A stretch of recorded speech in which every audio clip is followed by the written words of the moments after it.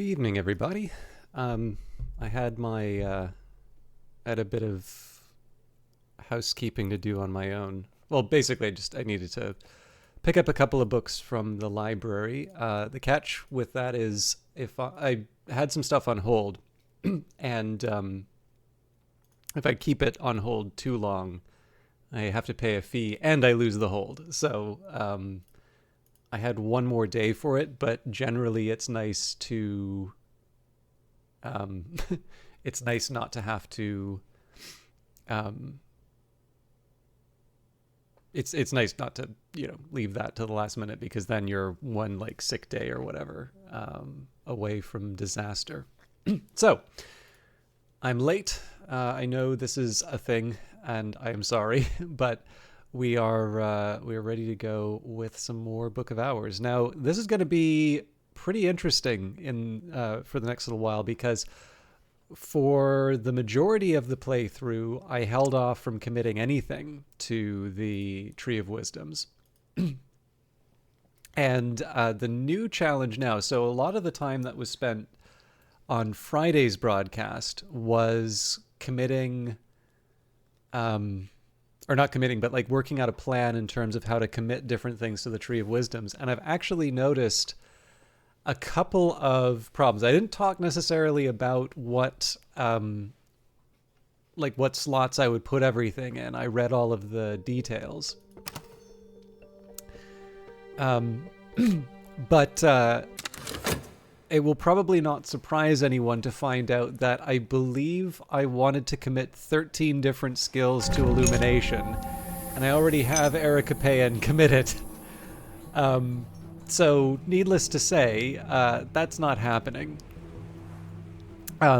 So I am actually at a point now. So one thing I did was I sort of made a bit of a spreadsheet for myself just to work out, what are my hard commitments? What are the ones I'm willing to be a little bit more flexible about? And I'll be honest, there's still a little more work for me to do on this. So what I have got right now, my Illumination is worked out, so I more or less filled that one out.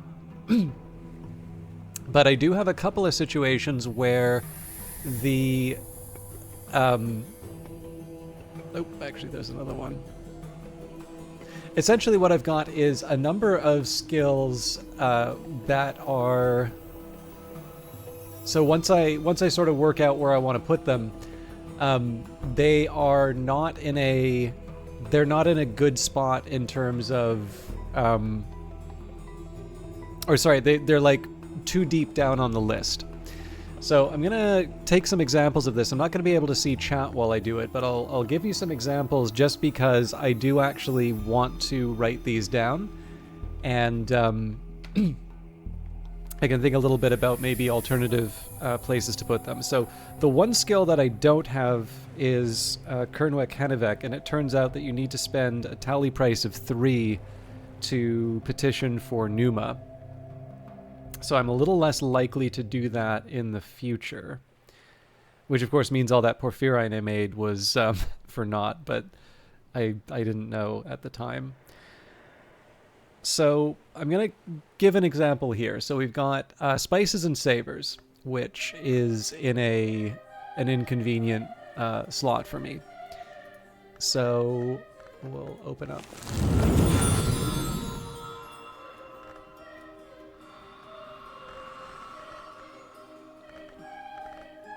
Okay, so Spices and Savors, there is no sacrifice without sustenance. So we can put that in Ithistry. Copper, coal, fire, cinnamon, sunlight, obsidian. Add salt to taste. Serve. That's Ithistry. Alternatively, we could put it in Skolokosophy, I believe. No, sorry, Bosk.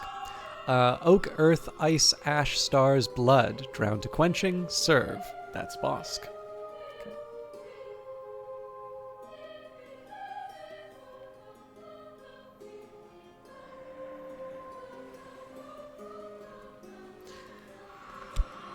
For Amberian Lapidary, that one can be Ithistry or Horamakistry. So Amber, the bright arts speak of a shining city unbuilt. One day we might build it like a jewel in the sea with a foundation stone of amber. This would be a great work of ithistry. Or black sapphire, the bright art speak of a shining city unbuilt. One day we might build it in the mantis, the great house of dreams, with a foundation stone of black sapphire. This would be a great matter of horomachistry. So this would be tempting. I think I was originally thinking about putting that in ithistry, but horomachistry is actually full up. So, and I would say that black sapphire is actually a little more consistent with my with my own with some of the other things that I did. But anyways,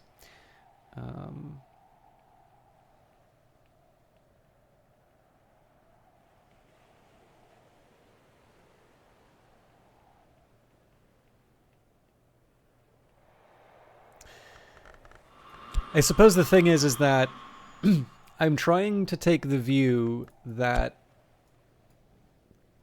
contradictions are not necessarily okay. So I want to be kind of clear in what I mean by this. I don't necessarily think that you should feel obligated to do the same thing over and over and over again in terms of your responses.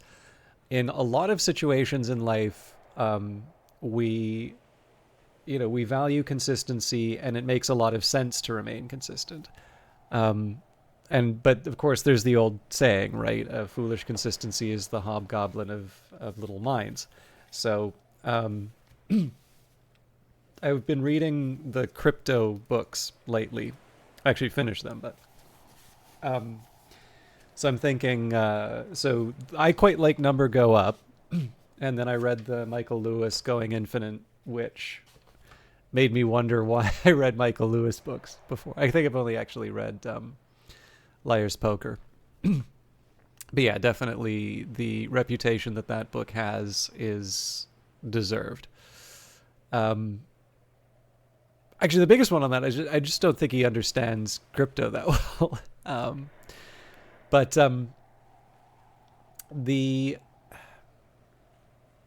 one of the things that kind of struck me, and that's consistent with the whole sort of effective altruism, Sam Bankman-Fried sort of thing, is this idea of utilitarianism and, basically kind of a consequentialist ethical framework, trying to determine, expected values of certain things, and, the desire to, like, so here's the thing, right? Like, why do we have sort of ethical systems? Well, generally because we would like to, we would like to find out what the right thing to do is. We value that. We would also like to be able to sort of instruct people what the right thing is, right? We would like a way to sort of figure these things out. And, utilitarianism can be a very appealing way of looking at the world. There's, complications in terms of the practicality of it, as well as the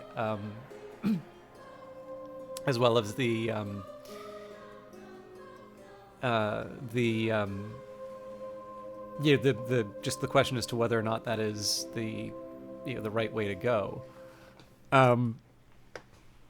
But whatever you think of, consequentialist ethics, you can at least see that this was pretty important to the effective altruist group, at least in terms of their stated priorities. And I am sympathetic, right? I mean, I like reading John Stuart Mill, and, I think there's something kind of attractive in terms of the idea. But I also read enough that, it's very hard to say, oh, yes, I am a full-on utilitarian, having read, was Those Who Leave Omelas, the Ursula Le Guin book. Like, clearly that is a very good, sort of critique of that type of thinking, and the consequences, or potential logical consequences from that way of thinking.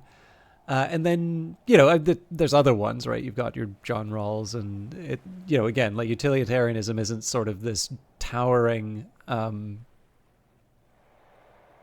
highly respected edifice to be taken down. There's lots of things that are sort of alternatives. But I suppose the big thing here, right, is that it is possible for me to find an ethical framework like that appealing in many ways, while also being sensible enough to say, clearly I cannot use this in all cases, because that would lead me to believing or doing some things that I really don't think are consistent with appropriate behavior. And then, of course, inevitably, then you say, "Oh, well, you're contradicting yourself. That's such a terrible thing." But no, this is being, a person. It would be nice if we had some great, perfect decision rule to tell us to do the right thing in every single case. But, I also am slightly inclined towards the whole Aristotle thing, right? Which is, what's the right thing to do? Well, imagine someone who is a moral exemplar and then do what they would do. Very hard to put in practice, but that's actually probably not a bad way. Like, what else are you going to do, right? So with that in mind, I didn't need to burden this with all the crypto stuff and all of that, but I do think that when you are committing things to the Tree of Wisdoms, right? In the end, you are looking at these various skills and you are sort of deciding what is the more sort of primary, I don't want to say aspect, because aspect sort of means something, but what's kind of the more fundamental element of these ideas, right? So we have purifications and exaltations. Never underestimate the hour named Menescate. Foolish adepts deride her as an hour of vanity. What do they think defines the hours? Light purifies, light exalts. Or Horamachistry, the tree. Never underestimate the hour named Madrigad. Foolish adepts deride her as an hour of ashes. What do they think the watchman's tree sprang from? Fire purifies, light exalts. So, purifications and exaltations, two different ideas, two different takes on the same thing. You can pick which one you value, which one you think is more central to you. And in a lot of cases, it is desirable or it is useful to have consistency. But there are some situations where things mean something very specific to you that can potentially lead to what you would consider to be a contradiction. As a result, that means that every single time I see a reference to the city unbuilt, that doesn't necessarily mean that I'm always going to have to pick something that says, the city unbuilt has to have this characteristic because I picked this other one. And I sort of feel that if the game intended it to work this way, they would have enforced, no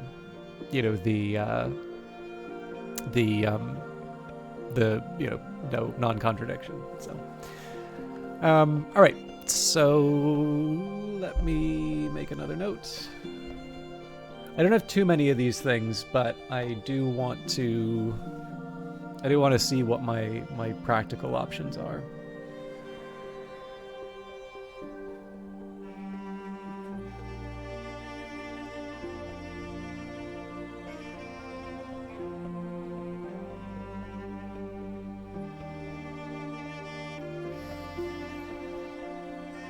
Okay, solutions and separations was another trouble one. So that one is Skolakosophy or Ithistry. So the straight, the world is all in balance. With time, with care, with ingenuity, we can restore the balance through the shaping of stone, the equilibrium of ichors, the unhatching of the egg. Ithistry teaches ingenuity. Or the crooked, the world is all in balance, and imbalance is opportunity. Moth knows that, worms prove it. This is Skolakosophy.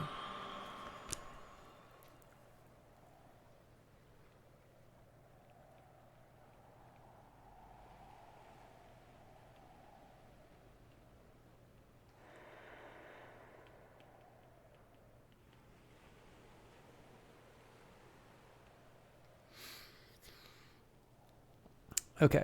2, 3, 4, 5, 6 more, I think.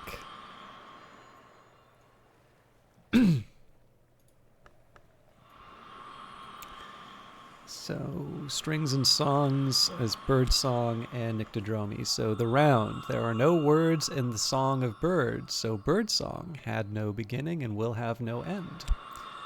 Or Nyctodromy. The passage, words are the way through the sky, and a song without words is no song at all. Nyctodromi is the wisdom of ways. Okay.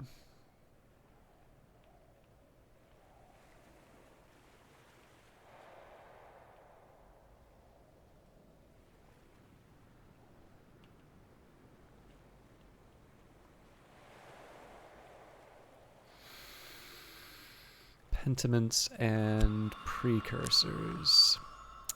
Feats and fates of forgotten things. The carapace crossed the line of Antaios, the world of a low red sun. Though much is taken, much abides.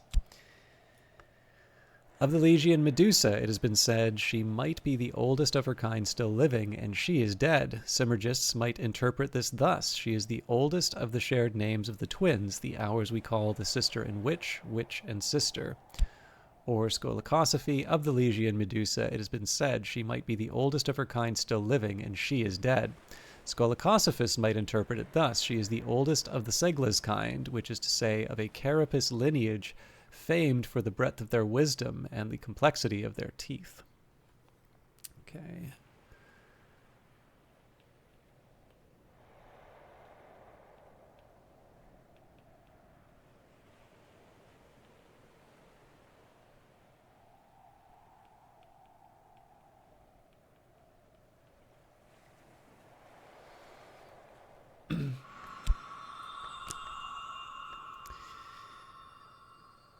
Sky Stories. And I think I made a note here that this was one I was feeling flexible about.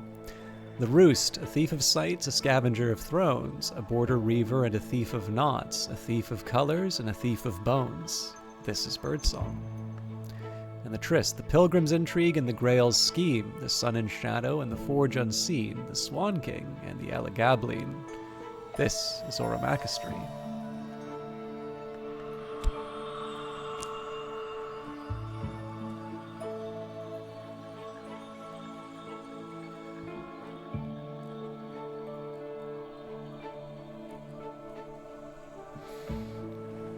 Okay.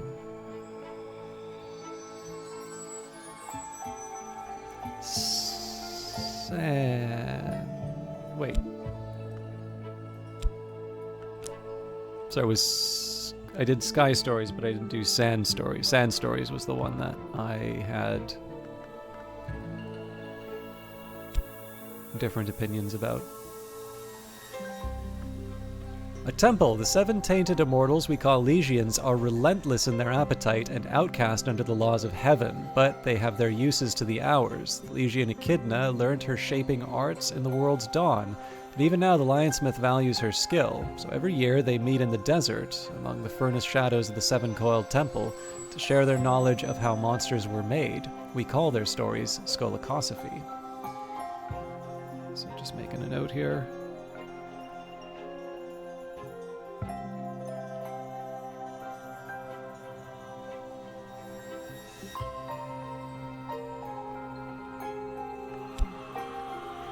A city, the 7 tainted immortals called Legians are relentless in their appetite and outcast under the laws of heaven, but they have their uses to the hours. The Legian Kleidukos has known all the great keys, and even now she holds the key of days, so every year she meets the vagabond in Vienna to exchange the names of lesser keys for the stories of the vagabond's travels. We call their gossip Birdsong. Okay, herbs and infusions, stitching and binding, and that's it.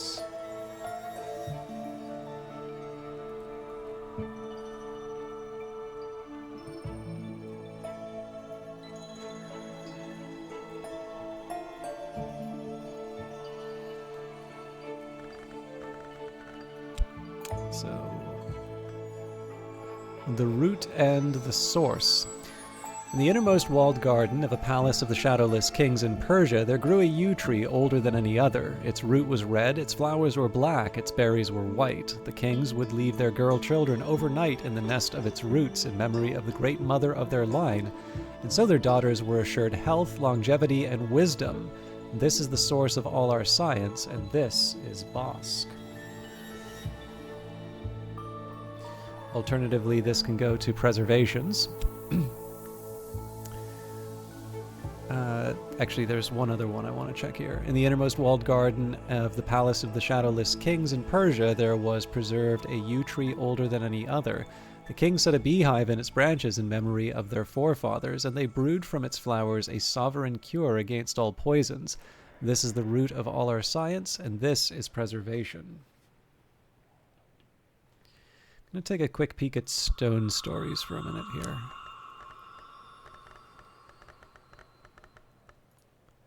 Birdsong and preservation. So the hours once called Flint and Wheel are gone, but the blood of their name emanations was mingled with the blood of mortals, and from it sprang the line of Antaios. As long as the Antaian line continues, the legacy of Flint and Wheel may endure. This then is preservation, where the hours once called Flint and Wheel are gone, but the blood of their name emanations was mingled with the blood of mortals, and from it sprang the line of Antaios. Be careful, if enough Antaian blood is spilt, the Flint and Wheel might wake. This is remembered in the Songs of Warning. And finally, stitching and binding. Nothing is entirely broken nor entirely whole, so long as we have our needles. Okay, so we've got preservation. To heal, a deft enough binding might heal anything. Flesh, spirit, song, stone. That would be preservation. And to hold, a deft enough binding might contain anything. Flesh, spirit, gods, light. This would be ithistry. Okay. So let me just take a quick second here. I've got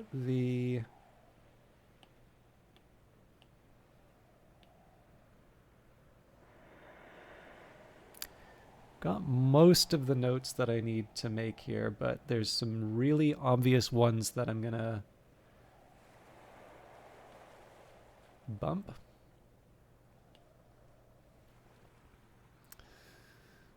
Okay.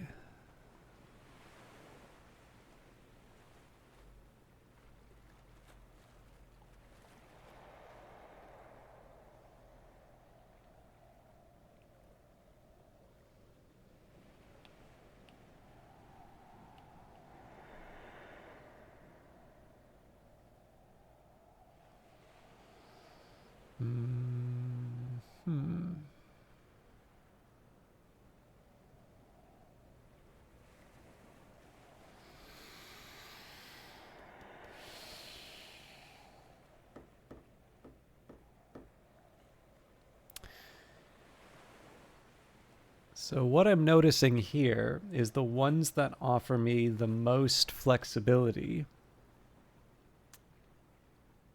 or the ones that are most flexible, are the ones that don't actually really offer that much extra flexibility.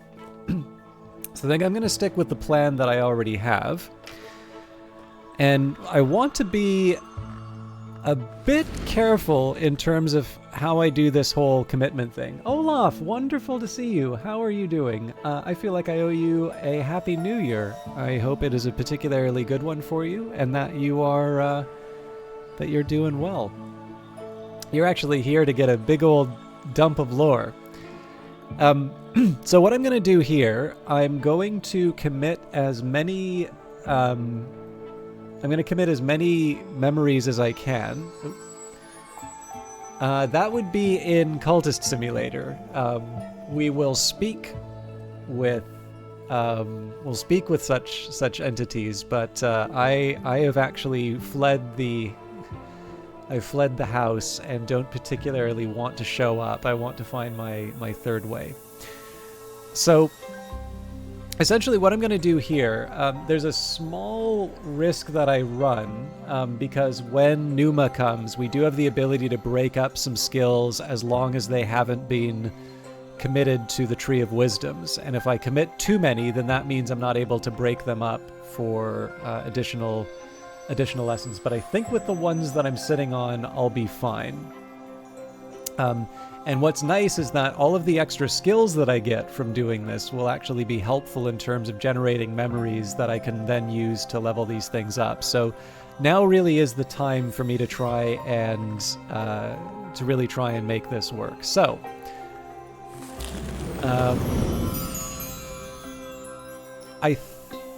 oh god, this is actually going to be really hard because I need to pick.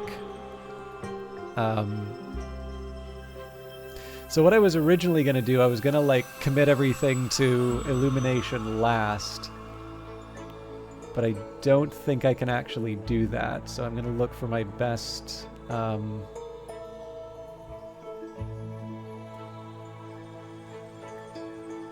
Interesting.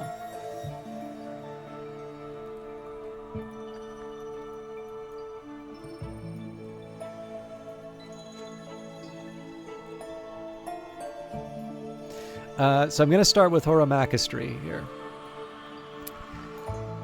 And again, my apologies, I'm not looking at chat that regularly just because I have my spreadsheet up on the other screen, but we will we'll have this all handled in a minute. So, here is our understanding of the world as it currently stands. And I think what I'm going to do is, as I go through each branch, I'll read what I've committed as well as what I am committing. So to begin with, we take Sabazine. There is a history where Alexander defeated the first great knot of Sabazos and then the King of Kings. There is another history where, instead, he learned from them. How many more? If we curl our hands into the correct shapes, we may yet understand. Horamakastri, the bright arts, dealing with names, with the laws and the contentions of the hours and their names. The Sailor's Tale. There is a story told by sailors about a city of ivory and iron across the sea. Those who come there never die, but those who leave again have never lived. Only in another history, they say. But if you rig your sails right, you might just catch the wind that takes you there in this one.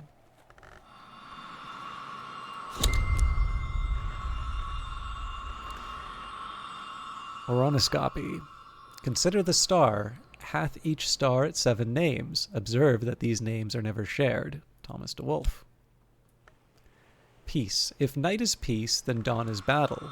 When the sun drives the stars from the sky, a day might come when the sun's victory is not assured.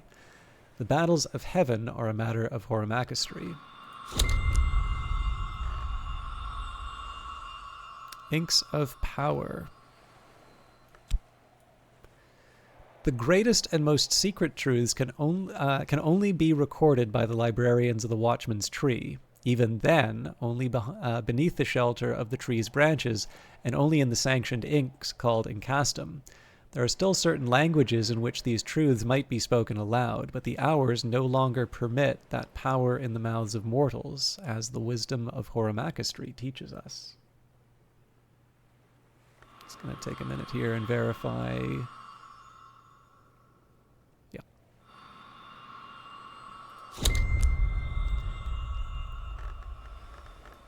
Great signs and great scars. Some glyphs are too obscure to reside in any language, but too potent to remain unwritten.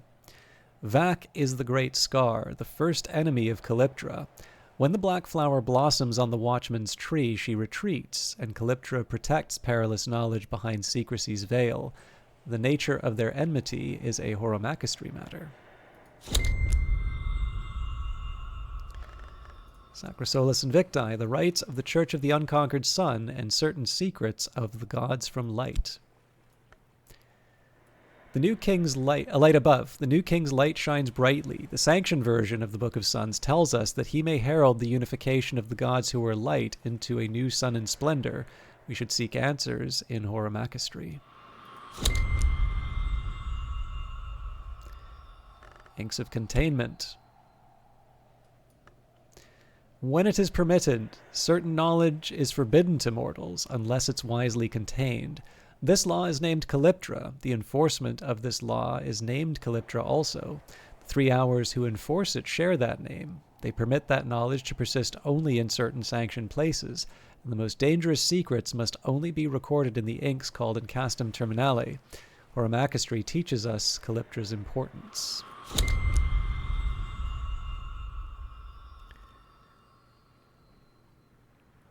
Sacrolemea.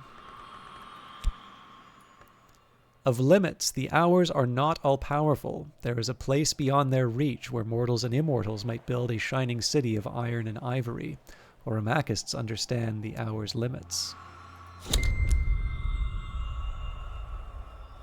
Edicts Liminal.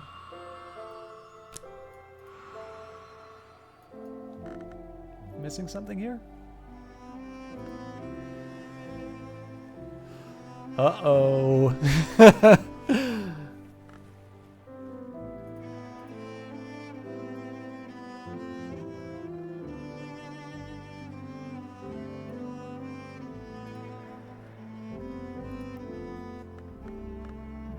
So that might have meant things could have gone differently. But I'm not gonna kick up dust over... Oh, that's really interesting. That's another...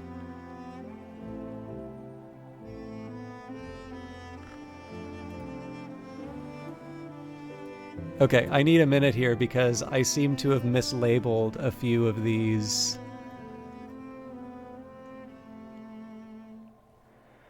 I seem to have mislabeled a few of these. So... Okay, Perlentine, Furs and Feathers...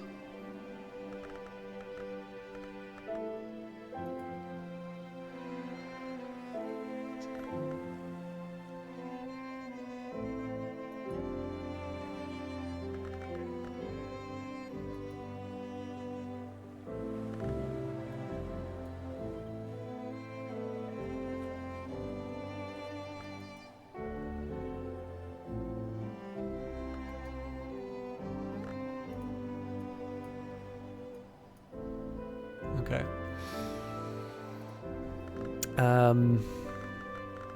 I'm sorry to do so much of this in silence, but I do need to make sure that I don't have any more surprises like that.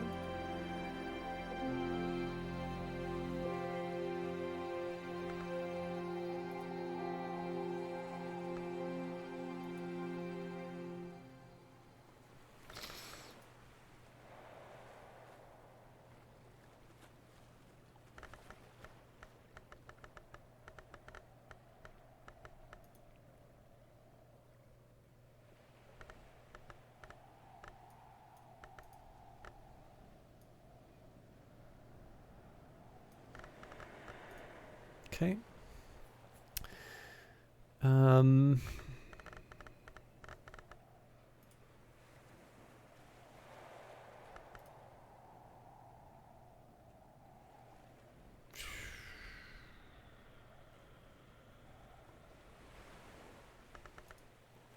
Okay.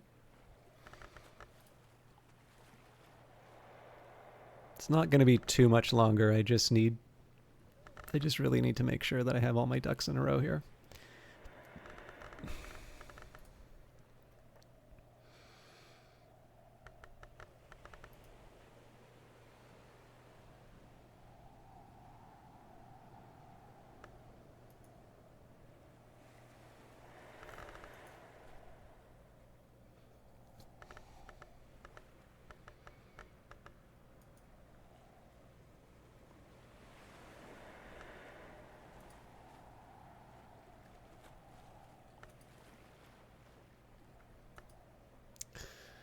Okay.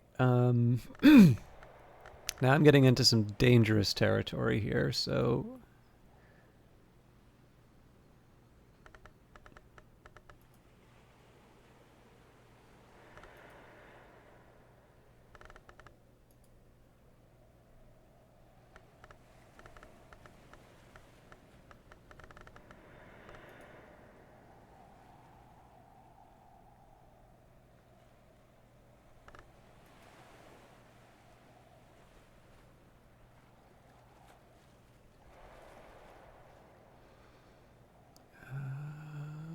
crumbs.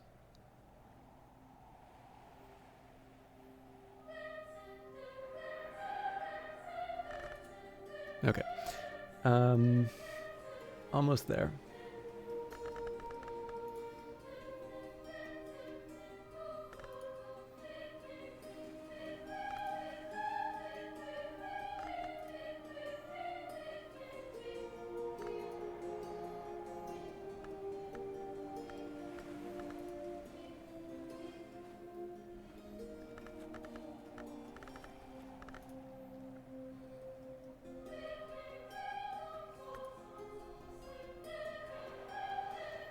Okay.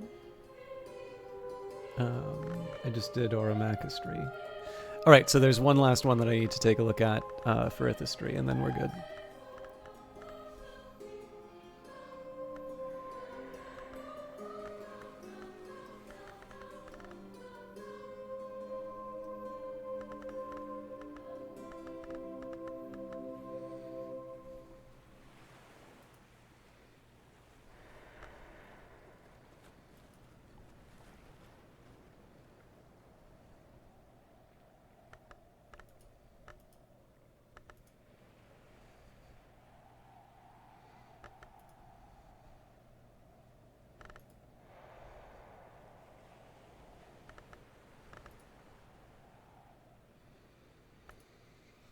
Okay. I think I'm good to go. So sorry about the small scare there, but you're the only one who understands what's happening. So that's one of the reasons why I'm a little...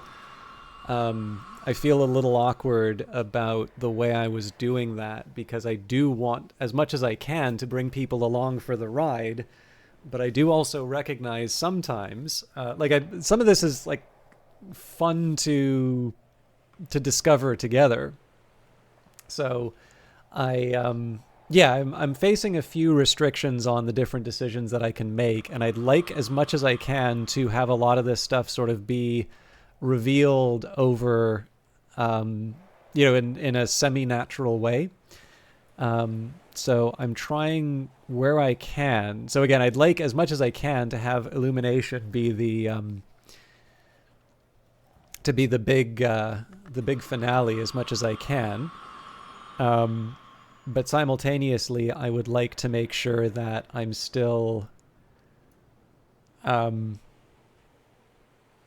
still actually following through on my plan. So we are going to jump over to... So there's a little bit that I can do with Ithistry, but there's a couple of things that are probably stopping me from doing everything I want. Let me just verify that, actually.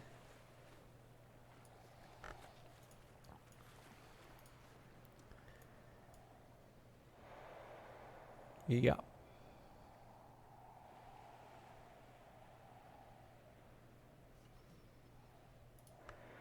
So I could commit one thing to Ithistry, which I will, but everything else I think I'm sort of locked out of until...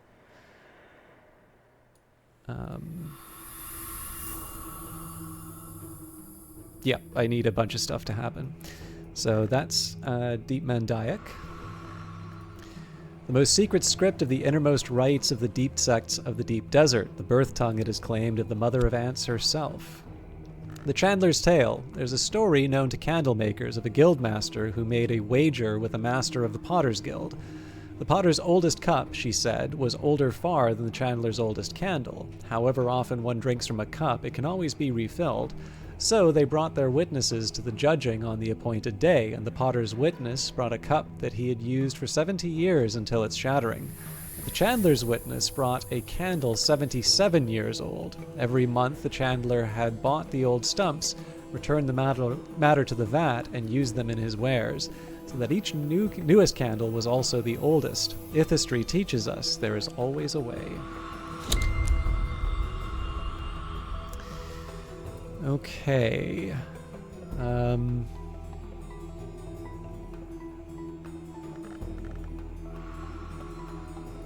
So Nyctodromi is my best bet here, although this is going to get a little complicated based on the placement of everything, so...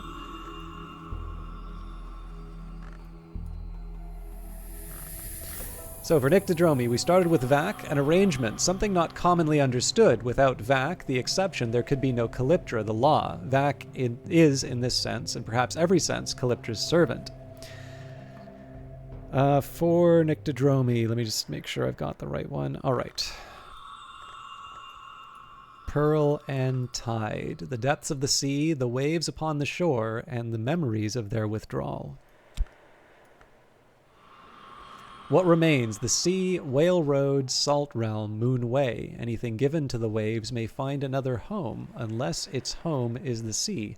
Nyctodromi shows us the way across the sea and the way home.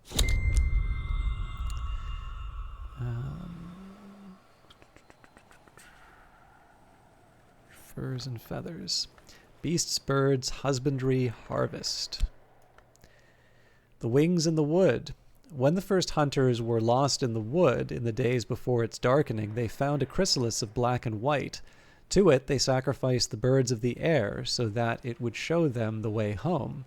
So the moth came to be, and so the moth was the first to navigate the ways of the wood.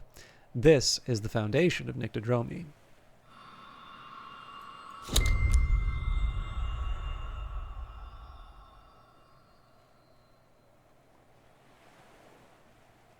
Coil and chasm. Worms, 7 coils, dangerous places, how earthquakes are bound, and why they are released. Peacock. The night arts teach that the Peacock Gate is the highest door in dreams to which mortals may aspire, but that before she rose to this estate, the gate was a name of the horned axe. All Nyctodromists seek to understand what this might mean.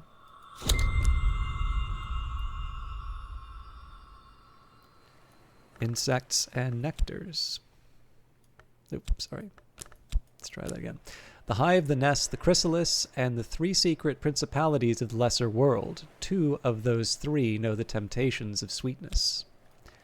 The moth spawn. The bright-winged, dark-winged Gladerflug kind called themselves the moth spawn. They are gone now, like all the carapace kinds, but we can still use the arts of the nest to follow the old roads of the night, the legacy of the carapace cross. Nyctodromi.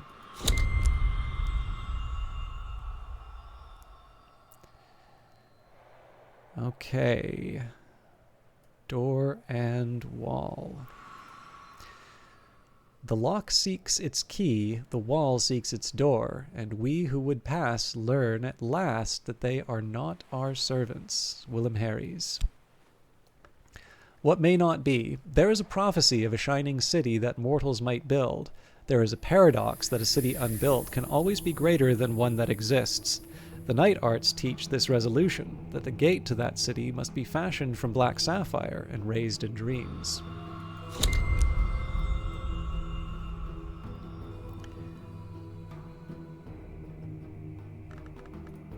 Disciplines of the hammer, to purify and to combine the selves and the essences. The hammer shapes gates and shatters door, within us and without. Amber orichalcum. A certain parable of the night arts tells of a pilgrim who raised a gate of amber and orichalcum that they might pass to reach their destination, but then found their destination lay on this side of the gate.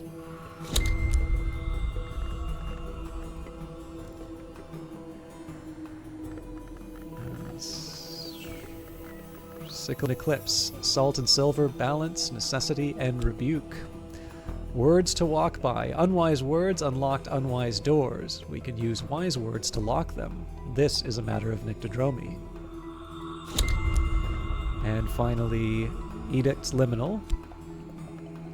Sapphire. There's a prophecy of a glorious city that mortals could raise, but the hours of the chancel have decreed that it will not exist. The decrees of the chancel are not defied, but now and then they have been circumvented, and we might conceive that a city with walls of shining flint could be raised in dreams in the Mansis. This would be Nyctodromi.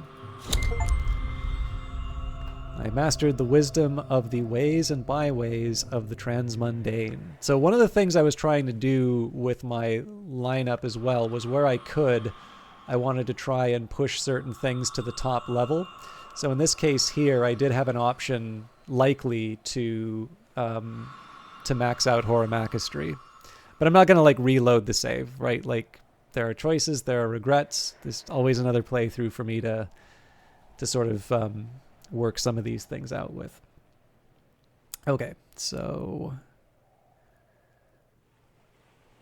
where else can I go?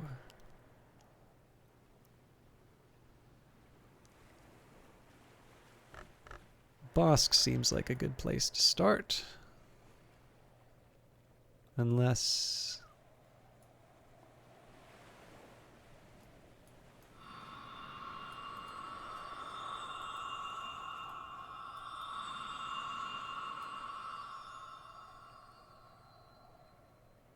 Okay, no, we can do Skolakosophy here. We're not going to discover any new leaps to make, so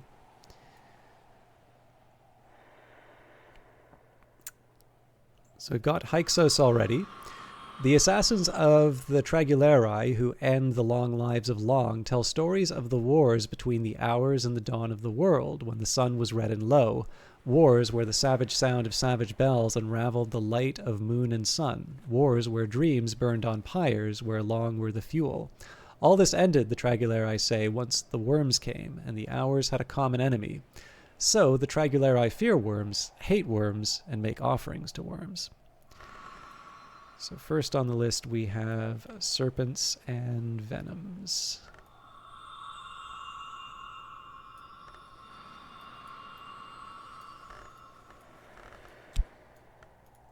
Should read these first. These are the mother's neglected children, and we prefer that they pass not through any door. The first sun. In the dawn times the sun was lower, so we gave it our blood. From our blood it knew us, and so it was kinder. But those days are long gone. If we were foolish enough to find the first sun and give it our blood again, it would devour us. If we fed it the blood of our enemies, of course, it might devour them. This is the kind of thing you hear from scolocosophists. The ragged crossroads, to understand why 4 paths were not taken. Actually, I can fit that here. Every regret is a threshold, and every threshold can be crossed in both directions. A scolocosophist knows that no threshold need remain inviolate. And finally, horns and ivories, the hunter, the way, and their memories.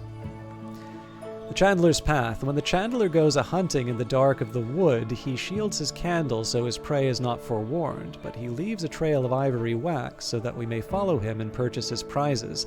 After all, the goal of every hunt is to bring home a trophy, and when we understand scolocosophy, we know how to bargain.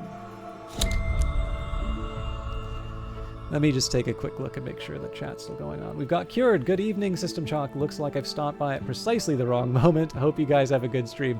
I'm sorry if, well, obviously, if you're gone, you won't hear this, but I've been reading my Excel sheet, so I do apologize for not being as responsive to chat, but we are almost done here. I think I've missed out on one potential achievement, but we'll make do. But have a good night if you're here. Okay, Bossk.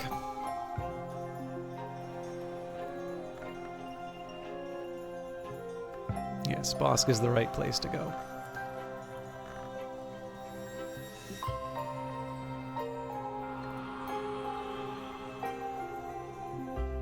So we start with desires and dissolutions. The boundaries between flesh, pearl, and pleasure are equally contingent.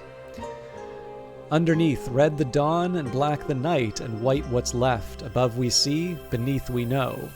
Bossk.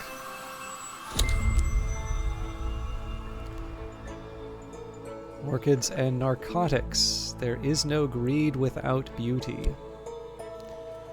Grail's births. To learn from blood and drink from the earth, the red Grail brought forth the hours called Flower Maker and Beach Crow, who know where in the wood we can find delight. These are the temptations of Bossk. Applebright Euphonies. Breath is the temptation of the soul, pleasures and insights that the church would call the secrets, the sisterhood, the mysteries, and the bureau unsanctioned.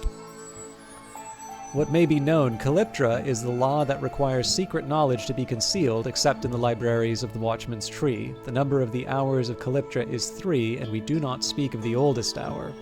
This observance is a matter of Bossk.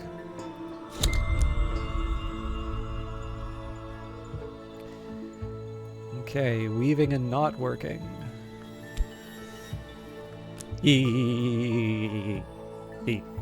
Valentine de Wolf. Cut a thread and the tapestry must be healed. Bossk renews the weave.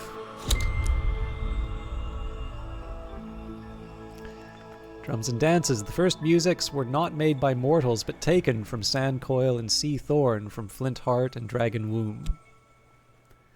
The root, the thunderskin, the eternal drum that beats to preserve the skin of the world, is a god from flesh, which is to say, he was once mortal. He died to preserve the last god from stone. He died for love. He died for necessity. In matters of Bossk, these three are often intertwined.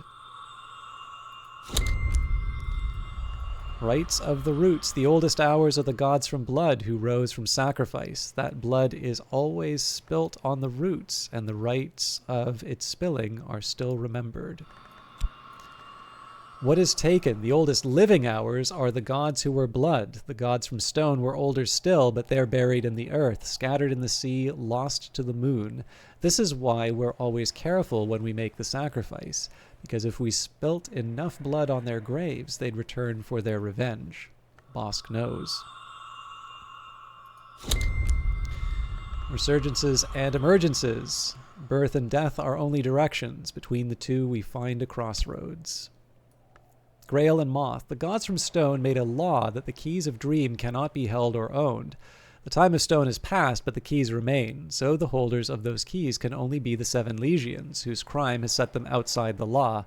But the Legions serve an hour of Grail and Moth. When the last remnants of the gods from stone were consumed, the law will be consumed with them. Bossk is the wisdom of change.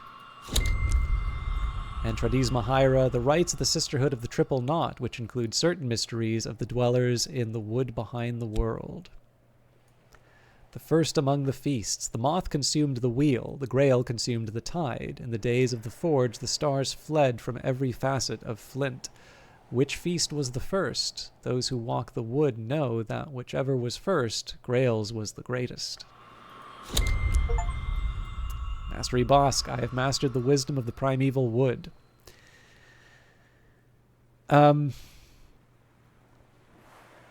Now, there is an interesting dilemma that I have. Let me see here. 1, 2, 3, 4. Yeah, so I'm actually going to hold off on the preservation stuff for a bit. Like, there are some basic commitments that I can make, but I'm going to completely hold back on those. And I think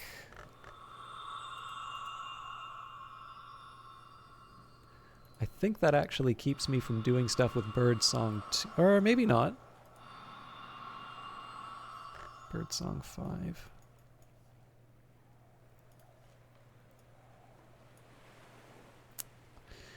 Yes, sadly, I mean, there's a couple things that I could commit to the Birdsong.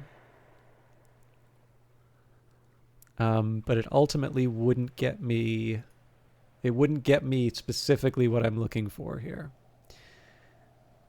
So...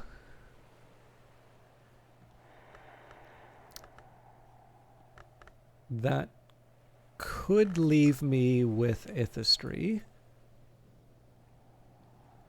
Ithistry I can't take to the very end, but... Oh, nope, there's a couple of blockers there too. Okay. Which means we get to move on to the one I've been looking forward to, Illumination.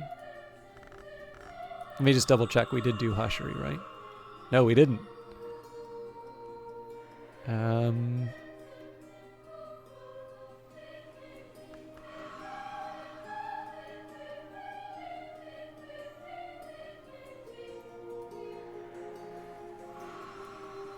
All right, there's no way that the Hushery stuff's gonna turn out the way I want it to.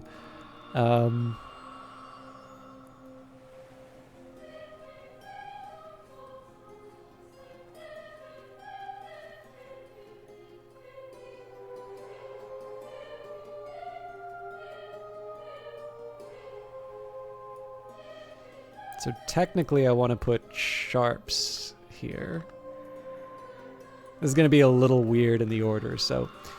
Glass the Keeper. The fundamental purpose of a glass vessel, to separate what is without from what is within. Perhaps the first purpose of the first hour, and only in that first moment there can be perfect understanding.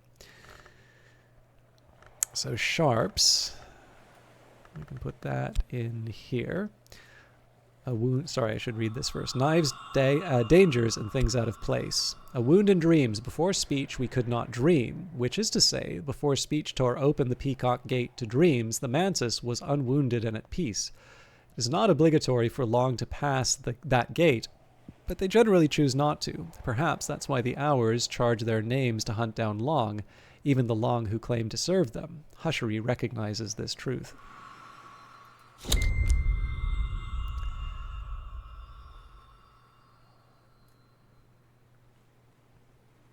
Yeah, so now we can do surgeries and exsanguinations.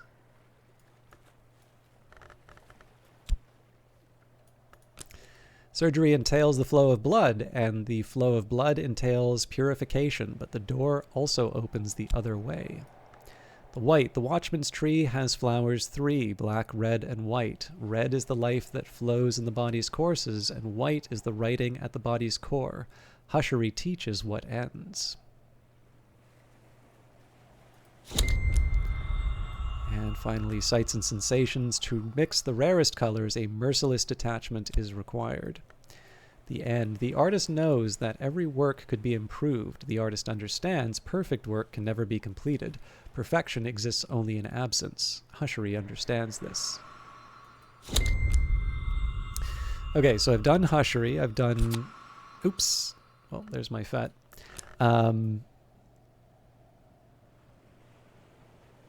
I've done Hushery, I've done Nyctodromy, I've done Skolokosophy, I've done Bossk, we skipped Preservation for a reason, we skipped Birdsong for a reason, we've done Horomachistry, again, a little different from the way that I was planning, but that's life.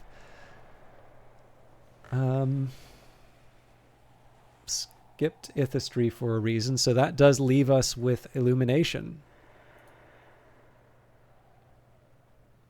That's good to hear, Kieran. And again, I don't take attendance, so obviously it is entirely for you that you can choose to watch at your own pace or hang out with us. Obviously, there won't be a quiz. All right, so we start with Ericapean, Illumination, the brightest and fiercest of the bright arts. The king and the key. A great and golden king held the only key to his deepest prison cell. One day he asked his minister to make 8 copies and distribute them among the people. But sire, the minister said, if a rebel contrives to enter our palace, might they not release their confederates? They might, answered the king, but all kingdoms fall, and one day I might myself seek release from that cell.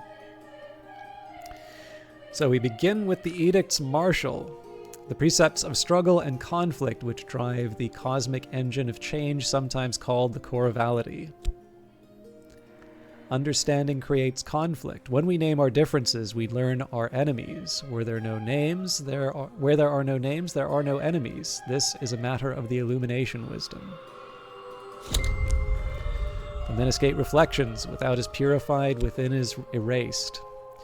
What could be? Dream of a city of perfect balance. There can be no perfect balance outside dream. Meditate on the hour named Menascate, whose light is cast in dreams, but we see even in the wake. Build the city in the heart of her domain, in the house of the moon. Be illuminated.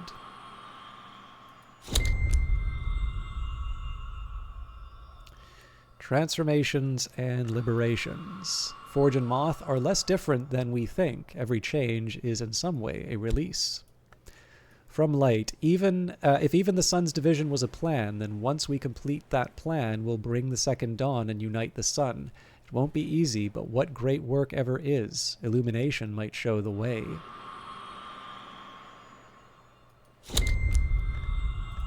Hieroglyphics, one script that all the world must read, even the blind, and it is written in flames. Matters of fireworks and their kin, lights, colors, infernal detonations. Birth and fire. Fire was the first understanding. The hour named Moth learned that even before the watchman brought light. This is illumination. Disciplines of the scar, to master boundaries through their determination. The scar marks wisdom and regrets. One is often born from the other. Oh, and actually, I keep forgetting I can actually connect these. I don't need to go through the full line here, but I wanted to, so The scar. The Mansis is a fortress of dream where the true hours rule, and nowhere is the scar beneath it where the nowhere hours lair. Without the hours above, that scar would be an open wound, so the bright arts teach us. Glazieri and lightsmithing. The White Flower's paradox. A paradox of illumination. Light reveals, light blinds. This is the lesson of the white flower of the watchman's tree. Even the most dangerous of knowledge is no danger at all when it is forgotten.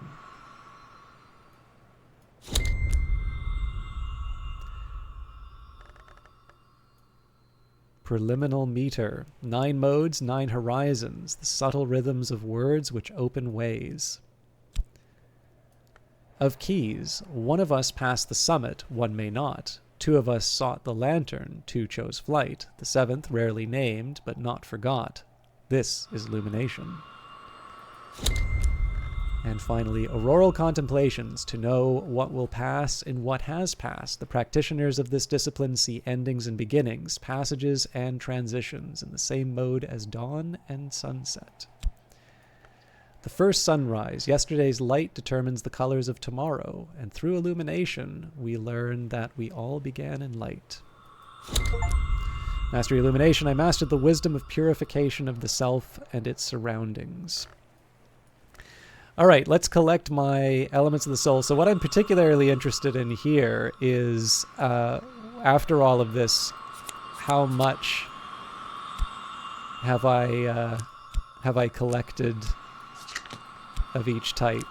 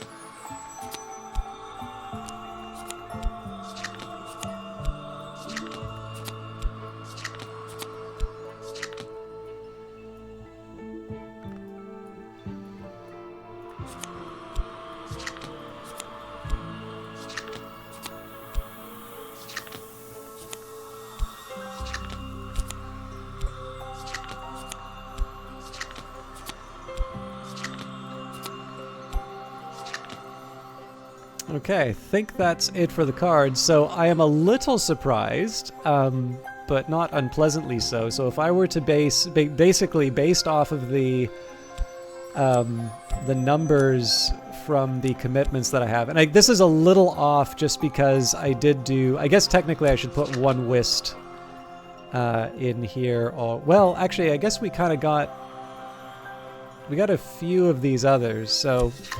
But based off of the big collection that I just did, the ranking of my choices seems to result in Fett being number 1 in terms of results, Shapt 7, Faust 6, and Metal, tied with Metal, and then Arab, Health, and Whist bringing up the rear, with apparently no Tryst. That is weird. Oh, yes, no, I know why, because a bunch of the stuff that I was supposed to commit otherwise winds up giving some Tryst. But, needless to say, we're doing okay for Elements of the Soul now. If I had to describe each primary aspect as 1 or 2 words, what would they be? Good question. Okay, so Lantern, the best. Lantern, I want to say illumination, but let's say insight, just so I don't sound cute. Forge, change. Edge, conflict. Winter, silence. Knock, openings. Grail, desire. Heart, preservation. Moth, chaos. I feel like I'm missing. Okay, so I did Lantern, Edge, Forge, Moth, Knock, Heart, Grail.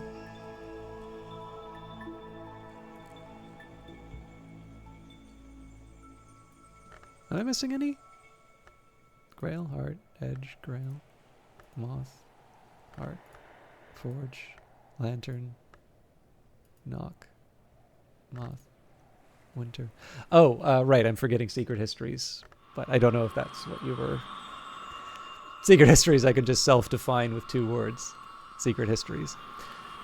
Did I do good, Kieran Charlie? I will note, actually, when you look at the descriptions in-game, they actually do a fairly good job of that on their own. So, Grail, hunger, lust, the drowning waters. The principle of Grail honors both the birth and the feast. Heart, the heart relentless beats to protect the skin of the world we understand. The heart is the principle that continues and preserves. Edge, all conquest occurs at edge. One who dwells there is blind and cannot be wounded. Another is strong and grows stronger. Edge is the principle of battle and of struggle. Fet, moth. I knew a man who captured moths in a bell jar. On nights like this, he would release them one by one to die in the candle. Moth is the wild and perilous principle of chaos and yearning. We did Heart, Forge. Fire, I once read, is the winter that warms and the spring that consumes. The principle of Forge transforms and destroys. Also, endings probably would have been better than silence for winter. Lantern, life is a pure flame and we live by an invisible sun within us. Thomas Brown, lantern is the principle of the secret place, sometimes called the house of the sun and of the light above it. Shapt, the principle of Knock permits no seal and no isolation. It thrusts us gleefully out of ignorance. Knock opens doors and unseams barriers. And then Whist, winter. Winter is the principle of silence, of endings, and of those things that are not quite dead. From a lot of what I know of each of the aspects, those words sound perfect for some, but sound like they don't belong. Some sound like they don't belong, but works perfectly. We've got Mjolnir's Life. So this is a spiritual success. This is a sequel to Cultist Simulator. So this takes place in the same setting, the Secret Histories. In fact, there are references to this place in Cultist Simulator, at minimum in the Exile, but I suspect there are probably others. But there's no Mansus in this one. The way you can see the Mansus is through this painting. There have been many attempts to depict the House of the Sun. This, by the visionary painter known as only as the Magyar, is the best known. It is signed and dated. If it's really the original, it must count as one of the great treasures of the house. So this is, you inherit an occult library. You are appointed the librarian of Hush House, which has been abandoned for 7 years after a fire.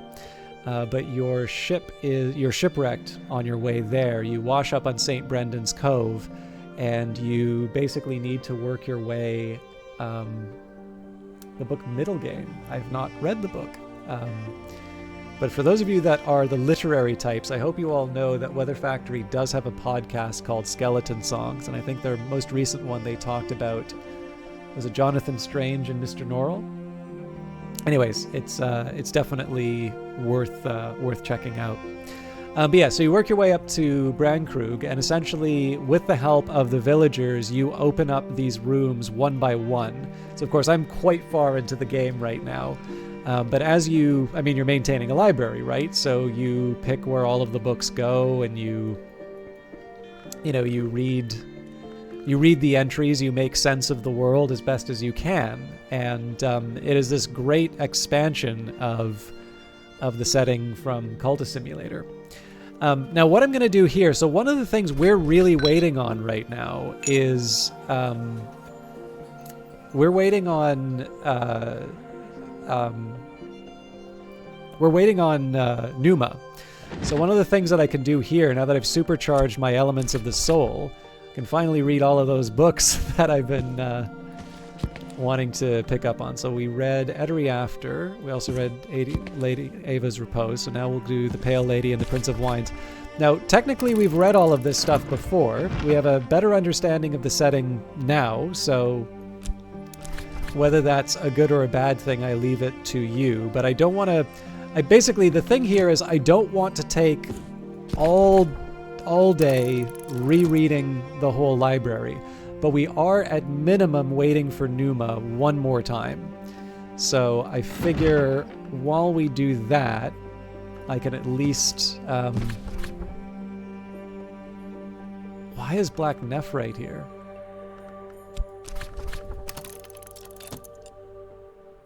Yeah, the Valentine DeWolf stuff should be before Ava.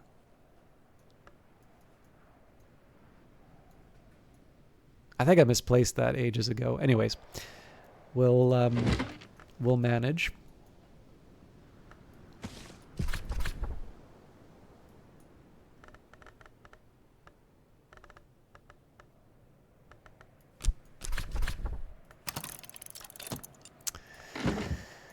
Okay.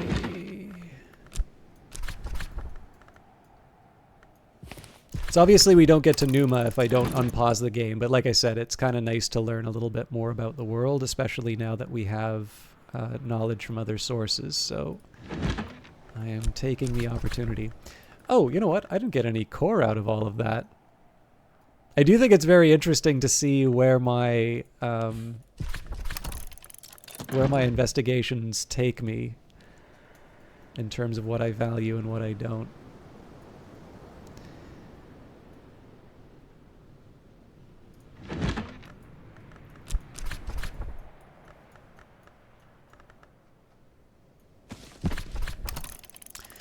The other thing that I can do is work the film projector and the phonograph.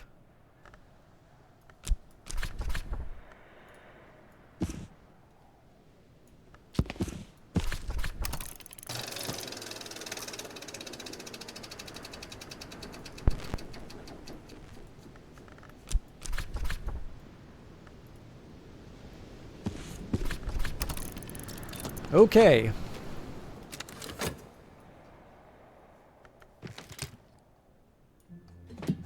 And I probably won't worry too much about making my... maybe I will.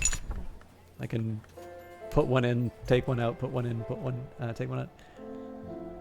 You can lose... Yeah, so this is the thing. There was a really annoying Reddit post about, like, complaining about the UI for Book of Hours, and I really don't think, like, I genuinely believe that this person was just looking for attention, and of course I took the bait. I responded like an idiot, but one of the things about the UI stuff, so there are, here's the thing, like, I think very favorably of this game. I think very favorably of this developer, and I am probably not always the best positioned to make comments on what does and does not work, because I mean, I played the Neville build of Cultist Simulator, and like, it clearly had its problems, but I wasn't like, okay, I'm just not playing this thing. Like, I pretty regularly played that game. But the one thing that I very often find gets missed in a lot of these, oh, well, that's just bad design, the sort of stuff that you'll see said about just about every single game online now, but particularly, games like Book of Hours, is that there are things which on paper sound like they don't work. Like they sound like they are very bad or very annoying, but they actually wind up serving the game in a way that very rarely is acknowledged. So, when Mjolnir here says you can lose your books just like in real life, then, like, if you misplace your journal in the game, right,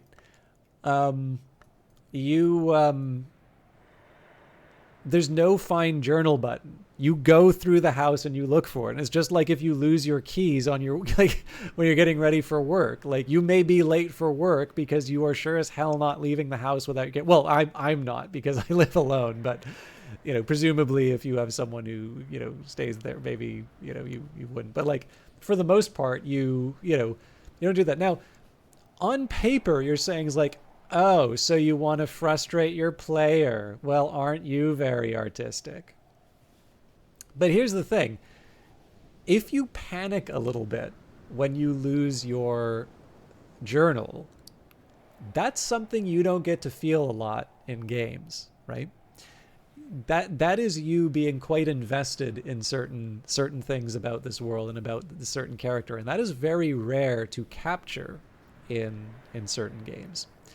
So the example I really like taking is one from, it's an old movie, Rosemary's Baby, and oh, what's the guy's name? It's not William Friedkin. Friedkin's the director, but William.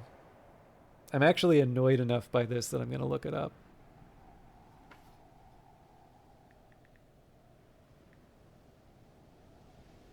I know his name from the story as Billy, but I do not know him, and so I do not feel it is appropriate to call him Billy.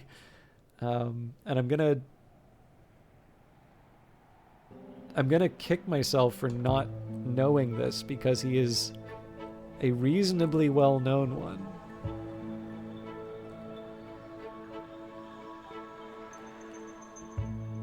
William Fraker. That's why I kept thinking William Friedkin. So anyway, William Fraker, Bill Fraker, if you must. And he's done some other reasonably well-known big ones. So probably One Flew Over the Cuckoo's Nest. I think a lot of you might be familiar with. Now he wasn't the main one on that. He did. I think he was sort of brought in to do some extra things. I'm actually trying to remember if there are any some of the ones that he would have been like the main. So the one that's really bad for me that I remember off the top of my head is he was a cinematographer of Street Fighter, and the problem is that's the one I always remember, but it's clearly not. It's like not the one that you want to like highlight as this well respected.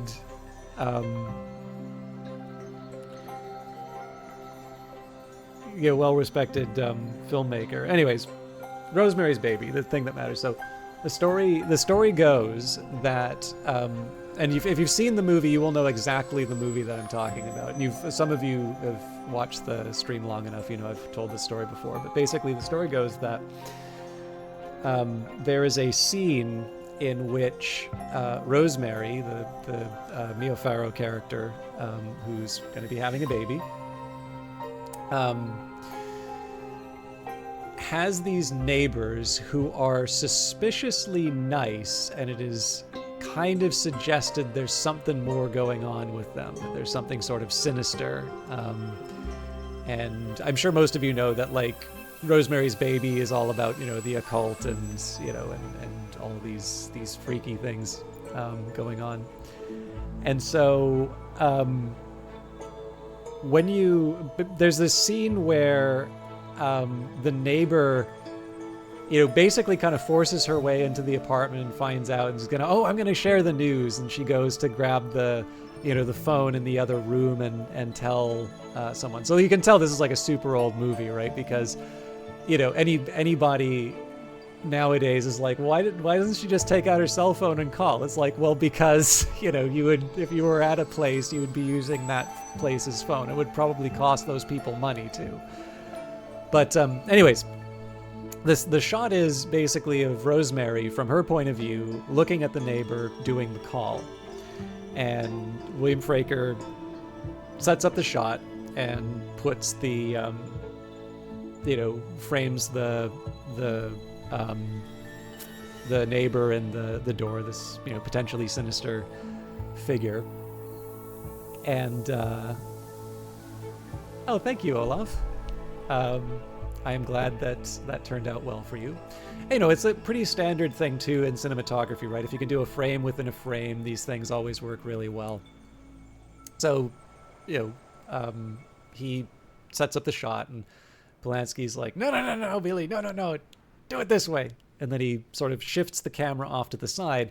And what happens is the image of the neighbor who's on the phone, you can kind of see like her back half, right? You can see the part of her that's sort of sitting down, but her face and like her mouth into the mouthpiece is obstructed by the doorway. So, it's the director, okay, he's making his artistic statement or whatever. Um, you know, Fraker shoots the scene, but he also gets the sense of why Polanski requested that change, because when it comes time for the film and they're watching it in the movie theater, as old people do, the that scene comes up, and basically everyone in the movie theater kind of leans over to the side to try and look around the doorway. And this is one of the things that's really nice. So, like, for me, I probably am much better versed in terms of the grammar of film than I am the grammar of games to understand how that stuff works, right? But that is the exact kind of moment that you want to be able to create in a film. And one of the reasons why films can do that is because they force your perspective, right? If you want to watch Tenet from a perspective other than what, Christopher Nolan and Hoyt de Hotima want, well, you basically need to be on the set, right? That's the only other way that you're going to be able to see the images of that movie and that sequence, other than what was intended by the creators. But there's some power in that, and people who are very good at filmmaking, and obviously, there's plenty of other things to be said about Polanski as a person, but certainly as a filmmaker, certainly a very talented one. This is a level of understanding in terms of what's happening to the audience in the overall context of the movie that you don't get to see very often, right? If you've done your job well in a movie, and you've relied on those forced perspectives, and you've created a sequence of events that someone's invested in, you want someone to be trying to look around the two-dimensional plane in which they are watching the movie. So, but again, this has its origins in something that makes absolutely no sense, right? How many of you take photographs of family members where their face is completely obstructed by a doorway? It doesn't there is no textbook in the world that will tell you that is good framing. Well, now that Rosemary's Baby's out, they're gonna point that out, but for the most part, that is, you're never going to see someone say this is the way to do that. So, coming back to the proposition of, the design of Book of Hours, I specifically like highlighting Book of Hours just because I think it does a lot of interesting things that games don't. But this can apply to other games. For every person who's sitting down complaining about, oh, bad UI, don't they know what they're doing? Oh, I'm tired of they're being too arty. I think there's one that says, like, Weather Factory fans fetishize difficulty. And I'm like, I don't. Like, I just like the game, right? It's not Dark Souls, for crying out loud. Yeah, like ducking out of the way of a projectile or tilting your body while playing Mario Kart. That is a level of investment that you really want to create inside of your games. It's exactly the kind of experience people are looking for. And so in the case of Book of Hours, and as Mjolnir's Might was saying, I think it gives you a taste of the whole absent-minded professor sort of thing, having thousands upon thousands of pages of text across dozens of rooms. It's natural to have that, now where did I leave that manuscript moment? And yeah, if you lose your journal, you feel a little panicked about it, because I want it. That's me, right? That is quite literally described as yourself in this, right? Journal. I began before this book, but it'll end when I do, right? You could not have a more personal connection to yourself. I am the twice-born librarian of Hush House, and this is the journal in which I keep my remaining memories. This is the only way that I know who I am inside of this world. And so it is a testament to this game's design that when you lose that journal, you actually feel quite uncomfortable and you take the time to look. Likewise, when you're making a game entirely about the ordering of knowledge and, the organization of things, there's no instruction manual on how to set up those texts. I've set up the text in a way that I think makes some sense for me, but that doesn't mean that I'm... Oh, you know what? I should have tried to read the Turquoise Hand. No. Yeah, no, I should totally have tried to read the Turquoise Hand and on the Winding Star. We'll do that. We'll do that in the future. But yeah, again, same story, right? You know, if you throw all the books together sort of haphazardly, like I did the first time, you pay the price. You know, you can't find stuff, and you feel that experience of sort of like going through. In my own apartment, like I don't have bookshelves. I have big sort of waist-high stacks of books, a lot of them textbooks, and a lot of them do tend to cross across disciplines. And so I've actually wound up buying a book that I already owned, thinking that I'd forever lost it. And it turns out it was exactly where I looked for it. It just happened to be that it was a small book under a big textbook. And because it was a softcover textbook, it was actually flopping over, so it completely enveloped the smaller book. Now, as it is, it's a good book, so I don't mind having the second copy. It's an electronic one. But still, right? These are real life things. And so, again, for the sophisticates that want to be, oh, so you think it's good that people lose their books? That's never going to make sense to them, right? I don't like walking across the bridge. All this sort of stuff. There are even, there are compromises to that, right? Like you can go to the threshold and then essentially you take care of the rest of the journey yourself. This stuff means something. It is designed to create a certain feeling, and it's not always going to work. This doesn't necessarily mean that everyone's going to agree with it. But I am happy that Weather Factory is confident enough in the games that they make to be willing to do things that on paper don't make sense. But when you play the game, you really do actually get those feelings, and specifically those things that don't, you can't necessarily put into words, right? Because it's often the things that you can't put into words that somebody then tries to sort of say ex post is actually a bad thing. But don't get you started on how many second books you bought thinking that it was lost in the move or something. I'm pretty good at keeping track of that sort of stuff. Like I was genuinely surprised that I had quote unquote lost it. However, I did take it on a trip with me. And so I couldn't fully account. I could account for the other book that I have, that I brought. I couldn't fully account for the for its presence after that trip. Like I checked the suitcase and all of that. It was like a day trip, so it wasn't a major thing. But like again, the thing is like I did have sort of this empty space of saying is like, you know what, I can't say where it is. I know there are some books of essays that I've lent to people and I've not gotten them back.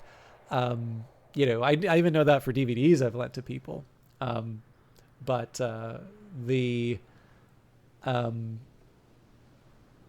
But yeah, like I really didn't feel like I lost the book, but just the fact that I had pretty much gone through every stack twice and still couldn't find it made me say, well, I do actually want to refer to something in this, and it wasn't that expensive to get another one. So I was a little embarrassed when I found it again, but there you have it. All right. A Pale Lady and a Prince of Wines, an anonymous biography of Ava de Wolf. Last of the de Wolfs focused rather salaciously on her personal troubles and intrigues. Ava de Wolf is engaged to one Abraham Wheelock, but he leaves her at the altar. Furious and humiliated, she returns to Brankrug and is not seen in London again. 3 days after her departure, Abraham Wheelock's body is washed up near Gravesend. His face is so badly pecked by birds that he is only identified by his belongings. These include a waxed pouch containing a letter addressed to Wheelock, whose contents seem to show that he is a spy in the pay of the Austrians. Subsequent investigation suggests that the letter is a forgery, but the matter remains obscure. Lord Franklin Bancroft, sometimes called the Prince of Wines, begins a series of visits to Brankrug House. His relationship with Ava becomes a source of scandal. Ava is now 49, but rumors persist for years of a de Wolf Bancroft heir.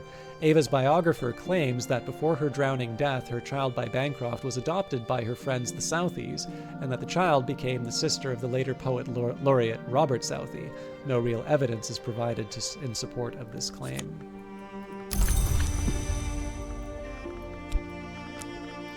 I'm going to try a slightly different approach to reading. So I'm going to sort of cycle through the books just so that I can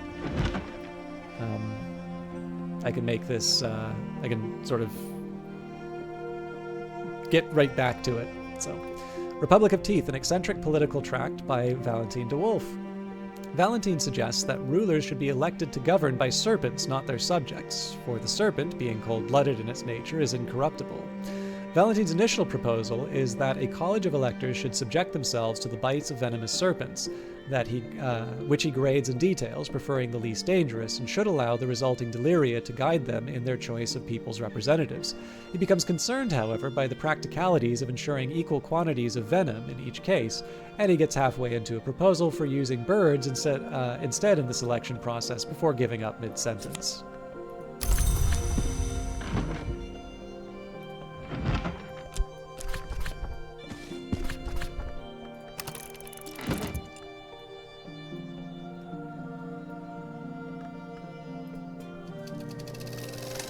Experiment Beyond Sight, Ilse Bischoff's bewildering, widely derided final film.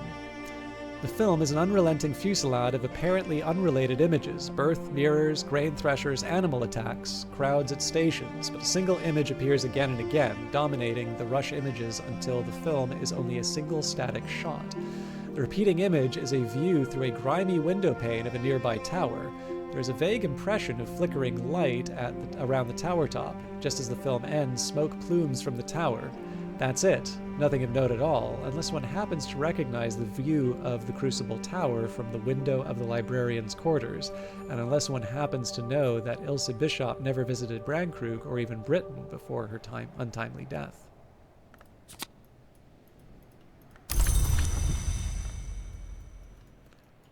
That's kind of a big one to open with, but sue me.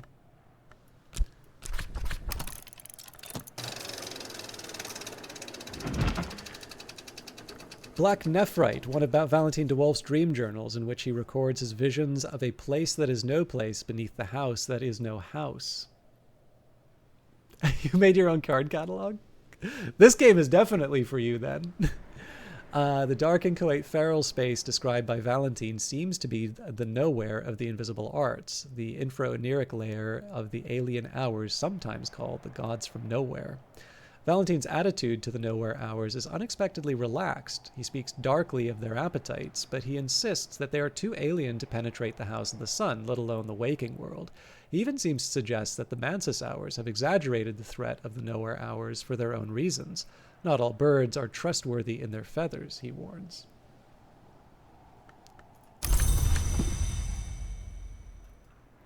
So I think we've finished the de Wolff section of the library, so we will start Teresa Galmier's work. As an aside, I want to try swimming again. A brisk swim. I'll plunge again into the waves. Now, we don't have any towels. That's because I used them to make the swaddled thunder.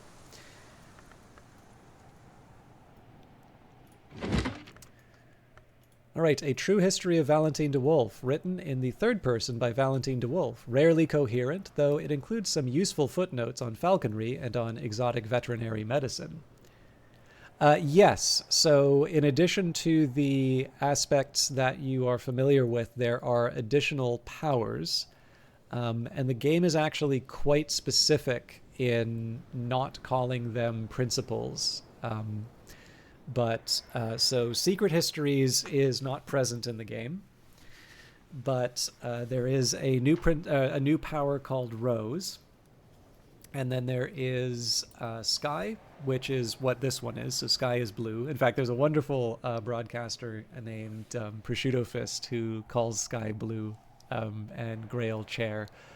And I'm always a little worried. Like, I genuinely like this. I am unbelievably charmed by that detail, but I always feel a little worried that it comes off as being a joke at her expense, as opposed to being like, as opposed to it being like a wholesome and very nice thing. Like I'm fond of their broadcasts, So in any case, the name of the new aspect slash power slash principle, whatever it is.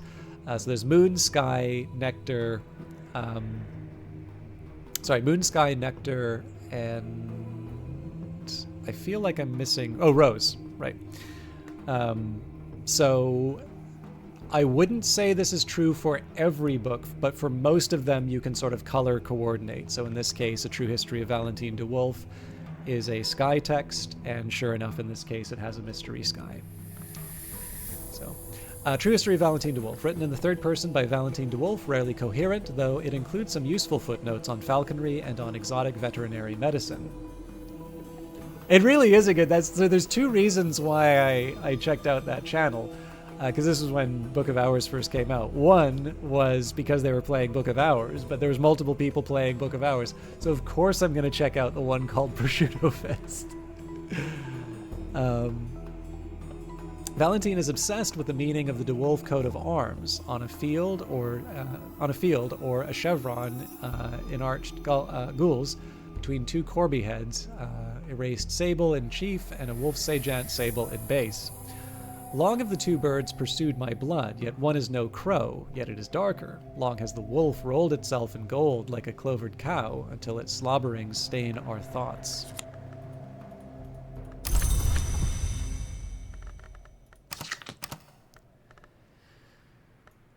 At this point, I should probably just be taking things off the stack that are most...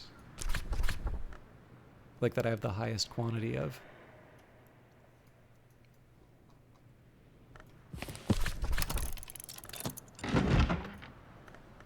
Okay, so we finished... I felt like there was another Valentine de Wolf book that I should have been reading, but I might have... Oh! I forgot to use the Vagabond desk. Shame on me.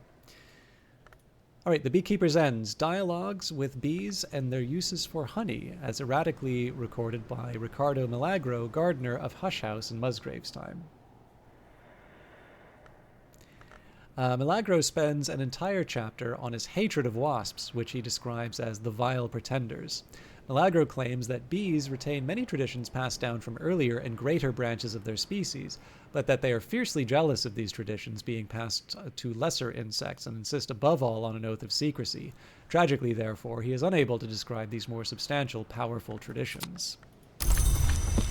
If you want to know more about Ricardo Milagro, by the way, in 1652, Musgrave caught a traveling peddler stealing vegetables from his garden, an eccentric wanderer who went by Ricardo Milagro. Musgrave's ancestors would simply have hung the fellow, but Musgrave decreed 7 years' service in the garden instead. When the 7 years were up, Milagro had proved his worth as a gardener and chose to make Brankrug his home.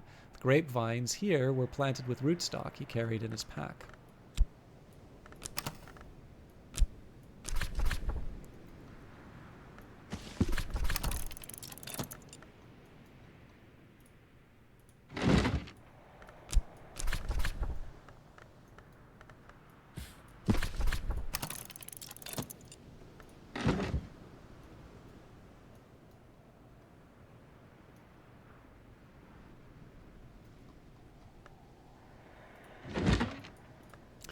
Bancroft Diaries. Lord Franklin Bancroft was initiated into the arts of the flower maker by the rose witch Fiona Ayrshire.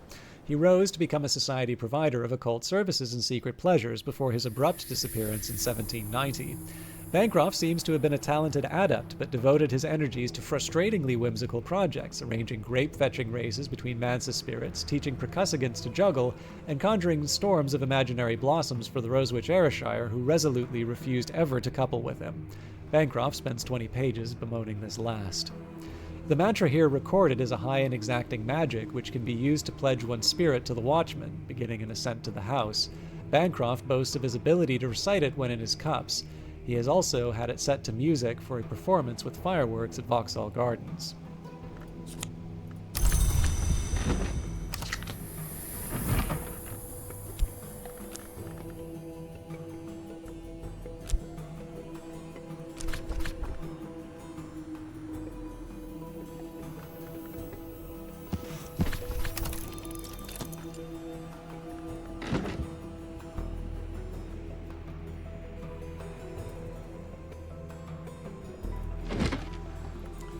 Three Flowers Hath the Tree, Ernestine Peterhans records her observations of the growths of trees and flowers around the Isle and the omens and portents she attempts to draw from them, particularly the yew tree in Earl Brian's meadow, whose flowerings are sometimes eccentric. Ernestine observes that in the years when the tree flowers black, troubling secrets arise. When it flowers red, war and fires follow, and that no de Wolf heir has ever been born in a year when it flowers white. Ernestine attempts to use the tree's growths to advantage in her business affairs, but it fails. She's evidently very concerned when Henrik de Wolf's grandson, Giles, runs off with the pale Trollop Hafren. In the year when the tree flowers white, she begins to fear that she has entirely misinterpreted all the relevant omens. She is deeply concerned for the continuation of the de Wolf line and prays for Giles' return.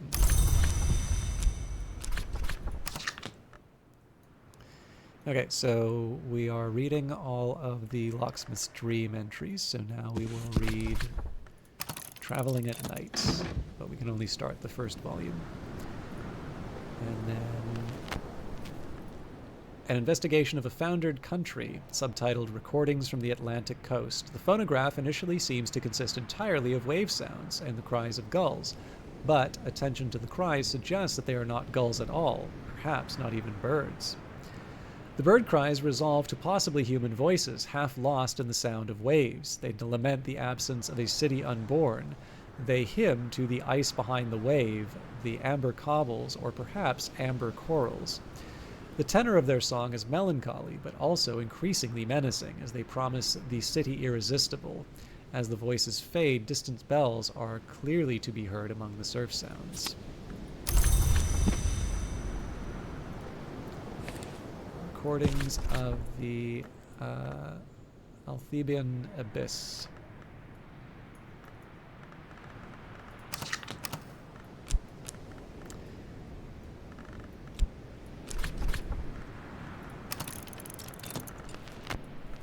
Okay. I think I'm good to unpause.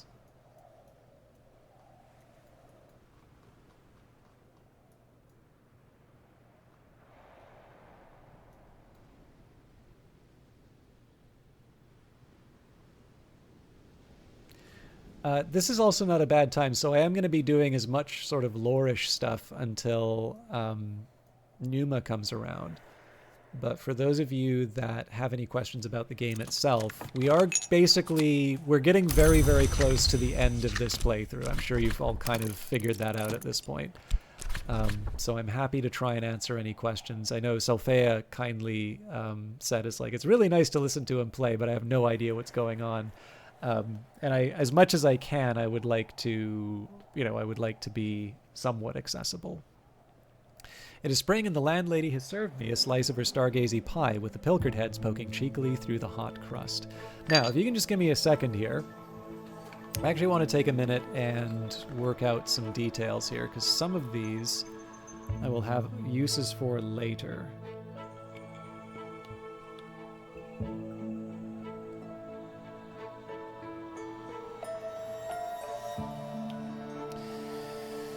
Okay.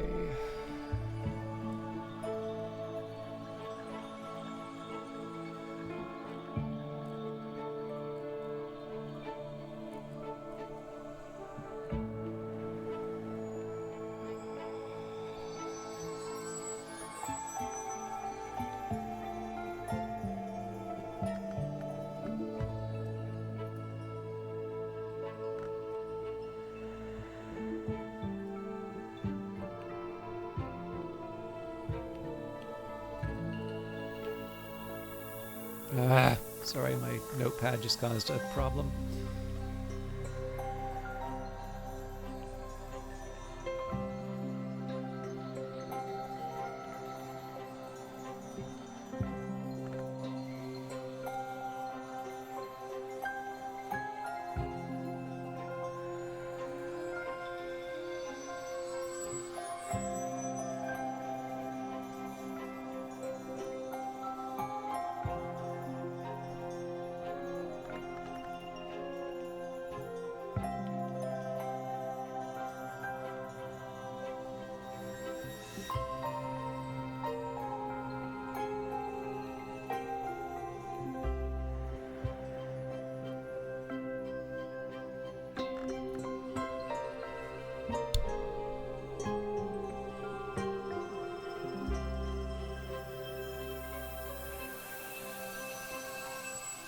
I didn't get my Wormwood Dream back.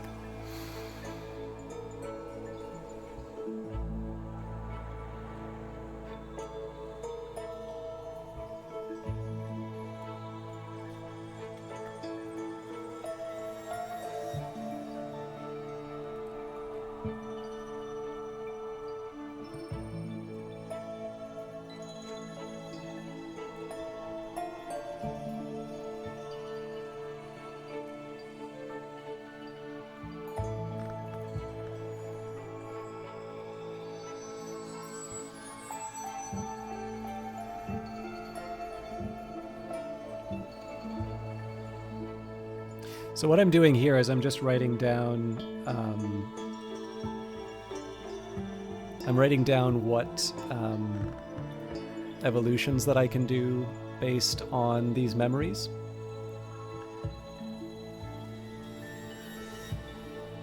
So for instance, Horizon Sight gives me Hushery. Enduring Reflection, on the other hand, gives me Nyctodromy, just like Curious Hunch does.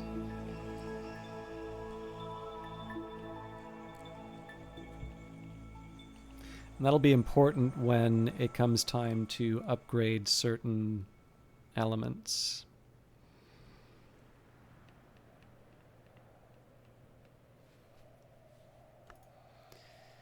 Okay.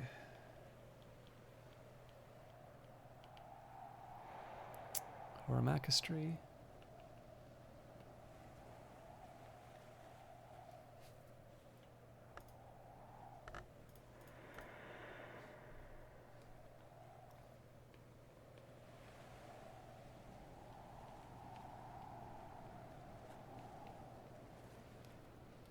That should be it. These shouldn't provide anything. Now, we also have shrines, but that's not what I really want to be focused on right now. So, let's carry on.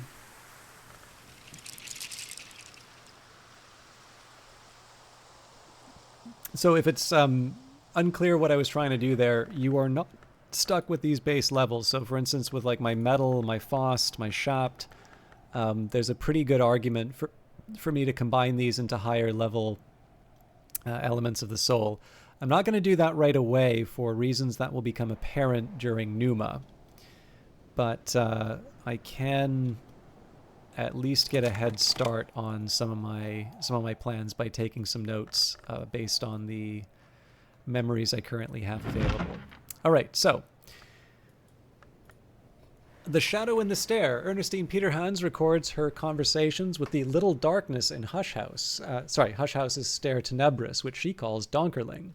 Ernestine's business in the cellars of Hush House often took her up and down the Stair Tenebris, although it is avoided by every other servant.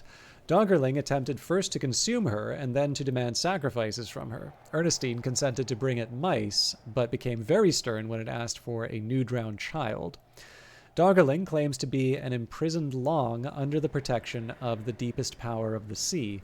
It is prone to occasional bouts of raving about how, when it has its freedom, its patron will drown the isle. Ernestine renders most of these long speeches as an ellipsis, but is very interested in what it can tell her about the circumstances of shipwrecks. There are hints that she may have been planning a salvage expedition. As an aside here, I am trying to work out what kind of connection I might draw between Donkerling and the fate of Ava and her children. All right.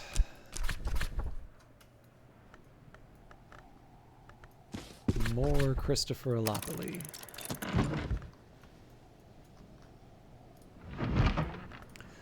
Old Copper-Nose and the Softer Metal, a disgraceful compendium of ribald poetry about the habits and corruptions of Henry VIII. Henry's great misfortune, his crushing injury at a jousting bout, has left him unable to stand any straighter than a splintered withy. The most savage mockery is reserved for Henry's great debasement, where the corruption of his softer metal is supposed to have crept into the coin of the realm. The last and most serious lampoon makes seditious references to the Crucible Revolution.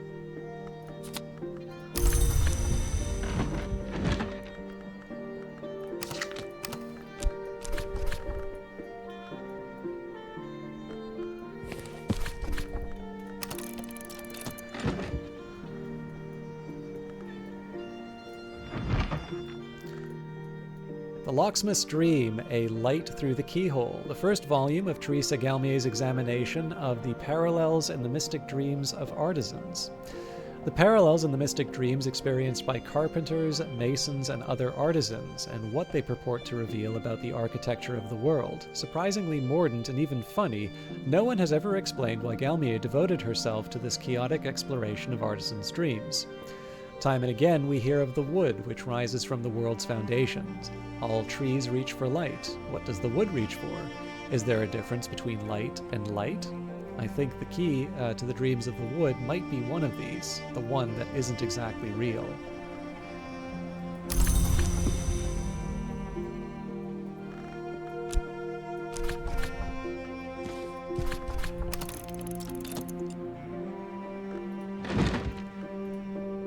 Locksmith's Dreams, Portions and Proportions, the second volume of Teresa Galmier's examinations of the parallels in the mystic dreams of artisans. The frontispiece has been slashed with a razor. In this volume, Galmier records fewer dreams and explicates more of her own elaborate theories. We see again and again what is below can't escape what is above. The finest artisans all dream of the white door in the end. I'm no artisan, only a scholar. I think there's a secret that all these artisans know, but I think that secret is only half the story.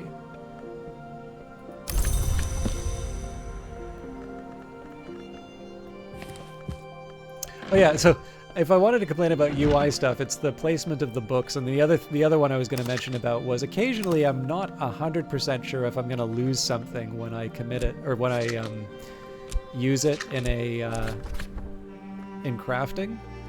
So one of the things I meant to do earlier on was just try and establish my credentials in terms of saying, like, I totally get that there are things that don't 100% work in the game. I just think they're so minor compared to the other things that you get.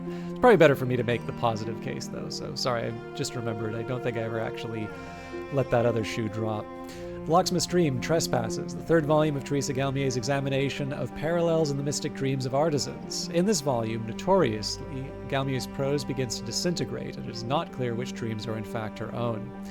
The woman in the sand-colored robe has told me, the stairways of the mantis go ever up, death is down, the mother of ants guards both directions with each of her heads, and so the passage must always be through a wound.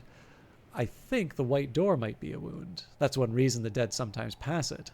I think I have the other half of the secret now, and I hope that my reader can put both halves together.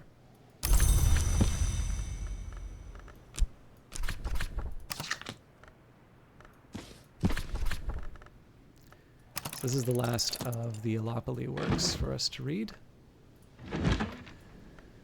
The Locksmith's Dream, Stolen Reflections, the fourth volume of Teresa Galmier's expansive work, no longer a discussion on the dreams of artisans, but a valuable survey of other works. The tone is calmer than that of Trespasses, but occasionally fearful, even paranoid. This volume was published in 1926, but almost immediately recalled and pulped by the publisher, at the request of the author or possibly the authorities, depending on which story you believe. A few copies survive. Janus is the gatekeeper, the twin god, the god that wounds, the presager of changes, the sun, the moon. So we identify him with the watchman, the twins, with the mother, with the forge, with the meniscate and the madrigad. He cannot be all of these, can he? The Flamines knew the church, knew the dry land, knew Elagabalus. Is he then synthesis, or is he something else? In Galatea they called him Aeneas Lamius, but the Obliviots are notorious for their slanders. Janus has, they say, not one face but two, to which I reply, why only one? Why only two? Hirschholt and Coseley, according to Thomas Love Denman, once agreed that Janus was all the gods and none, but later Hirschholt described him as all the gods and Coseley favored none. Denman was a sinister dilettante, but this rings true of them both.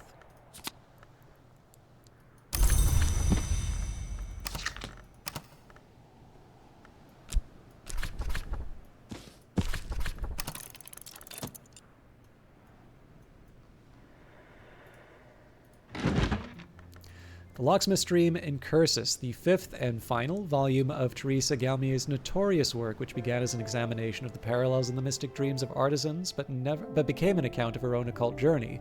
This volume was never published, nor, apparently, ever written. The law goes all the way back to stone, so the keys cannot be held or owned. This had, I believe, the unexpected consequence that those outside the law may hold and own them, but even they cannot keep them. And of course, a key is no more physical than a spirit, but a spirit may be housed in a body, and I have touched a key with my own hands.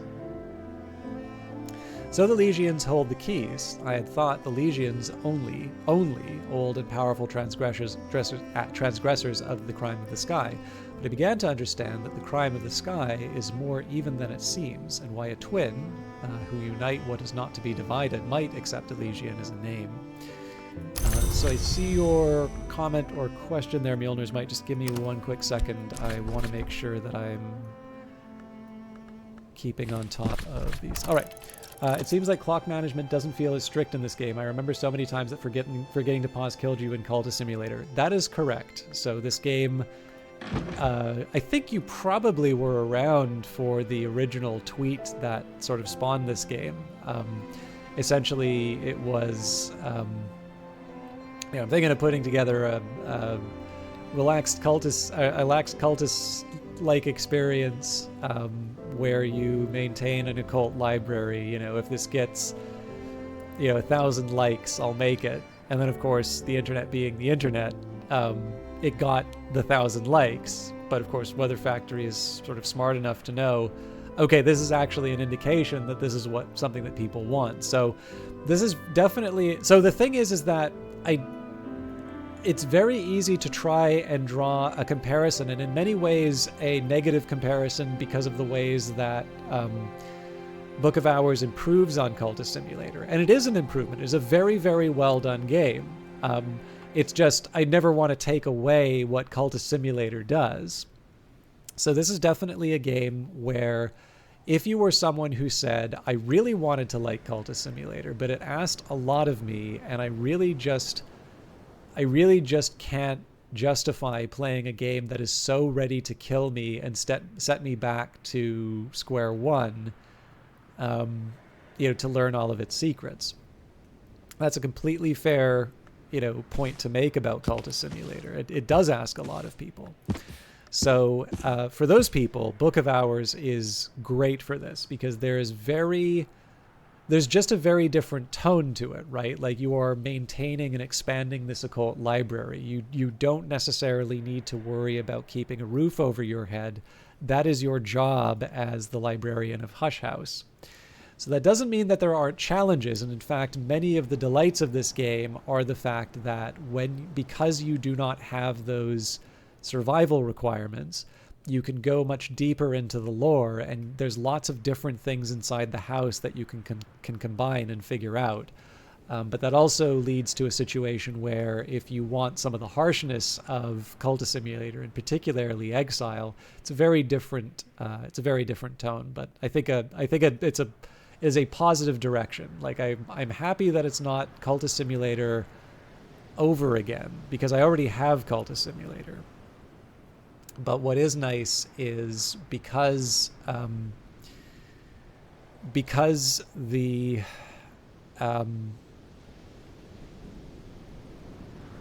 basically both games are around, both games exist, I'm able to when I want experience number 1, I go and play Cultist Simulator. When I want experience number 2, I play Book of Hours. And what's nice is because they do all take place in the same universe, there's a lot for me to follow up on, just in terms of, figuring things out. There are definitely things I've learned about Cultist Simulator from Book of Hours. And of course, having played Cultist Simulator, I have a bit of a leg up in terms of understanding certain concepts. So and I haven't touched the lady afterwards, so I'm sure I would feel the same way about that. All right. Traveling at Night, Volume 1, The Annotated Dream Journals of Christopher Alapoli, sometimes called the only readable occultist. Literate, entertaining, bewildering. The wood lies outside the walls of the Mansus. As any student of the histories knows, the Mansus has no walls. Alapoli describes how he came to make repeated visits to a dream wood via what he called silver dreams. Trying to think your way to the wood, he explains, is like thinking your way to being in love, but I did find a secret that helped. And then we have the phonograph, recordings from the Altheban Abyss, recordings from a subterranean space in the mountains near Baghdad of conversations between the entomologist Juliana Zawadzowski and an unidentified presence. Only Zawadzowski's part in the conversations is comprehensible to the listener. The other side consists of grating, buzzing, and rumbling sounds, perhaps only rock movements or artifacts of the recording process, which Zawadzowski nevertheless unhesitatingly translates. Zawadzowski seems to believe that the presence identifies itself as a name or remnant of the lost hour called Seven Coils. It pleads with her to assist its rebirth. It begs her to find something for it in the city of Emesa. Towards the end of the interview, Zawadzowski grows suspicious and repeatedly accuses the presence of being not the Seven Coils at all, only an inhabitant. The recording ends mid-sentence.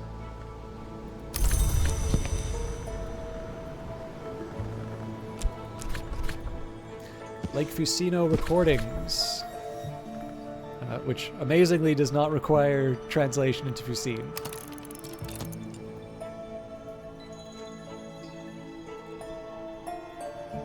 Oh, for sure. Yeah. No, I definitely didn't take you as condemning Cultist Simulator. It's actually a caution that I need to make for myself, and in fact came up in the interview with Weather Factory that basically, I actually think it was Lottie that said, this is the game that, got us a flat, right? So, it's hard to, turn around and all of a sudden be talking about the big bright new thing. But yeah, no, like it's one of these things. For me, it's nice to acknowledge, this is where we were, this is what the game builds on. But I never, particularly because of, the fact that I've been playing a lot of Book of Hours and I've not been playing a lot of Cultist Simulator, I do sometimes feel a certain responsibility just to be clear that it is not for a lack of interest in Cultist Simulator. It's just I only have so much time and that. So when other people make the comparison, I'm fine with it. I don't really want to correct people for things that they're not saying. But for me, I always feel there's a little bit of value because my hope, of course, is that people who get into Book of Hours. In fact, this is, I know I've been doing a lot of anecdotes about myself, but it is my stream. I still haven't played a whole lot of Sunless Sea because I was one of those people who got caught. So there's a story that Alexis Kennedy, the designer of both this game and Sunless Sea, tells about the early access process and why he sort of does these tiered beta tests. And basically, it's that Sunless Sea was largely balanced for an audience which was more or less into the game from the very beginning. By that I mean, they're people who played, from a Kickstarter or whatever, and we're very familiar with the setting. And so the game was very much tuned to people who were very experienced with how it works. And the, mid to late game stuff was really what I think a lot of people were raving about. But this does mean that the start of the game is actually quite challenging to get into. And I was one of these people who was very taken by people's comments on Sunless Sea. And it is a very good game. Like, I don't want to try and suggest anything to the contrary. But yeah, as someone who, was kind of coming in without any prior experience, it was actually quite a challenge to get into, particularly because I felt like I wasn't really getting that much progress. And then once I finally had a good ship, I really did everything I could to hang on to it to make sure that I could experience more and more. And then, once I kind of hit escape velocity, and particularly because, I played some of the other stuff and really enjoyed it, I eventually made my peace with Sunless Sea. But I am actually somebody who can really appreciate how these types of games do ask something of you, and very often the reward is absolutely worth that effort. But you do need some different angles in which to approach it, right? I didn't necessarily like Sunless Sea when I first played it. It took me trying again after knowing that, yes, there is something that people are praising for good reason, and I know that I like the stuff that these people make. But again, it was another source. So again, the hope here would be that Book of Hours gives someone what they need to be able to say, okay, you know what, I think I can try Cultist Simulator now.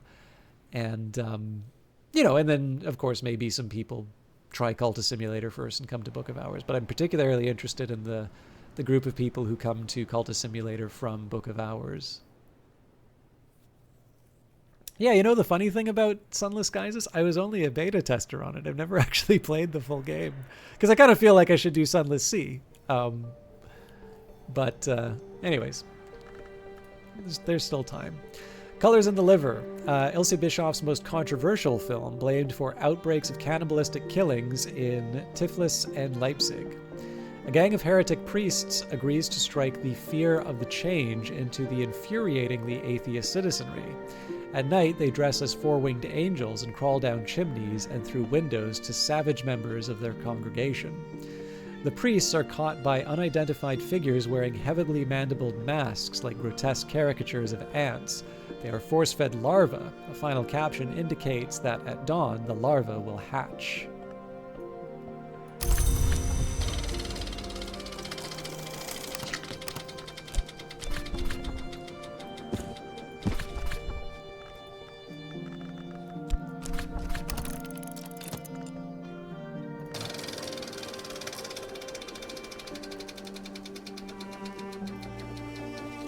A brisk swim. The waves raise me, the salt stings my eyes, the horizon waits.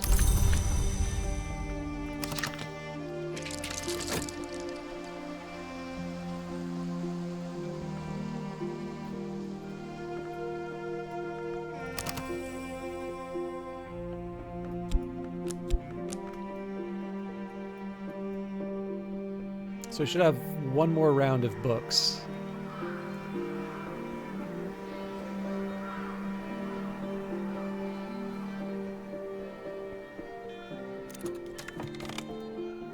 Better now.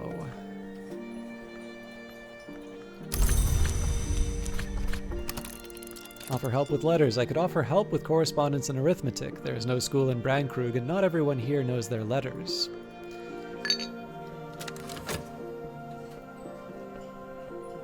Hello, Nearly Logical. How are you doing?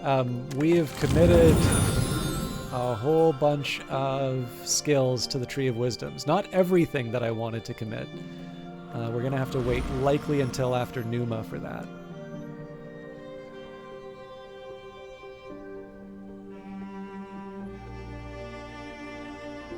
Yeah, Mjolnir's Might. I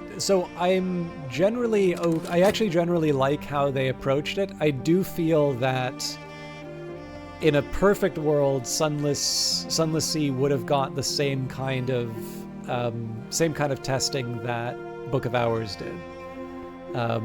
It was just something that I really, it's not that I dislike the way that it worked. It's just I happen to think that it was a little bit more on the, I think it was a little harsher on the player than maybe was intended. But yeah, no, it's like, the game is very well regarded for a reason. And it's, it's more, for the purposes of discussion and how that influenced later production. That's really the reason to make that point, I feel. You're doing as well as someone that just spent 4 hours wrestling with a cable modem can be. Basically, you look like a cat right after you pull it from the water. Sorry to hear that. I hope you're able to relax a little bit here. We're going through some books that we've read before, but right now we're waiting for Numa. But I'm glad to have you one way or the other. Traveling at Night, Volume 2, the annotated dream journals of Christopher Lopoli, sometimes called the only readable occultist, literate, entertaining, bewildering. There is an extensive discussion of the comparisons between Alopoli's own dreams and those of the Emperor Elagabalus, who Alopoli regards as a dupe or avatar of the sun in rags. The white is west of the world, Alopoli remarks, and winter does not wait forever. Elagabalus found his way to the white door at last, thankfully. Speech can't pass the white door, and honestly, Elagabalus never had anything very interesting to say. I tried to follow in his footsteps, but I never learnt enough of the white. I suppose I'm thankful for that too, but here's what I do know.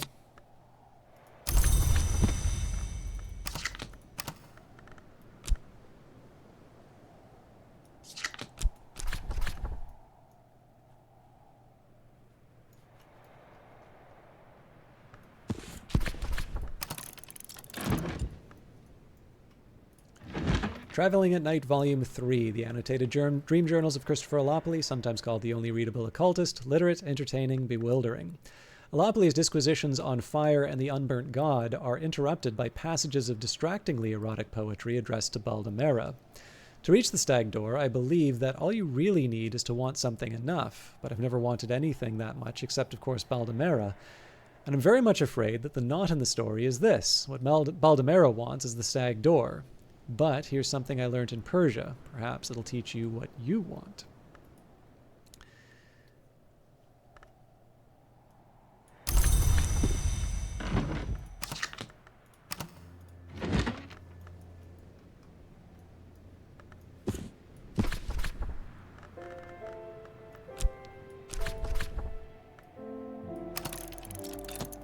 I have too much shot.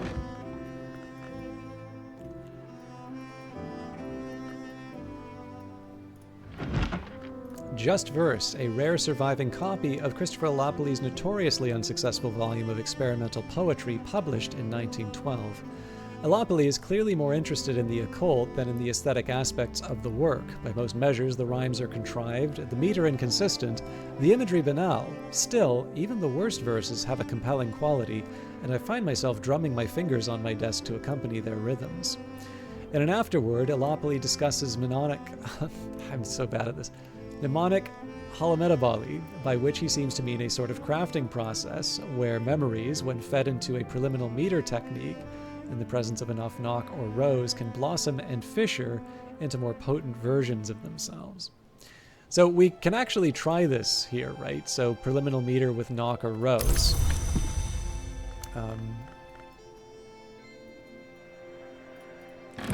St. Januarius allows us both.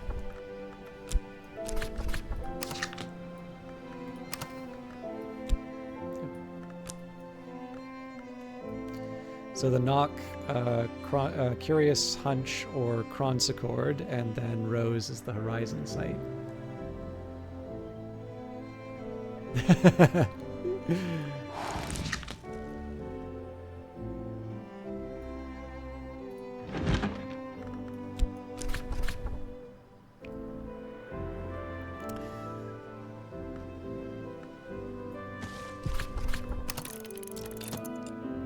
I'm going to have to rearrange the library each time.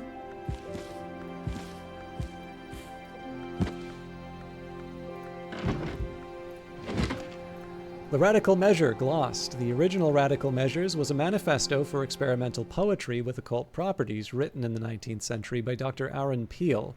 The original is notoriously incoherent. Much later, Christopher Allopoly took on the task of editing and glossing it. He has taken some liberties, but the updated version is generally well regarded. The hours have little time for poetry, Dr. Peel avers, but they have a tremendous amount of time for poets. Allopoly has added a note suggesting that this should in fact be the most tremendous time with poets. As the rose opens, Dr. Peel explains, enduring memory opens to the horizon. This is a way of saying something that cannot otherwise be said, and is best only written with one's eyes firmly closed. Allopoly's gloss reads, horizon sight synthesis method, reverse procedure with knock to elaborate Gervinite in the chronsichord mode. Which again is more or less the preliminal meter recipe, as far as I can tell.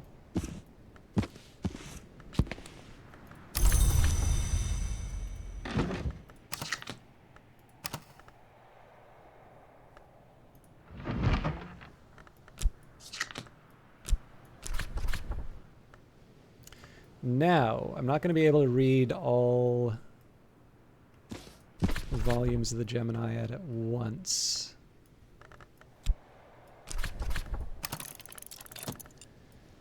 But we'll give it a start. Perugian Diaries. In 1907, at the age of 18, Christopher Alapoli left Strathcoyne's household to study theology at the University of Perugia in Italy, enrolling under the name Christopher Strathcoyne. For some reason, I also forgot Matthias and the Amethyst Imago, and I also don't think I read De Oris. I really bungled this one, didn't I? 4 years since his adoption from a Bristol orphanage, Alapoli served as Strathcoyne's pupil and protege, but his relationship with this austere and secretive man was always complicated. His journal confides, "I think Fraser's intentions are good, certainly he agrees, but I never understood the final goal of his investigations. He is never prepared to enlighten me, and good intentions or not, I can no longer bear this dream of eyes. We've agreed to part almost amicably." Alapoli left Perugia in 1909 without completing his degree. He had long lost interest in his studies, and the latter half of the journal is concerned with his studies of Umbrian folk songs and notes towards his own compositions, which are of widely varying quality. One of the better ones, In the Marshes of Night, suggests he visited the site of the old Lake Fucinus near Ortuccio.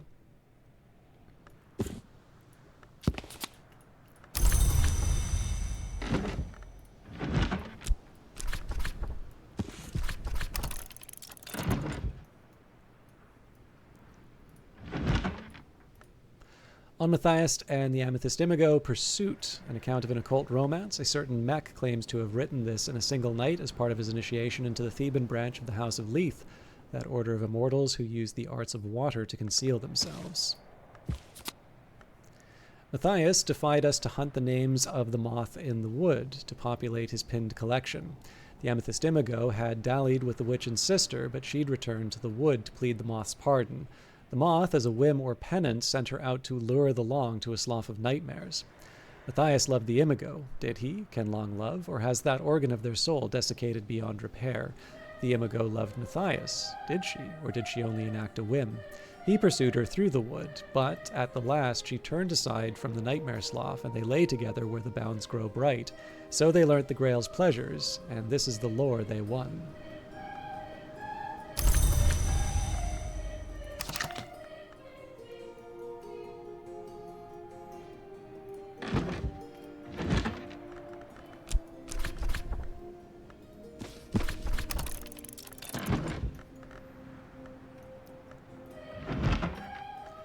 On Matthias and Amethyst Imago, Transformation, an account of an occult romance. A certain Iavagos claims to have written this in a single night as part of his initiation into the Alpine branch of the House of Leith, that order of immortals who would not pledge themselves to any hour. We cast Matthias out, and we pronounced a curse upon the Amethyst Imago, but we watched them in dreams. We saw them pledge themselves to the forge, to change themselves and ascend anew. Into the fire they fly. This is the first of the practices that the Imago and Matthias use to begin their ascent to power, but they have risen beyond our sight, but their flames may yet burn in the Mallory.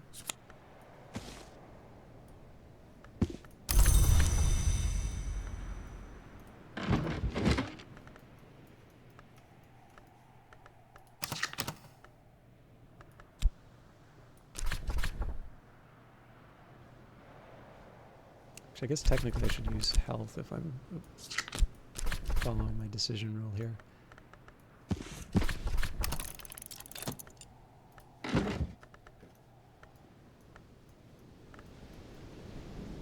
Oh, I left Collar's desk open. That's why the last of the Matthias and Amethyst Imago wasn't being used.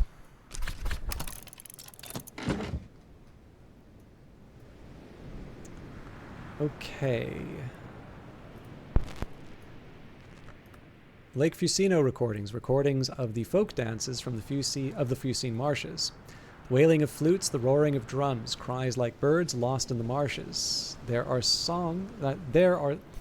are the songs the sister sang to the witch, that the Thunderskin roared to the sky. The songs which with the Duendrazones of the Mansus keep their vigil. Once heard, they are not forgotten.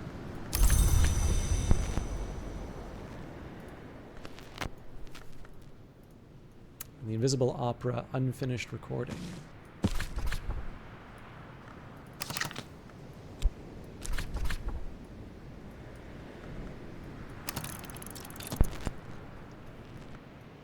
And then then finally, last film for today. The Open Head, Ilse Bischoff's hallucinatory quasi-documentary, notionally about the Greco-Turkish War of the previous decade. A hammer-armed Turk and a sword-armed Greek pursue each other through the Pindus, setting traps for each other, robbing peasants, chalking insulting graffiti on walls. The tone is notionally anti-war, but any scholar of the invisible arts would recognize the Edge Hour subtext and the Hyksos messages in the graffiti. The sword wielder methodically fills a church with candles, lights each one, strips again to the waist to reveal his terrible scars. His chest somehow swings open like a cupboard door to reveal a blood-drenched book, and the film ends. One more, the admonitory Automata Project, footage of experimental devices under development in the Kukurbit under Governor Collar's supervision.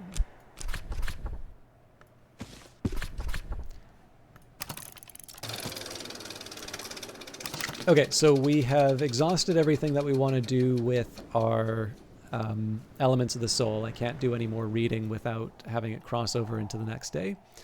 So I think the rest of it I'll just spend on the Sweet Bones, and then the rest will just hang out. In this case, we're definitely not looking to exhaust all of our Elements of the Soul each day. Although I do, where I can, want to read as many of the books as I can. Keeping in mind as well that depending on if/when Numa shows up, I may not have money to buy a new book.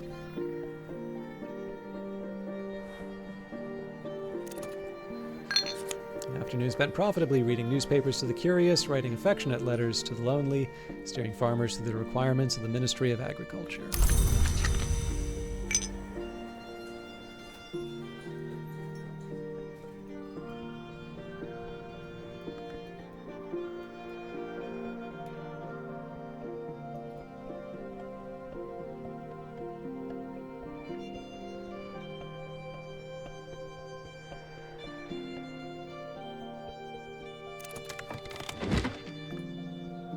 You know what? Let's do Matthias and Amethyst Indigo first. There we go. On Matthias and the Amethyst Indigo, Loss, an account of an occult romance. A certain Para, son of Aaron, claims to have written this in a single night as part of his initiation into the Damascene branch of the House of Leith, that order of immortals who rejected their past and future.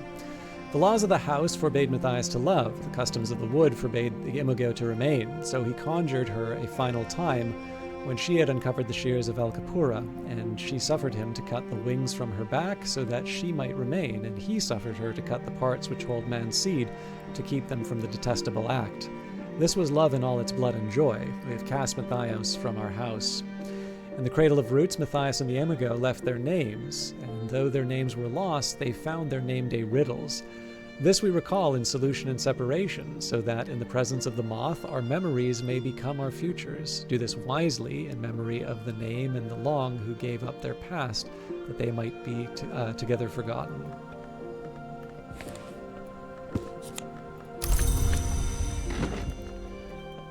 We're not replacing any of the elements of the soul here just because we want to have as many elements of the soul for Numa as possible. The Orchid Transfigurations, a feast, a compilation of quasi-Rosicrucian allegories supposedly by Robert Flood. This is in the original Latin. The illustrations are certainly striking. They flush the skin and glow beneath the eyelids after the book is closed. We must devour to be devoured. We cannot be undevoured as we cannot be unborn.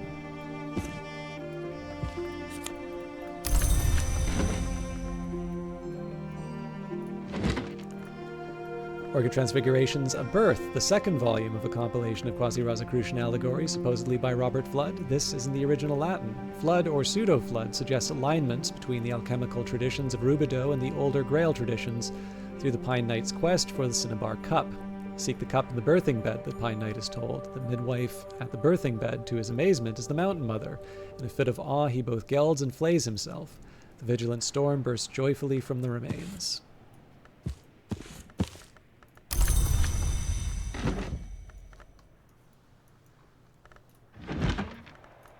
The Orchid Transfigurations, Noon, the third volume of a compilation of quasi-Rosicrucian allegories, supposedly by Robert Flood.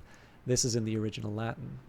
A long dialogue between the Mountain Mother and the Vigilant Storm describes the ways in which both mountains and storms end and the protections they use against those ends. But we must use the knife, said the lion-throned one, the noose, the flame, the waking word, against those who have passed the three-valve door, and so none may pass. That is our law, and the law of the sun.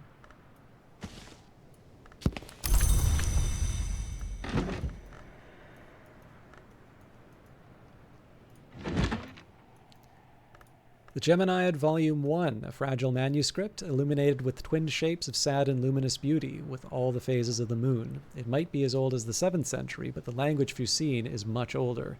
The cover is tooled goatskin decorated with garnet. These pages outline the nature and doctrines of an hour that weaves together the willing, an hour that is sought beneath the moon and at the water's edge, the sister and witch. The language is willful, naughty, poetic. It'll take some untangling. The first volume of the Geminiad reminds us that the sister and witch has been known to manifest as the witch and sister, and that this face is always hungry while the other face may heal. It implies connections between the sister and witch and the hours of the upper mansis, especially the lunar hour called the Menascate. But it is ambiguous on whether the sister and witch is a mansis hour proper, and speaks at length about the sadness of the two who are one, the sadness that remains from their time as flesh.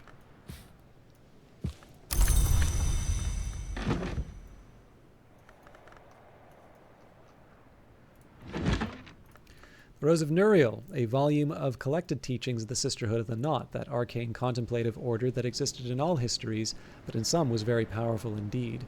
This was recorded by Nuriel and dedicated to St. Tryphon. St. Tryphon, Nuriel explains, performed secret miracles in the name of she who bleeds and bears, and she who opens.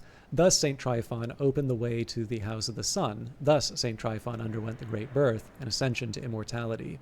St. Tryphon began his ascension by passing the horned door. St. Tryphon continued his ascension by learning the invocation Thyattic, which Nuriel does not here record on account of its extreme holiness. And Nuriel explains grimly that to achieve the 7 marks of the great birth, St. Tryphon consumed those whose soul had left them, and even those in whom the soul remained.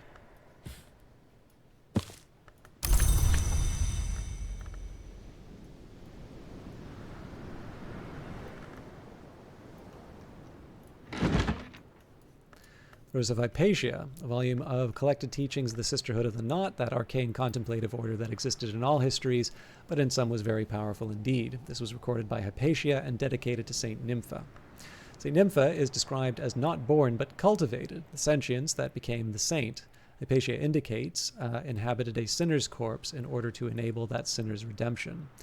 Not all the dead enter the mansis by the winter door. Not all the dead enter the mansis at all.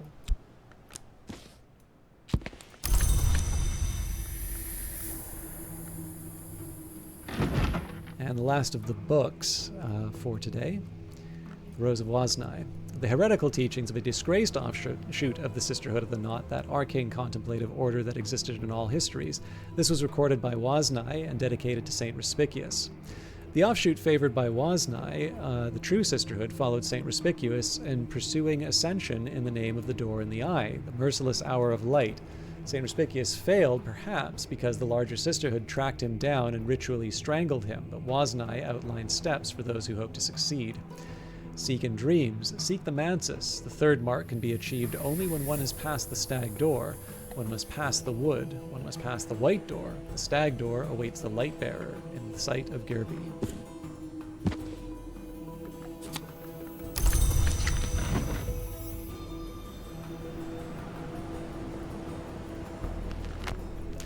Invisible Opera Unfinished Recording, a recording of a 1911 attempt at a performance of Wings Within Wings, the so-called Invisible Opera.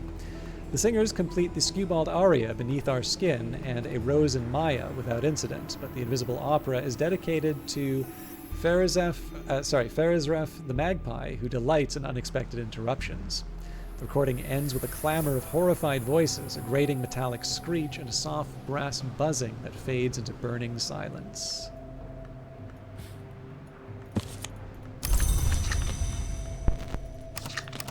What you need to understand about the turn-of-the-century rock concerts is that there weren't any electric guitars to smash, so they just smashed the tubas and basically the brass section. The Admonitory Automata Project, footage of of experimental devices under development in the Kukurbit under Governor Collar's supervision. The admonitory automata are nasty little things of spring and wire, but they all have merry faces of painted tin.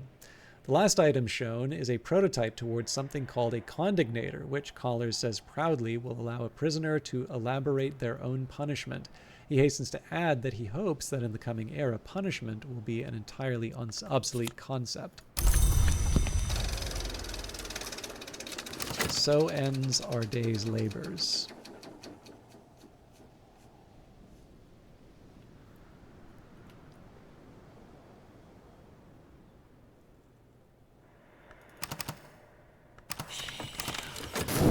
Okay, we had...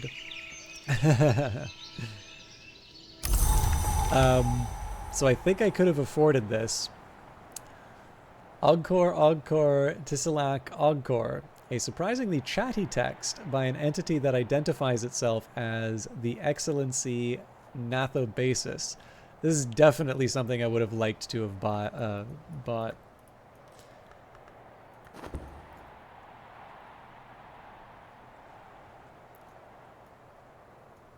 No, actually, it's the other way around, Mjolnir's Might. So the fact that I've already read that book is what allows me to use any element of the soul to read it, because I've already read the book. In fact, the best way for me to show you is just to put it in here. So if I add a element to the soul, Lantern Radiance, I've already mastered this, but I could reread it and perhaps recall a memory. But what happens is the book has a mystery lantern, so greater challenges require stronger skills. So the way that reading books works in this game, so I'll know you'll recall from Cultist Simulator that books were very straightforward to read except for maybe being in different languages. But in the case of... But it was the lore that was tricky, right? So essentially the way that reading worked in Cultist Simulator was that you could read any old book that you wanted, provided you had the language. But reckoning with the contents of that book was the real challenge, right? Try to find a way to combine lore in a way that would either accomplish the thing that you wanted to do or to upgrade it towards something in line with your goals. So in the case of this game, what happens is any given text has a mystery, right? So this is a Nock mystery level 6. I think most of my intense stuff is sort of up here. So yeah, the 3 and the 3, the Vatican manuscript. In this case, it's a 14 intensity moon mystery.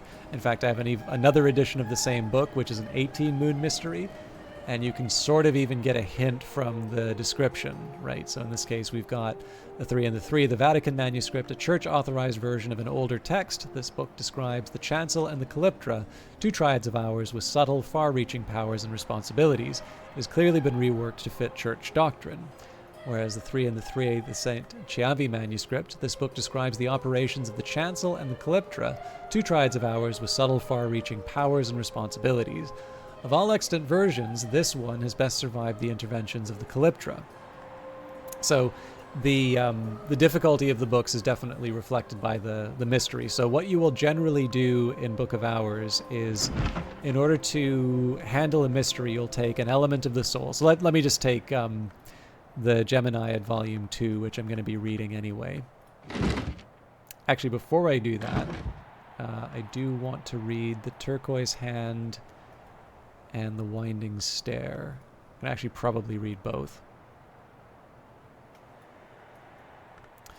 So, the Turquoise Hand, a calligraphic manual of Ramsund, which employs as exemplar text Farid Undin's Conference of the Birds. This book houses a Newman, a truth so powerful that it can perhaps believe itself. So this is a Rose Mystery of 10, and I haven't read this book yet, so we're going to take this, put that in the papers at Natan's desk. Now, Natan's desk will accept Rose. So, first of all, I'm going to add the language. So,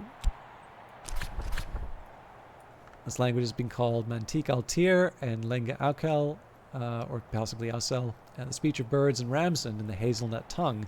But it's the language of secrets, and its true name may never be used. The aviform Hours use it at their roost, or so the story goes. Okay, so what I want to do here is I want to gather 10 rows to be able to read this text. So one of the first things that I can do is I can employ my FET, which has got 2 rows. You usually need an element of the soul to basically do anything in this game. There's maybe 1 or 2 exceptions, but generally that's for things that you don't initiate. Now, the reason why I'm using a desk here is because it allows me to add extra things that I couldn't with just the consider verb. So one of the most powerful here is a skill. So in this case, not edicts liminal, preliminal meter actually already has 9 rows. So if I just add that here, I've actually already got enough to be able to master this mystery, right? I've got 11 rows, and I only needed 10. But if I needed even more, one thing I could do is use the Horizon Sight, and then with the width, I could add a tool or an ink to add even more rows. But in this case, it's not necessary, so I'm just going to work with what I've got here. So in addition to that, we're going to read On the Winding Stair, and the Vagabond Desk allows me to... Oh, sorry, well, it's knock anyway, so Vagabond Desk still works for this purpose. So this one has a knock mystery, and we do something very... Oh, that's right, it's Ramsund. I can't use Ramsund at the same time, so that's fine. I'll just go back to what I did before. But yeah, so it's, again, essentially what we're dealing with here is the opposite case, which is in order to understand the mysteries of a book, you need to actually put some effort into it, and you need to be at a spot where you can handle the knowledge. So it's different from Cultist Simulator in that respect. However, because I've literally read all of the books in my library except for the ones in this room, and this was because I just got Ramsund, and this is in a language that I don't have called Kernvek Henevek.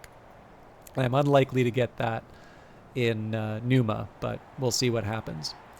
But that's the book reading that I've been doing has been quite a bit more simple than it normally is in the game. And again, that's just a function of this particular playthrough.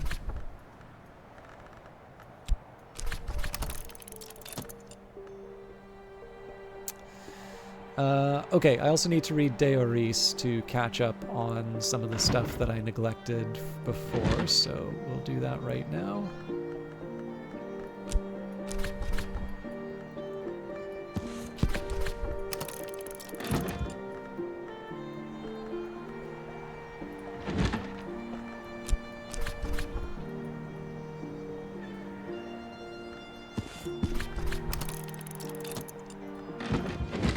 There are also visitors to the library, so you'll notice that some of the books, I don't think Volume 3 was given to anyone, but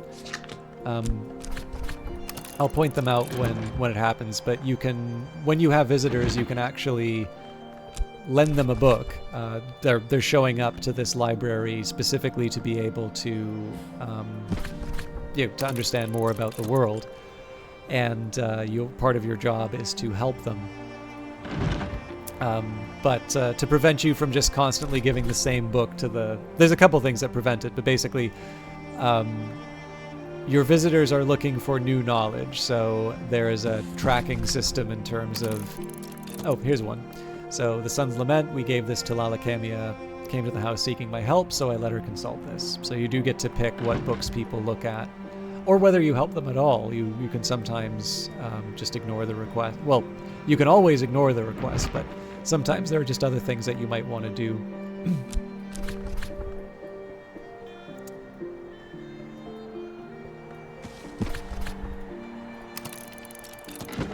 Okay, so we've already used the projector. We've seen all of the films that there are available. We do still have recordings, so we've got 2 more over here. So we'll use the governor's photograph. So Tower Rises, and this is in VAC. And then the other thing that I neglected was that I can use my consider verb for a book as well. So we'll take Instruments of the Heart, and we'll consider that with Frost.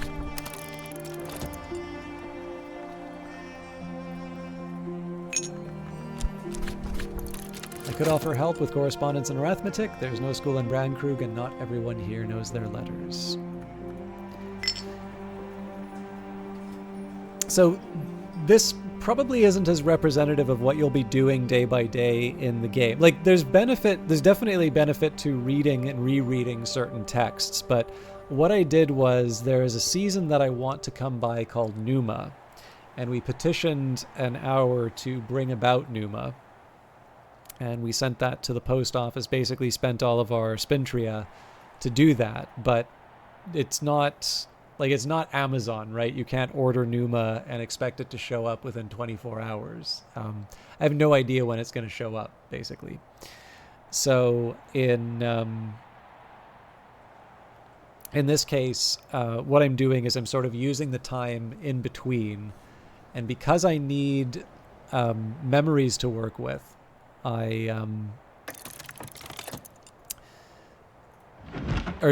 lessons to work with, I do want to focus on these 2 remaining books, and it is a regret that I didn't get this particular book. But basically right now, because I like the lore and because it's nice to review some of these things, especially after we've committed everything, I'm just kind of going back through it to make the most of the time. I just find that a little more interesting than fast forwarding through the game until I get the season that I want. These pages outline the 7 bloody natures of the daughters of Lagia, those corrupted immortals who gave birth to children in defiance of the laws of the upper heaven, who devoured them in obedience to the hour's punishment, and who have been left outside the law.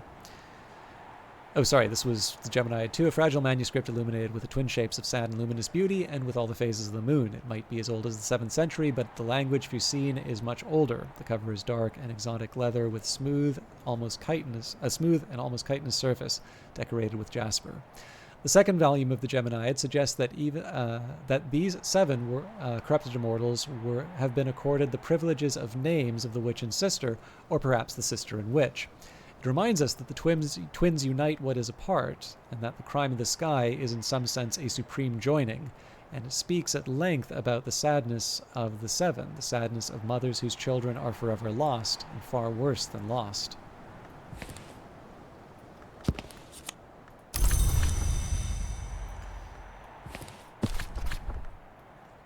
Speaking of mothers with children who are lost,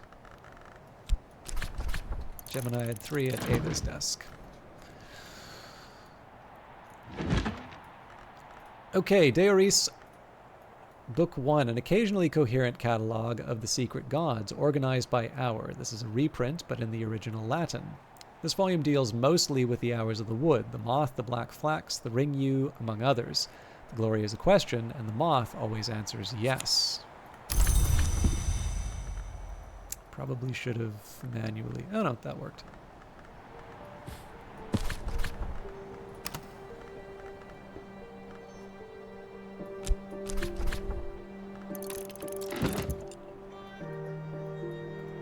This one's reading the book. You'll notice that the books that I'm rereading take a minute, whereas this one is being read in parts.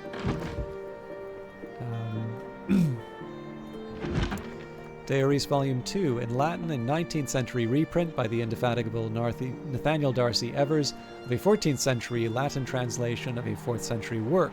This volume deals mostly with the hour called Lionsmith, the hour called the Tribune of Scars, and with their enmity. The Lionsmith makes monsters to defeat the Tribune, but the scars of the Tribune are each a weapon.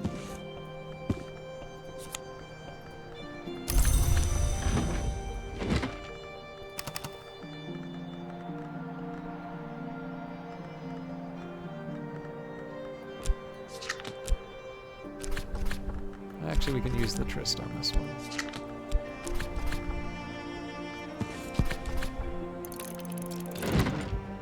Deoris Volume 3, in Latin, a 19th century reprint by the indefatigable Nathaniel Darcy Evers of a 14th century Latin translation of a 4th century work. This is usually described as the 3rd volume of Deoris, but Darcy Evers' foreword argues persuasively that it's a substantial reworking by the original author. The Lionsmith makes monsters, the Colonel has his scars, but the Deoris now insists that neither can truly defeat the other, that they must at some level understand these limits to their strategies and their enmity as an eternal engine of the world. I also forgot to save the old moment, which I'm slightly mad about, but I can get that back without too much trouble.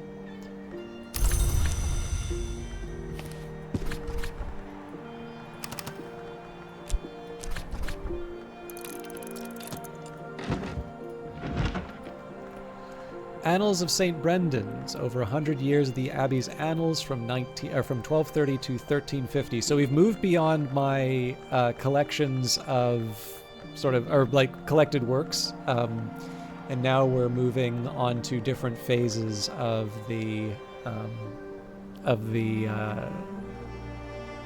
house. Technically, we've already done the baronial period with the De Wolfs, but this is going to be the Solar Gothic period when St. Brendan's, where Hush House was St. Brendan's. Annals of St. Brendan's, over 100 years of the Abbey's annals from 1230 to 1350. 3 events of particular interest are recorded: an endowment by Eva de Braus, widow of the martyr Lord Gwillem Du, Black William, which enables an expansion of the abbey, the construction of the Winter Tower, which is dedicated to the Madrigad, and the death by poisoning of and arts unsanctioned of Abbess Nona. After Abbess Nona's death, the double foundation is dissolved and the monastery is reformed to accept only male novices. At this point, the ink changes. The helpful scribe explains that for the new foundation, the abbot has mandated Stargall, not Ugal ink. He outlines the differences, use of inks of containment techniques with sky, not nectar context, but doesn't trouble to explain why.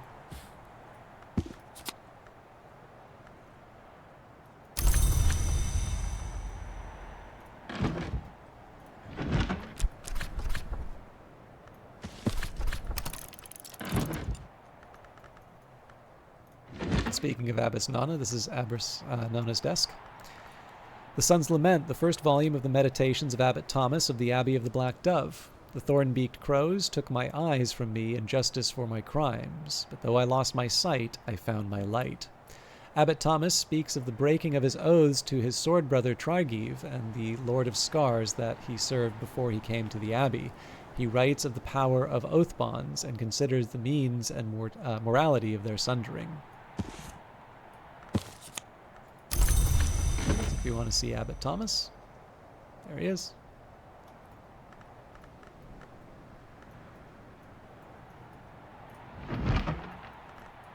I guess the sculptor was a little too busy and couldn't finish the bits with the eyes, but we can use our imaginations.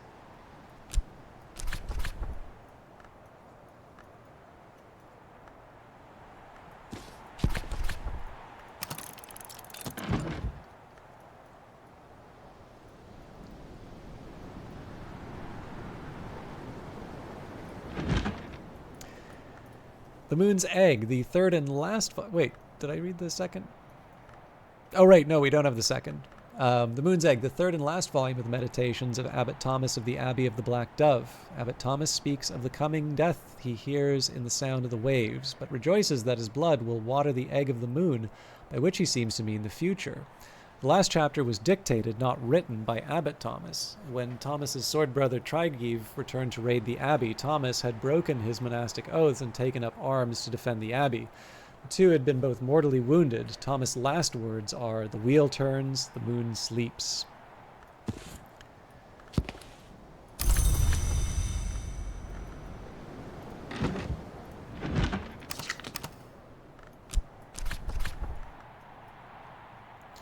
And I believe this actually takes us out of the Abbey period, and we will now move to the Temptations of Architecture with none other than Ambrose Westcott himself. The Instruments of the Heart. Sister Isabel, then precentress of the Abbey Church of St. Brendan's, engages in dialogues with a heart-long of a kind called Duendrazon that has taken partial possession of her body. The Duendrazon, like all its kind, usually dwells in the mansis, but can enter the physical world by manifesting as music and take possession of a willing or semi-willing mortal who hears and loves that music, like Isabella. Isabella records her dreams of the High Mansis, where she is accorded the Duendrazon status and titles. In return, the Duendrazon enjoys what it calls a caesura, a welcome oblivion. Our mostly blessing is that we may never cease, except in caesurae. There is something more that Isabella refers to as the caesura magna, but she laments that her Duendrazon will not tell her exactly what that might be.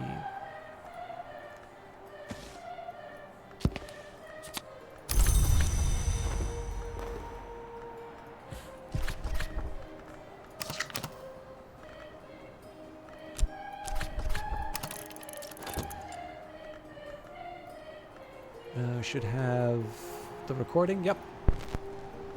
A tower rises. The phonograph is packaged in a glossy card, the bright pink of a dog rose, with the words "A tower rises" in 9 languages on both sides. There is no other identifying information at all. A recording of uncertain origin, inexplicably compelling poetry recorded by a speaker with a high, sweet voice that scales up beyond human hearing in a language called Vak, which probably isn't spoken by more than a few dozen living scholars. The poem speaks of the wheel that turns, the coil that turns, the tide that returns, the egg that returns. It speaks of a cloven sky, an opened heart, a drum of glittering eyes, speaks lastly of its own conclusion, when it might be spoken in dreams before the deep door by a messenger of histories.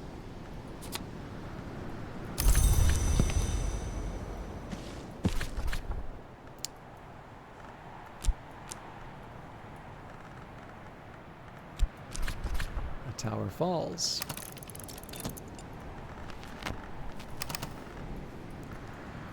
And then there should be some money. An afternoon spent profitably reading newspapers to the curious, writing affectionate letters for the lonely, steering farmers through the requirements of the Ministry of Agriculture.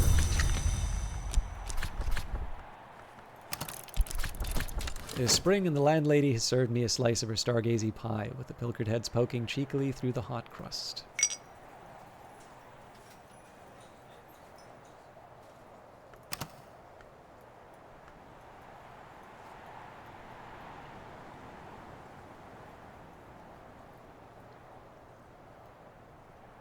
It's also meaning to experiment with the shrine to Saint Tentretto.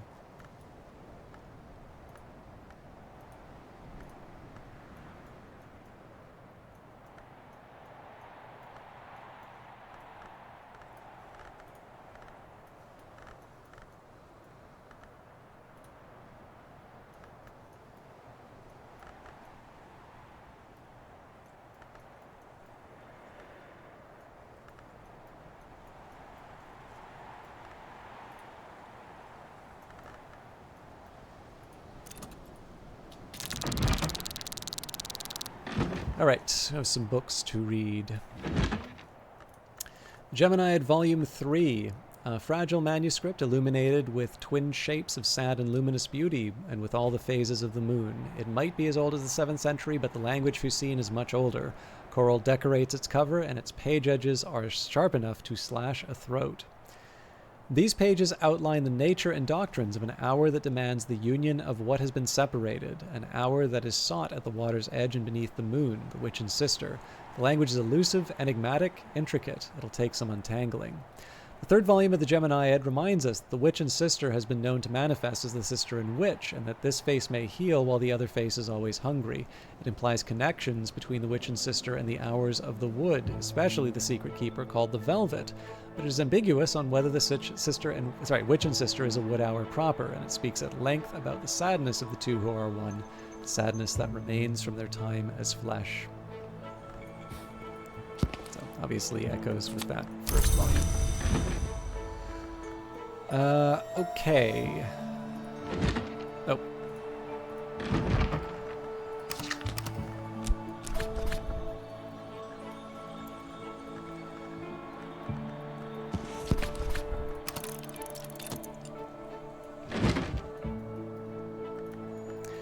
Mirror of Melissenth, the daybook and dream journal of Abbess Melissenth, venerated as a saint and respected as an alchemist. Melissenth speaks longingly of those we would call from behind the sky. Melissenth claims that the sights and sensations arts that she describes can be used to invoke the dream of a star, and when sufficient sky aspect is invoked to uplift an ascendant harmony.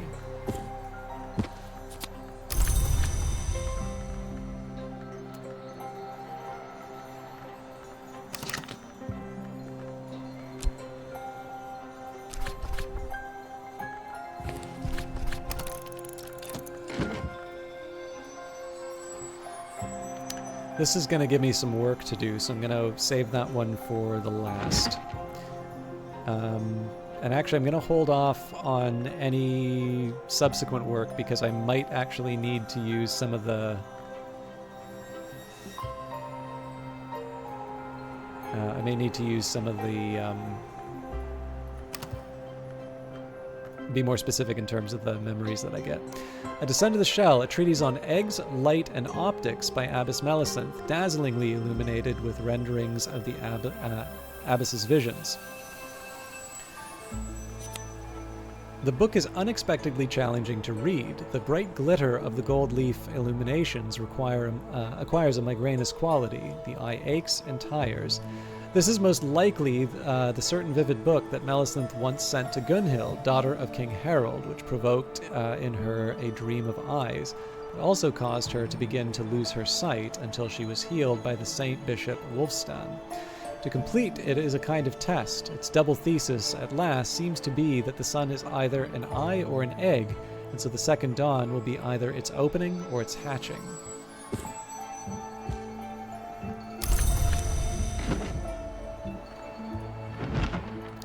Against Vitruvius, a 14th century treatise on esoteric mechanics and parahydraulics by Abbot Ranulf, best known as a Mason architect. Ranulf describes how he tested some of these techniques in the construction of the Winter Tower, now called the Long Tower. He admits to unexpected consequences. Ranulf mentions that the tower of Ely Cathedral collapsed around the time the Winter Tower was completed, although he stops short of suggesting that one was the cause of another. A tower falls, a tower rises, is all he will commit to, obviously having significance for the audio recordings I just read. The Elations of Lamentius, the second volume of Abbot Geoffrey's Hypothetical Theological Debates in the Socratic Mode. If Janus were an hour, Lamentius might be counted among his names, but Janus has never passed that threshold, and so Lamentius is not. Geoffrey discusses the signs upon the threshold, drawing comparisons between the duties of guest and host and the status accorded to hours and other powers who dwell in, are permitted in, or are forbidden access to the House of the Sun. It was, of course, Geoffrey who later invited censure by giving sanctuary to Natan of Regensburg in an age when the Jews were by royal order unwelcome anywhere in the kingdom.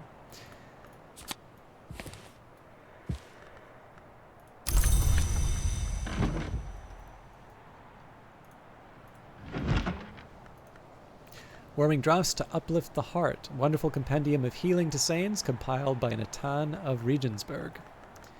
Natan and his family sought sanctuary at Brandkrug, but were confined to the Barber's Tower, as it was then known, by the suspicions of the monks, but won more freedom over time.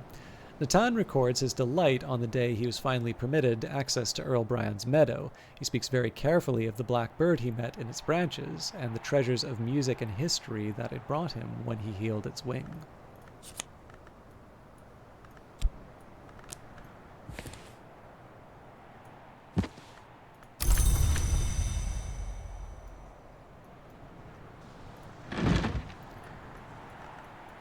Is this... I feel like there should be room for one more in here, but... Temptations of Architecture, the antiquarian and Nyctodromus Ambrose Westcott writes of the dangers of doors, with a particular reference to the house in the bounds named Treowin. No doubt they have come to regret the ambitions of their winding stair, and even now in Treowin a silver sea is unwisely visible from a rash window. Westcott explains that the wheel locks, the charge holders of Treowin, have had recourse to dramatic measures to prevent Oniric encroachment, removing the entire top floor of the building. Nevertheless, he writes, the business of the Moon Hall has begun to touch the other business of the house.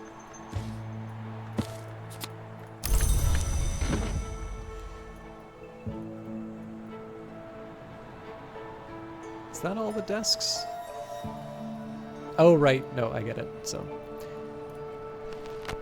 A Tower Falls. The phonograph is packaged in glossy amethyst purple card with the words "A Tower Falls" in 9 languages on both sides. There is no other identifying information at all. A recording of uncertain origin, inexplicably compelling poetry recorded by a speaker with a rasping, rumbly, impossibly deep voice in the language called Vak, which probably isn't spoken by more than a few dozen living scholars.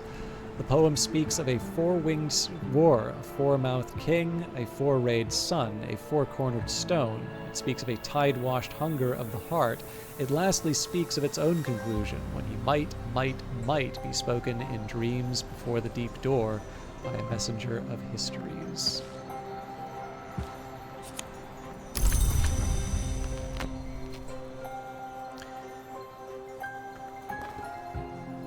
A Shape in Smoke, Ambrose Westcott's exposition on tobacco blending and the oracles of the pipe.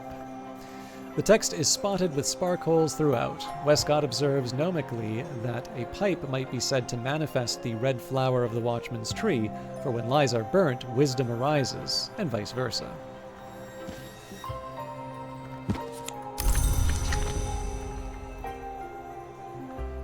All right. I'm also going to reserve the Faust until we know exactly what we're up against, but let's read this book. So the Turquoise Hand, a calligraphic manual of Ramsund, which employs as exemplar text Farid Undin's Conference of the Birds. At noon, the sun moves like the beating of a wing. At sunset, he sends the herald child with her candle. At midnight, he sends the wind that extinguishes the candle flame. Commentary, illustrations, and interleavings carry revelations never intended in the original, a sense of history and the senses of histories. Newman, that old lost music. In the right histories, every song ever sung still lingers in wind and echo, untouched by the demands of eternity. Any librarian can use this to establish a history and complete the game, but the Symergist and the Magnate can win a particular victory. So this is one that I want to write down in my notes, because this is one of the Newman I don't have yet.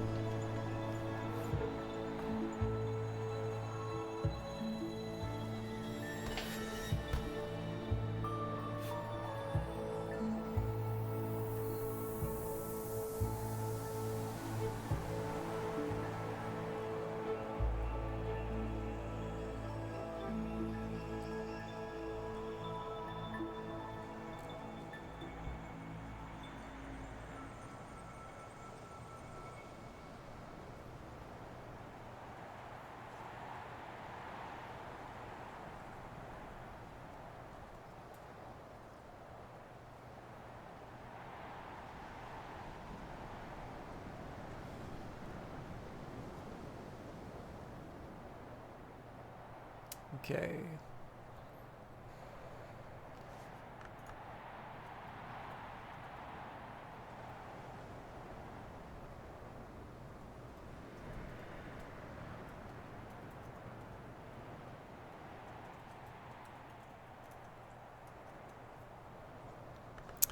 That old lost music is 5 rose, 5 scale, 5 sky.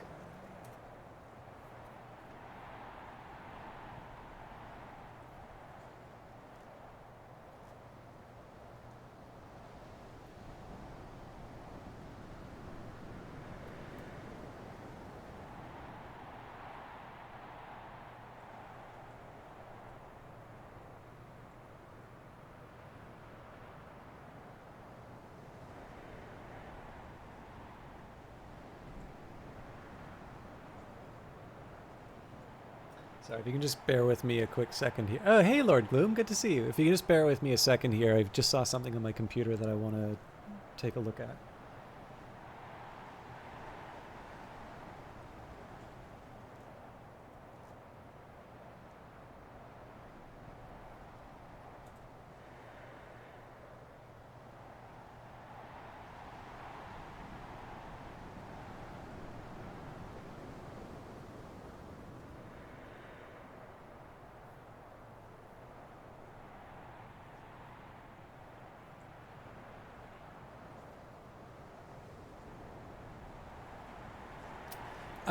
I think, Lord Gloom, I saw you doing Tarkov most recently, but I might have missed a broadcast. But for those of you not familiar with Lord Gloom, someone we found originally through, originally found through Cobalt Core, but just overall wound up being a very nice broadcaster, someone really nice to hang out with, and has actually very kindly shown up for all of my broadcasts that are not Cobalt Core. So. Definitely somebody who's worth checking out. Again, we were talking a little bit about Escape from Tarkov, but Cobalt Core is certainly the one I'm personally more familiar with, and I think had expressed interest in playing Cultist Simulator or Book of Hours at some point in the future. But of course, the biggest recommendation is just to talk about the personality rather than any specific game that you're looking for. It was Tarkov Drops week, so we're cashing in on the hype. Excellent. I hope things went well for you. We actually had a big development in terms of this particular run. I am, however, going to shelve the Turquoise Hand. Still don't understand. This is like listening to a song in a different language. Yeah, Selfeo was actually talking about this, and I'd like to explain as best as I can. In fact, I don't want to make any hard promises, but... Oh, and we got Pentiments and Precursors. I should have mentioned that before. Now, here's the big thing for me to keep a note of. So, you'll notice I have a lot more elements of the soul, and that's because I committed a bunch of things to the Tree of Wisdoms, and it didn't quite work. It didn't quite work out the way I wanted. I made a bit of a blunder with Horamakistry. I probably should have been able to get that to this top level here. You never know, right? Like maybe Ithistry would have gone differently. There's a bunch of, there's a whole bunch of what ifs I could ask, but I'm not going to focus on that right now. But what this has given me is a bunch of elements of the soul, which I can now use to level up certain skills. And this is important because a lot of effort that I've put in has actually been pulled back specifically because I'm like behind on a few of the skills that I want. So Pentiments and Precursors is in fact one of those ones that I would like to bring up to... well, I can either bring it up to... So it looks like basically here I need something for the 4 slot. I need something for the 6 and the 7 slot. So I could actually move Pentiments and Precursors to turn that into the 6 slot. Makes as much sense as anything, actually. So let's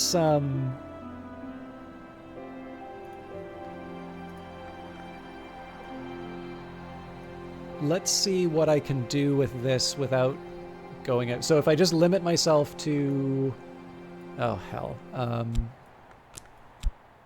so Impulse, Secret Threshold, Confounding Parable, Revelation, Newman I can give up. Pattern Foresight, not Wind and Waiting, Yes Gale, not Old Wound, not Occult Scrap, Cheerful Ditty. So I don't want to use the things that I've been holding on to for... Essentially, I want to use the things that are not persistent.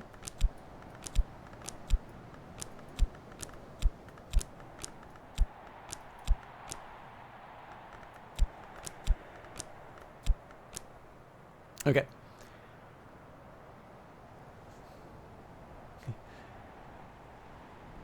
Oh, really? People guy. Well, what you need to do if you, COVID really turned me into this. I just always imagine that I'm just this complete degenerate now because I've actually started taking more baths, and I read in the bath. So it's just this height of decadence. It definitely takes me longer to get ready in the morning. But what I learned is that if you take showers.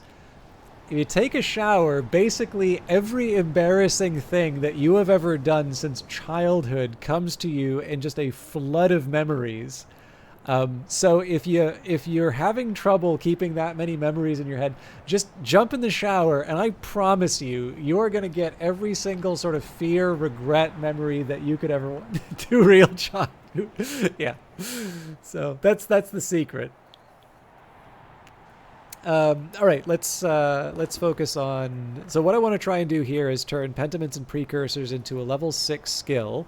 And if I'm super elite good at this game, I will be able to do it with the memories that I already have.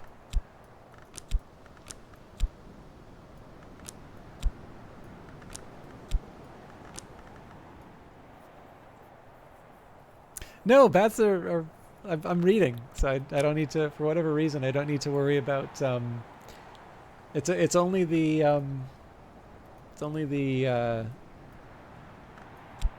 shower when when things go haywire.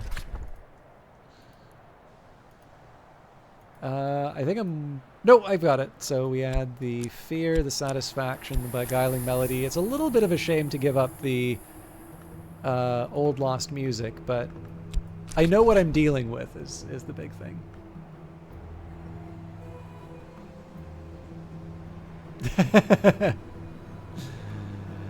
And welcome, Beth. Kind of sort of good to see you.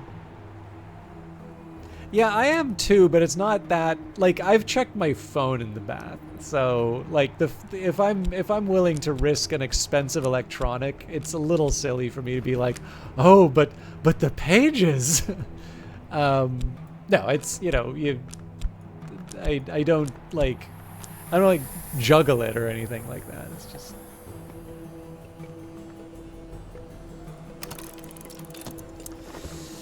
Okay, so I want to direct my attention.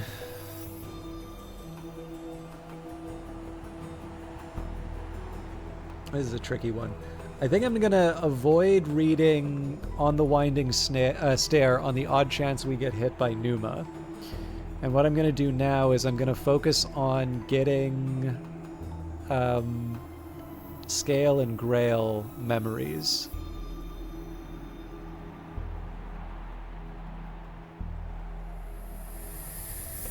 So Beguiling Melody is a good place to start, and we can get that from Skeleton Songs. I should probably find a place to...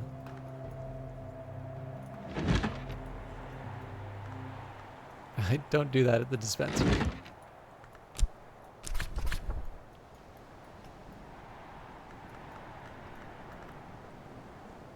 Skeleton Songs I always thought was in my...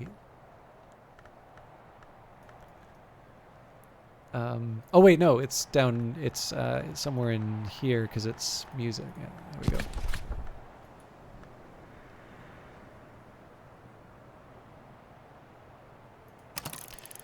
Okay, so that's one of 5 that I need.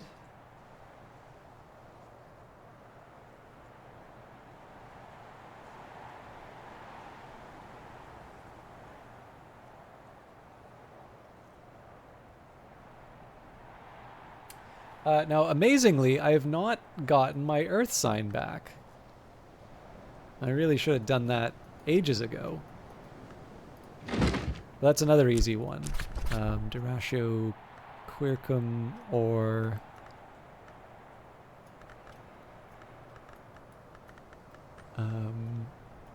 Wrapped in the King.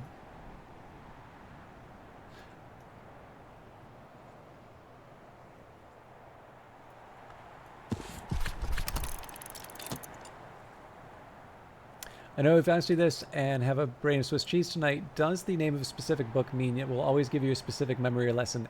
Yes, they definitely, and I don't mind that question at all because it's a good one. The books will always give you the same memory each time. Now, the books that you get are randomized, with certain exceptions, but for the most part, the books that you find in the game are, they are like books from a certain era, and when you investigate those books, or like when you catalog those books, then it reveals the type of book it is, and with certain exceptions. So like you're always going to find Traveling at Night in the Keeper's Quarters, for instance, but you are... Yes, in fact, the reason why I was able to figure out that puzzle that wound up giving me the St. Chiavi manuscript of the 3 and the 3 actually came from a book in my YouTube run. So I was very apologetic about it because it definitely feels like one of these things where it's like, oh yeah, you know, he logs off and magically solves the puzzle, right? And it's like, no, you know, if you look at the YouTube video, you can find the exact moment where like the penny drops.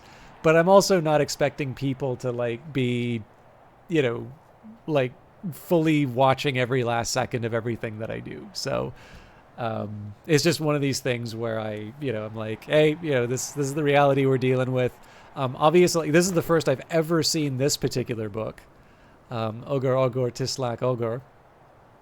And I'd love to read it, but I don't have the money for it. So there will be future playthroughs in which I get to try new things. On that note, by the way, I can't make a hard promise, but I'm going to do my absolute best to stream Book of Hours tomorrow. Some of you may know why, but if you don't, it's still going to be fun to find out. Exorcism for Girls is kind of my go-to for fear, which gives me scale.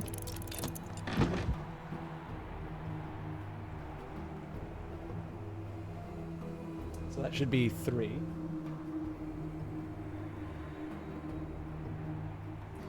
Gossip gives me Grail.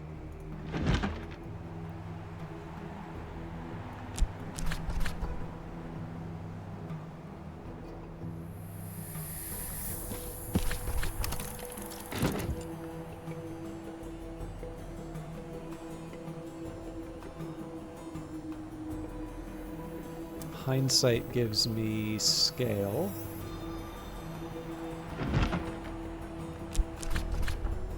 I should hang on to at least one Arab.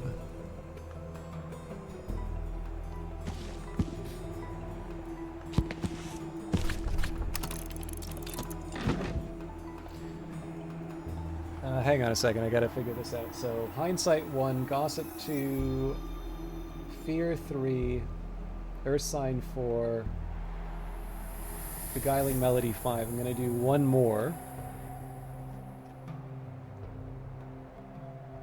Maybe Regret? No, Regret's Forge.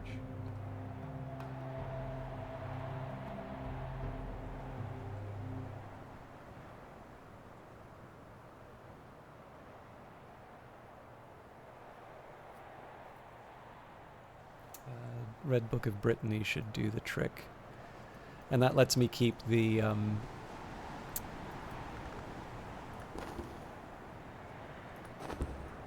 I don't have any desks left, do I? Oh, yes, I do. One more. But yeah, Red Book of Brittany should give me Satisfaction, which gives me... lets me keep the Earth Sign.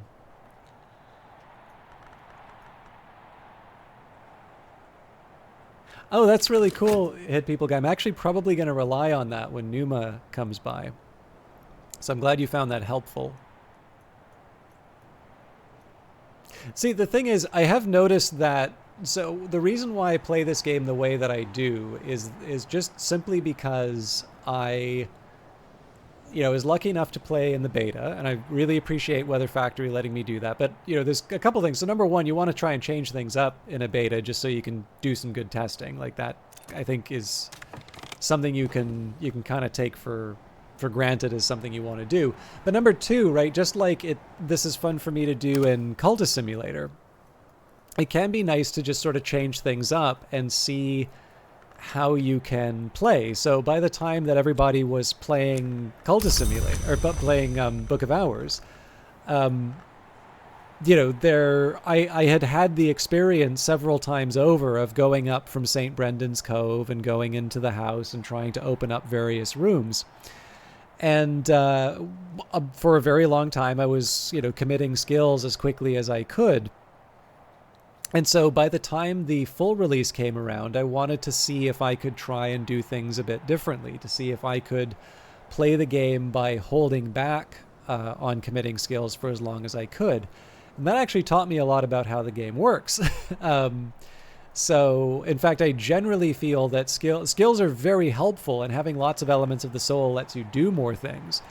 But I do tend to think that committing skills is a bit overrated for the simple reason that is the most common way that people solve puzzles, and that there is more than one puzzle in the game, and so as a result, it creates a certain reliance that may not be necessary on that measure. So again, that's not a knock on skills, that's not a knock on elements of the soul. It just happens to be, it's the first way you learn to solve problems, and so it runs the risk of feeling like it's the only way that you can solve problems. And so as a result, I'm happy that I played it the way that I did, even though it was more challenging, just because in the end it taught me more things, which is the whole point of doing it that way. Okay, Ambrosial.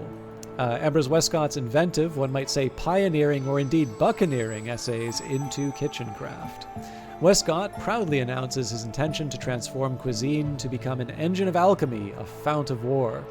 Westcott compares the ferocity of fire with the intensity of appetite as, in essence, one essence. A fire's ability to transform and destroy grows when it is offered the correct fuel. So too, he implies, can a sufficiently inspired appetite allow its possessor to consume greatly, strangely, unwisely.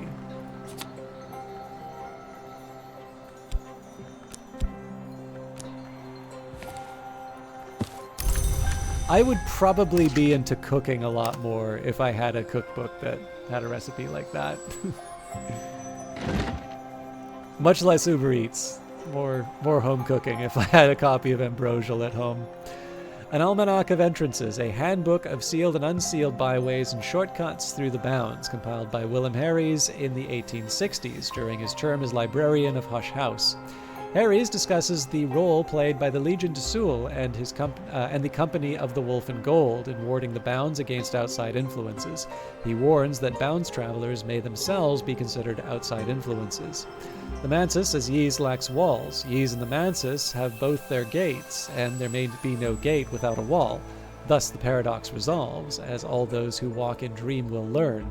But the wood has neither gate nor wall, and so it is the wood whose roots may creep it is the wood whose roots may creep after us into the hours of our waking. Whenever I read this, it's very hard for me to escape the introduction of the Shivering Isles DLC for the Elder Scrolls IV Oblivion. There's this really remarkable opening where sort of a room just vanishes and you're confronted with the Shivering Isles for the first time. And for some reason, that I always think of that whenever I read an Almanac of Entrances. Ellen Ripley.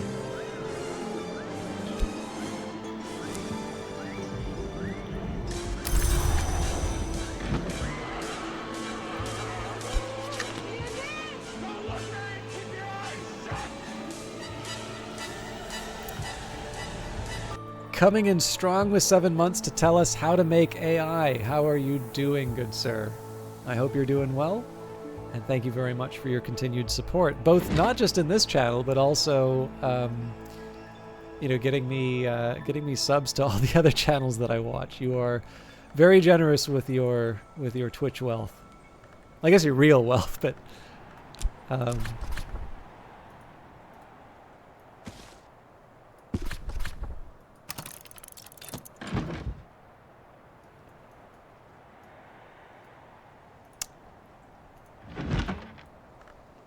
Okay. This is the one that I wanted for the Pentiments and Precursors. Skeleton Songs, poems of greedy delight composed by the possibly pseudonymous Arbella Dusk, the rumored heiress turned madam turned poetess. In Arbella's introduction, she explains that the book was to be illustrated, but that the Suppression Bureau would not permit it. She hints that the illustration still exists somewhere. The book is dedicated to Sir Parzival of the Red Cup. 26 delightful fruits, the 7 chastisements, the 9 gardens, the 4 regrets. Hello, Vesper Fortune. That's very good to see you as well. We've got another streamer that I quite like. Lord Gloom is in here as well. But for those of you that don't know Vesper Fortune, he's a VTuber. I actually don't know what you were playing recently, but I found through Cultist Simulator, after streaming Book of Hours one day, did an ascension as a bright young thing under Grail, and I don't know if you're streaming your Apostle run, but is currently attempting to become go even further along the way. Ellen Ripley is actually Jeff Bezos. Sorry I couldn't tell you earlier. I completely understand. Sorry I'm not ordering stuff from Amazon anymore. There's that incident with the camera. It was just too much. So oh, that's right, you're playing a lot of Persona 4 recently.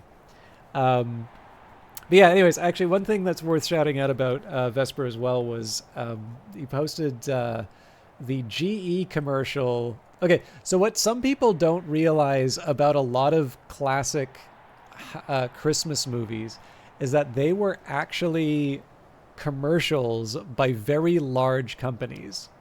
And the reason why these are not recognized for the advertisements that they are is that the laws were also different about them. So essentially the idea, like, I think a lot of you people probably know, you people, I'm not lecturing you, but I think a lot of you probably get the, I think most people understand the idea that like a soap opera is so named because of the sponsor, right? So you've got Procter and Gamble, so you whippersnappers, yeah. It's like Procter and Gamble, is paying for a radio drama or a TV show or something, and because they're selling soap, it's soap opera. But this was a pretty common thing. But the law, I'm not 100% clear on exactly what the deal was with these laws, but essentially it was that you could do this sponsored show, but that it wasn't a permanent state for the show. Like you had the broadcast, and then subsequent broadcasts would be would be like the actual show, the product, right? So the idea here, I mean, it's kind of funny when you consider the way product placement works now, right? Because not that iRobot is a classic that everybody's going to be watching over and over again, but I mean, half of that movie is a love affair between Will Smith and his Converse shoes, right? So there you go. As long as Converse is being sold, they're earning money off of that sponsorship, or like the Pepsi sponsorship in Terminator 2, right? Not just a Pepsi machine in the background, but a guy with a Pepsi can on his damn clipboard, and that's there forever, right? That's never gonna go away. But how else are you gonna finance the movie? How many of you know that Terminator 2 is an independent movie? Anyways, so basically, the Charlie Brown Christmas, right? That classic, wonderful cartoon about, the tendency for Christmas to be too commercialized and discovering the true story of Christmas, a true lesson of Christmas. That is a Coca-Cola commercial. That was sponsored, completely paid for by the Coca-Cola company. And the laws at the time were basically that, you have your advertising block at the start, and then the subsequent broadcasts are the thing. And I actually really like that way, right? So essentially it's kind of like the way that we do patents and things like that. You have the you grant that exclusivity so that you make your money back for the thing that you do, but then something falls into the public domain and society benefits from it. That's essentially the logic behind these types of intellectual property rights. I realize people have a lot of problems with intellectual property rights, and I'm not even necessarily going to say that they're unjustified, but this is the way that these trade-offs work. In fact, let me see if I can find one of the deleted slide. There's a couple of other changes that was made for it, but let me see if I can find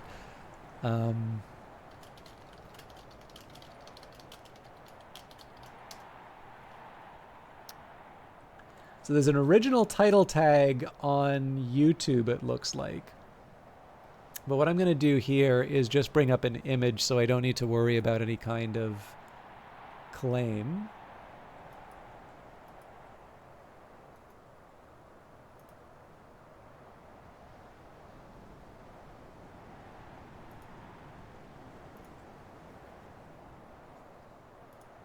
But yeah.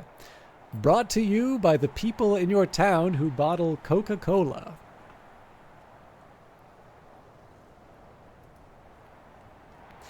Yeah, so essentially because of the way that that the rules for that kind of advertising worked at the time was that these would be removed from the film in subsequent showings, so that essentially it's not advertising in perpetuity.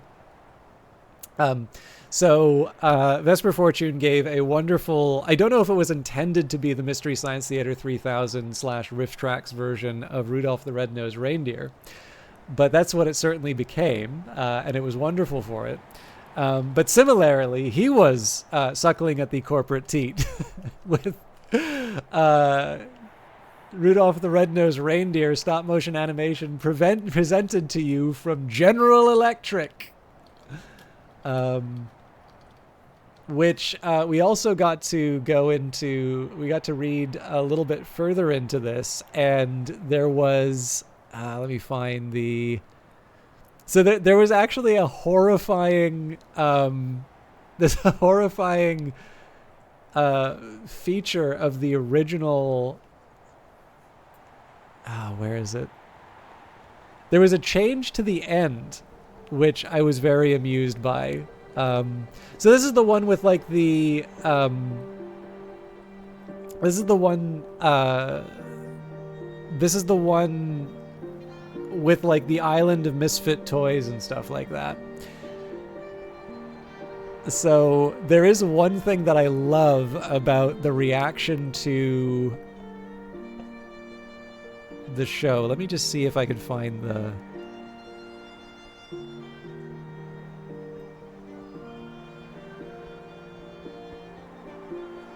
So anyways, while I'm looking this up, basically the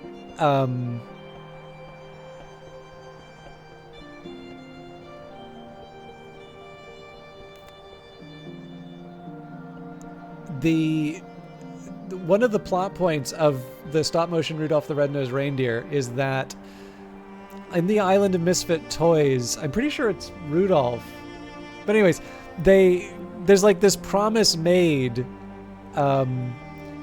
that they're going to like tell Santa about them and like get, you know, have it all sorted out. Let me just see if I can find the exact line.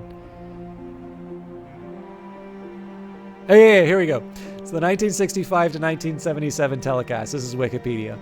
The 1965 broadcast also included a new duet between Rodolphe and Hermie called Fame and Fortune, which replaced a scene in which the same characters sang We're a Couple of Misfits.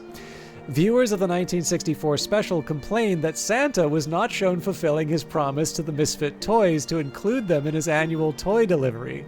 In reaction, a new scene for subsequent rebroadcasts was produced with Santa making his first stop at the island to pick up the toys. This is the ending that has been shown on all telecasts and video releases ever since. Until sometime in the 1970s, the special was aired without additional cuts, but eventually more commercial time was required by the network. In 1978, several sequences were deleted to make room for more advertising. The instrumental bridge from Where Santa's Elves featuring the Elf Orchestra, additional dialogue by Burl Ives, and the Peppermint Mine scene were resolving the fate of Yukon Cornelius. The special 1993 restoration saw Misfits return to its original film context, and the 2004 DVD release showcases Fame and Fortune as a separate musical number. So the thing I love about the original version of Rudolph the Red-Nosed Reindeer, the stop-motion one, is this idea of like Santa, who already has like that one scene where he completely freaks out and like just generally is kind of alarming. I do kind of love that it has him just completely betraying the Misfit toys once they've outlived their usefulness. Okay, I'm gonna read the books and then I'll cue everything else up because obviously I got sidetracked. Wrapped in the King, detailed accounts of secret bacchanals and ecstatic dances observed in necropolises and graveyards in southern Europe, in Egypt, and in Anatolia. The author is a self-confessed ghoul, an eater of buried flesh. He claims to have witnessed the dances while at his feasting. The dances draw from the traditions of the mysteries of the cults of Isis and Sybil, but include both symbolic and literal flayings, and the human heart is always central in the rites. The author punctuates his accounts with queasily sensuous descriptions of his own interrupted feasts. At the greater feasts, a black pig is always crowned as king before its slaying. On this occasion, its heart was weighed in the balance against a knot of feathers, and its skin became a cape for the officiant. Its flesh was left for the crows, but I must confess my interest was not in its carcass, but in the perfumed flesh of the milliner laid fresh in the earth.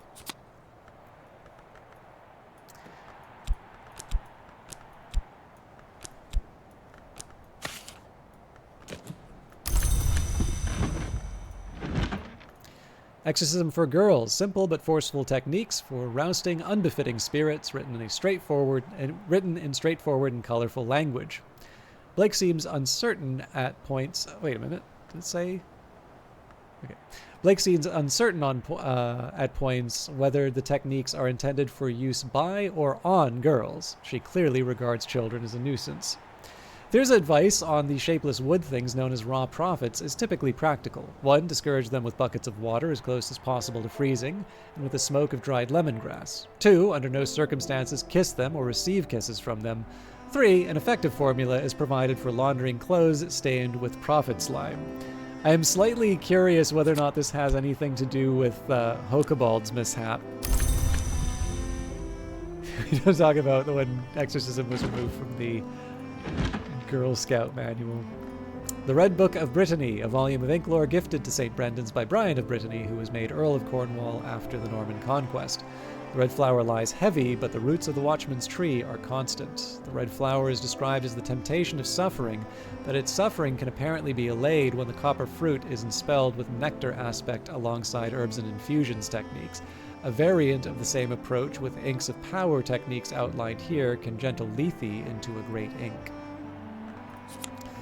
Well, that's another thing I was meaning to try. Okay, we've got 3 of the required memories.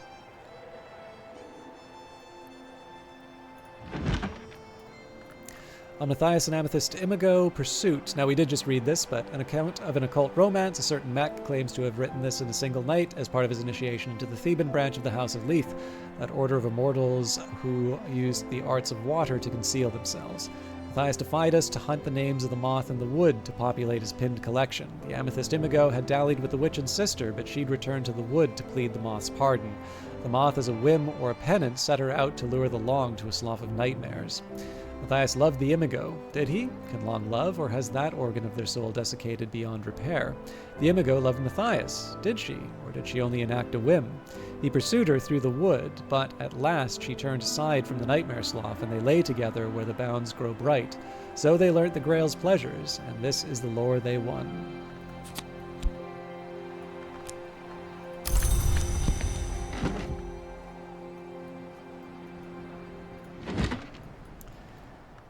Etery After, an anonymous erotic novel occasionally claimed to have been written by Ava de Wolf, although at least 2 duels were fought in her honor to avenge this slander.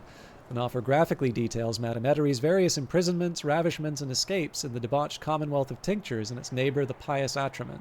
It becomes apparent that many of Etery's lovers and pursuers, Catwink, Houndskull, Nilike, are transparent allegories for inks, and that Etery is an embodiment of knowledge pinned to paper, to her mingled delight and dismay. The author only half commits to the metaphor, though, and is clearly at least as interested in titillation as revelation. So for those of you waiting for the ink porno part of the broadcast, your time has come.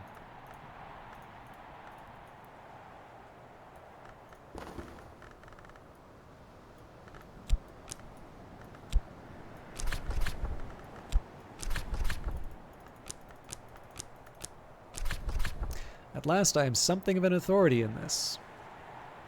Fates and forgotten things, the Carapace cross, the line of Antaios, the world of a low red sun. Though much is taken, much abides. People guys good. Okay, now if I can, I'd sort of like to make an old moment. I don't remember the best way to do that, though. Probably pentaments and precursors. Let's go to the altar of the... Nope, need something with scale.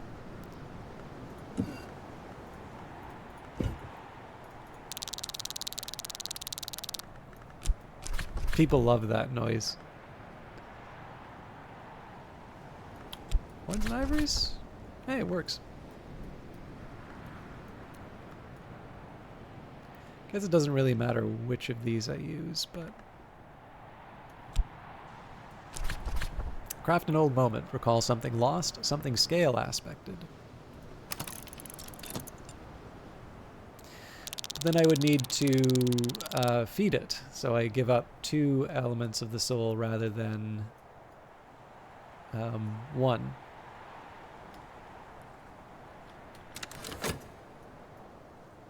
Oh, I need to read some books.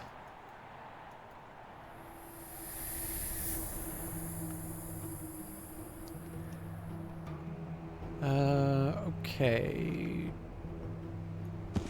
So, Exorcism for Girls should be around here. 2 wounds, 1 heart. Oh, and this is a Kilisimi text.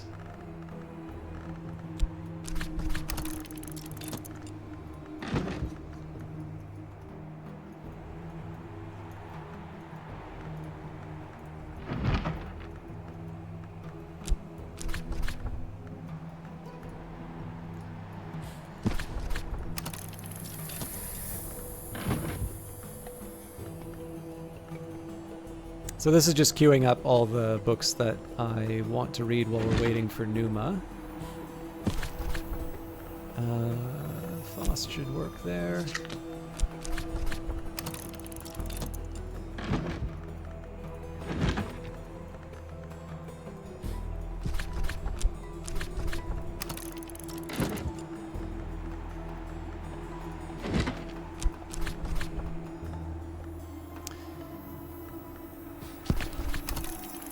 Okay, so we're still on to the librarians, the Curia period. Or, well, I guess here we're on to Nocturnal because we're looking at the Kukurbit prison records. So there's a small transition that we've just done, but...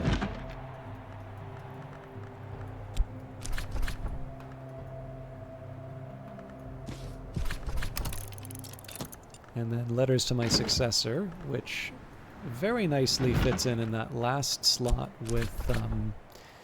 Collar's Desk, the secret and underappreciated hero of Book of Hours. So that finishes off the... Yeah, so essentially all the librarian, all the sort of Curia period and beyond, all the librarians are essentially accounted for in those readings. Is the sound cutting out in and out for everyone else? I've restarted your computer and it could still be your headphones rather than the stream. I would love to know. So if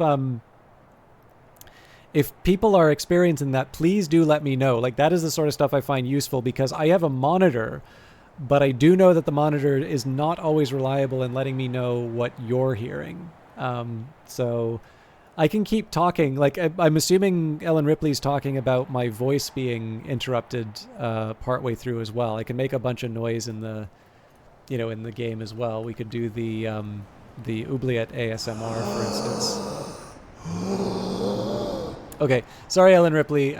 Looks like it might be on your end, but thank you for answering, folks. I know people like to lurk here, so I always feel bad dragging people out, but it's usually very easy to fix, but I do actually need to,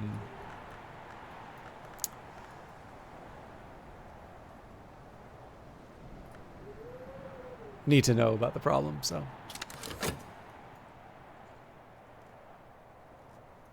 I guess I could have, worked at the Sweet Bones again, yeah. Nothing stopping me now.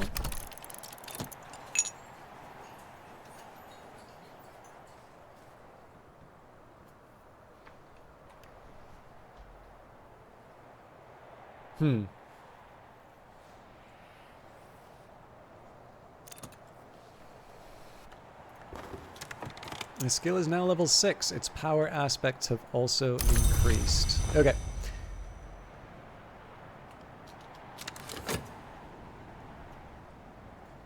I don't think it would be a bad idea for me to try and catch up on some of those skills that I wasn't able to do stuff with. See, here's the tricky part. It would be easier for me to do that after leveling up the elements of the soul, but I don't want to level up the elements of the soul until I finish Numa. Yeah, no problem, Ellie Ripley. I'm sorry. I mean, you just subbed to the channel again, right? I don't want to... I do feel bad that you're not getting your money's worth there, but sadly it doesn't seem like it's something I can fix on my end. Okay. 2 wounds, 1 heart. Let's try that again. A fanciful account by Thirza Blake on the early life of the twins, their time as mortals before they became hours or even long in a dry kingdom beyond the Western Sea, which Thirza suggests might have been ancient Mexico. It is widely known that the sister was rich and the witch poor. It is widely known that the witch loved the sister first. It is not widely known that the witch was first employed to teach the sister the arts of embroidery. Although Thirza is very probably just making up much of the story, there are long passages expounding notable techniques of weave work and thread fight. In particular, when witch and sister flee across the sea to be together, Thirza explains how they fashioned a peace weave with heart and these arts, and then, to tame the winds, called on heart again to swaddle the thunder in peace weave.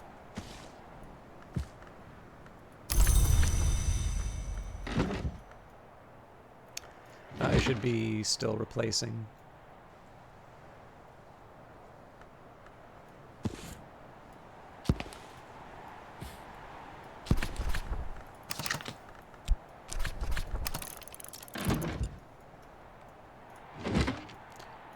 Seven shards. The Lionsmith, one of the two great hours of struggle, broke his sword into 7 shards. Natalia Brulot, 5th librarian of Hush House, describes the nature of each of those shards, allegorically and otherwise. The 3rd shard has been identified as with the cry of pain. The Lionsmith is a stoic hour, but we must assume that in the sundering moment even he might have been unable to restrain his distress. Now the sound of tin under pressure is called the tin cry. A reason, perhaps, for the further identification of the 3rd shard as the Shard Royal. The 7th shard we call informally the Invincible Audacity, which is struck from the winning move as the winning move is struck from a memory with the application of sufficient edge. So that one should probably be Almanac of Entrances is Harry's, and I think Brulot came after Harry's, but we can actually verify that.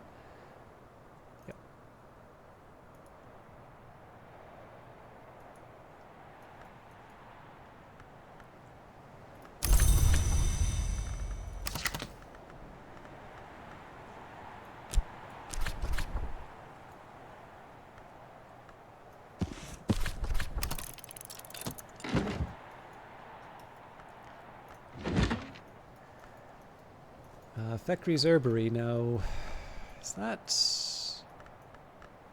Feels a little early for me to be reading that. Oh, doesn't matter.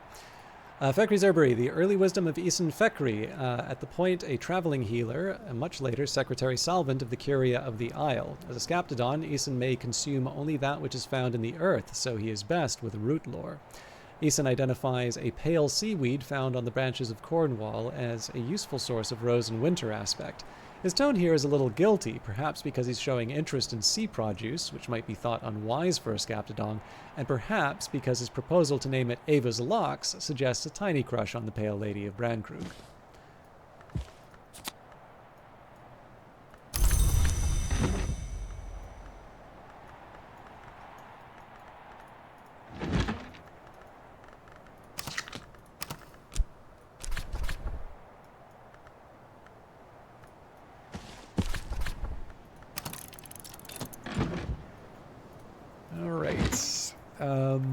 The collected Hush House lectures in the 1800s, Dr. Aaron Peel was invited to give a series of lectures to the Curia. They combine his pithy view of the histories with his particular brand of unhelpfully ironical insight.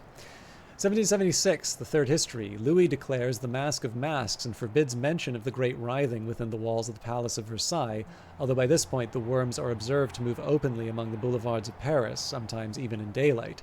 The army is redeployed to defend the court. The mask lasts 1 lunar month and attracts several of the long abroad in Western Europe at the time, fleeing the worms or hoping to take advantage of the desperate Louis, or seeking access to the sealed mirrors of the palace, or just eager to attend the most inventive and desperate debauch of the century.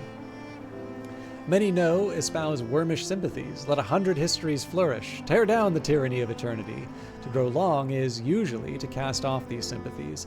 There'd be no immortality without eternity, and eternity, we often seem to decide, is only tyranny as long as we are not eternal.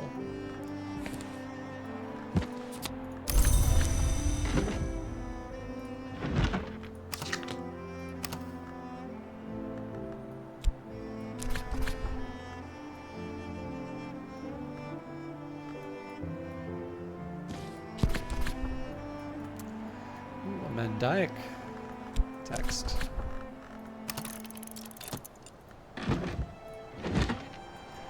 Glimmerings. An anonymous prison diary written by a dreamer convicted of Aniric irresponsibility and confined to the Kukurbit. The prisoner is plainly terrified and bewildered by their situation, and has been unable to wrangle a coherent explanation out of anyone. But the dreams keep coming, and they keep writing them down. Snow, broken mirrors, half-heard sky music, flowers of white, red, and black, a blood-streaked winter dawn, the most notorious signifiers of Aniric risk, fantastically vivid and detailed. No wonder they were locked up.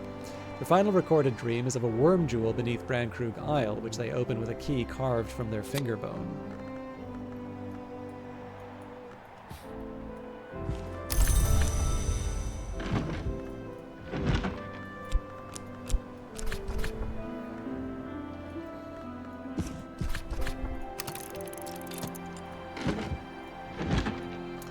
The Kukurbit Prisoner Records, 1927, accounts by Governor Collar's private secretary of interventions and experiments in the last years of the Kukurbit prison, focused particularly on prisoners he believed might have Carapace Cross lineage. 2 prisoners suspected of Aniric crimes are encouraged to access their inner Carapace Cross tendencies and develop the attributes of the Segles kind, sickle-formed pseudocrustacea. Regrettably, they lose the ability to breathe air. One dies, and Collars releases the other into the sea. Collars describes how he successfully induced an unstable carapace larva to develop into a greater form using insects and nectars techniques in the context of considerable moon aspect to awaken what would rather remain hidden. He hopes that similar techniques might be used to expedite the moral development of the prisoners. So I've always wondered if the prisoner described in this one is our good friend over here.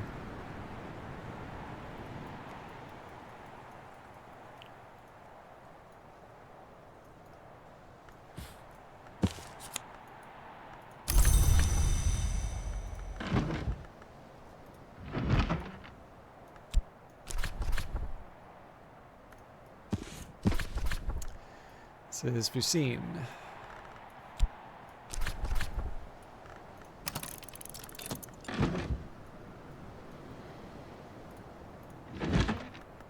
Kukurbit Prisoner Records, 1928, accounts by Governor Collar's private secretary of interventions and experiments in the last years of the Kukurbit prison, focusing particularly on the hill children, wild wood things that have found a shape in the physical world. Something called a Singlefoot, a horned mountain dweller, is brought back from some kind of embassy to the Grove of Green Immortals. Collars expresses his irritation that Gervenius Van Loren refuses to assist in its containment. Singlefoot somehow conjures an earthquake that cracks the tower and enables its escape. Collars determines that it should not have been permitted to dream while kept beneath the earth. It had access to sufficient scale aspect to use its arts of hill and hollow to develop an old moment into an earthquake name. He mandates above-ground confinement for all hill children prisoners in the future.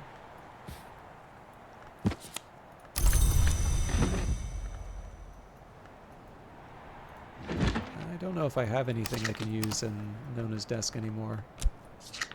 Yeah. Bit of mismanagement on my part. And the last of the librarian letters, or books.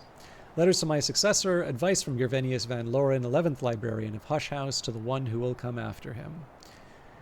Some of the advice is practical. Don't worry about losing the house key. Always close the seaward windows. Make sure you feed the cockatoo. Much more of it is rarefied, especially about the Inks of Revelation, and some of it relates to Van Loren's own doom. When I was another, I made a foolish wager with the hooded princes to solve 7 riddles. I had not realized the riddles would be set by me for the one I would become. 6 are resolved, the 7th will be the end of me. It waits now in the cellar of the jail, where Collars still believes I can keep it confined, but the first riddle told me that I would not see the second dawn.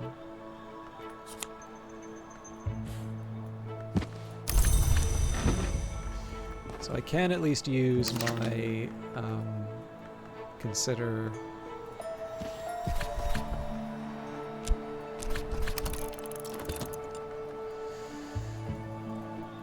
and then we're still working on fixing and mending, but we can use the rest.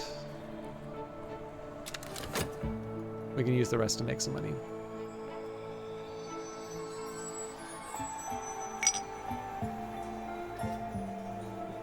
There's not much work on offer in Brandkrug, but can find sixpence worth of odd jobs. As I used to say in my youth, the day is done and so am I, but I've earned my pay. So the plan for tomorrow will be essentially what we did today. We'll read On the Winding Stair with Ramsund. I might even talk with Reverend Timothy, just so I can get a nice little stream of memories. With Keeper level scale, an old moment can lead to an earthquake name.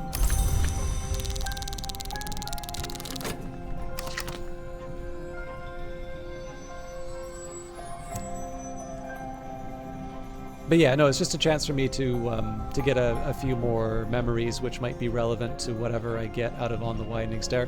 I would have a feeling that probably a pattern comes out of this, and what do I even want to guess what might come out of it? Anyways, the hope here is that I would be able to use these memories to level up some of the intermediate skills that I'm looking to boost up. Okay, Kitling Ripe and the Moldywarp's Grave and Other Stories, a lusciously illustrated tome of loosely connected children's stories. Few of them are remotely suitable for children. The protagonist, a speechless cat thing called Kitling Ripe, performs a series of elaborate rites to rescue members of her extended family, culminating in the resurrection of her other grandmother, Moldywarp. When the Snake Witch killed the horse, Kitling snatched one of its eyes. When the Dry Witch killed the pig, Kitling stole a cup of its blood. She took them to the place Moldywarp lay buried, and she shook out her hair, and she began to dance.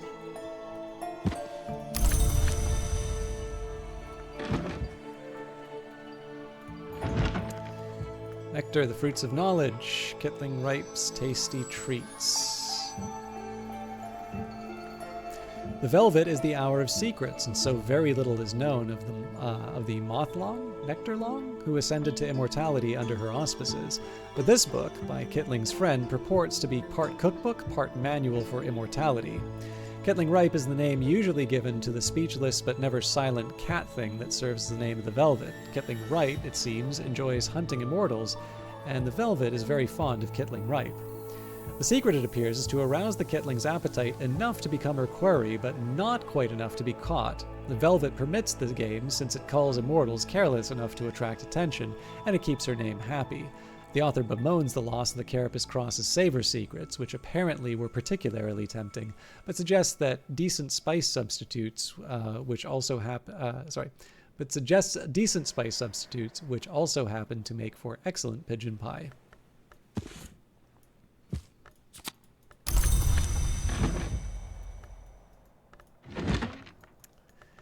Snare of the Tree. Collected proverbs of Aunt Mopsy. Once in the wood we call a visit. Twice in the wood we call a journey. Thrice we call coming home. Every timber has its knots, the straight and the crooked both. Every weave is more absence than thread. You can't keep nowhere out any more than you can keep somewhere in. When the cuckoo learns the nightingale's song, our sleep is sweeter than honey.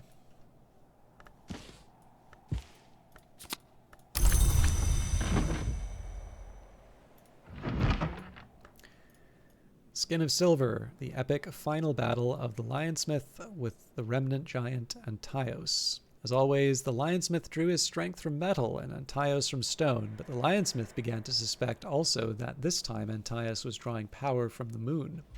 The Lionsmith beseeches the three for their assistance, and the Menescate favors him with a skin of silver, like water, like mercury, so he too can drink power from the moon. For, she whispers, he too will one day be drawn into perfect balance. Now, I'm curious. I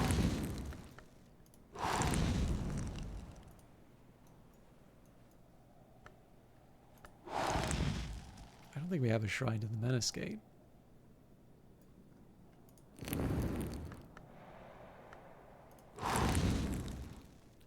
I was thinking if the Menescate has an edge side, that makes them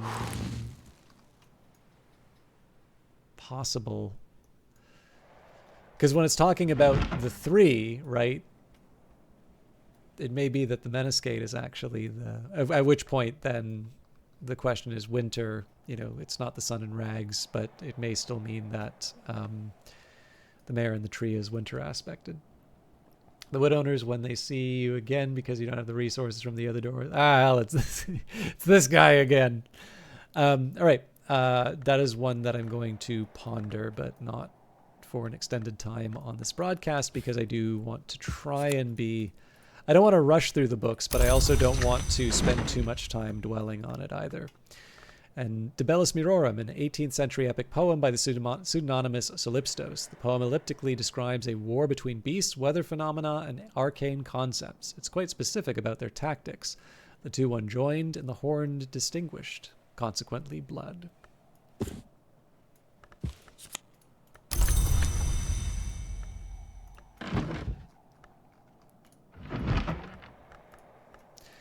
"26 Enticements, 7 Torments." The painter Niels Friedrich Malsker notoriously attempted a series of paintings based on the torments. By the 5th torment, the demands of the painting had grown so dire that he died of blood loss.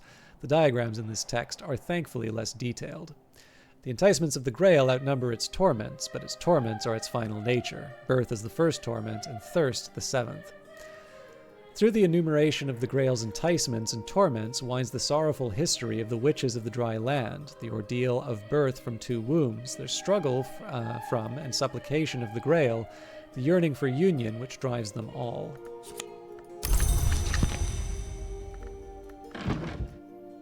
I think...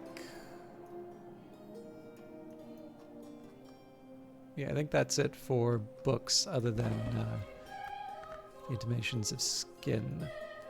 Fiendishly complex, weirdly distorted illustrations of Congress and anatomy by the haunted visionary painter Niels Friedrich Malsker. Malsker illuminates the evolutions of the names of the Grail with unfortunate clarity. It seems that a lovely who consumes an ivory becomes an ivory. A lovely who consumes a thirstly becomes a thirstly. A lovely who consumes a name of another hour might take its place. In the penultimate illustration, a lovely grapples with a fungoid knot that can only be a name of the crowned growth. The lovely's mouth and other portals gape wide, and the growth name is already partially engulfed. But it seems that Malsker couldn't bring himself to illustrate the result. The final illustration is only a scrawled, bloated obscurity.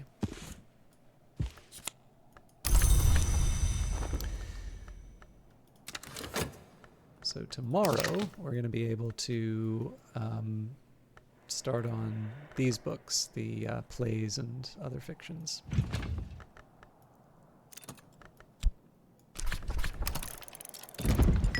As I used to say in my youth, the day is done and so am I, but I've earned my pay.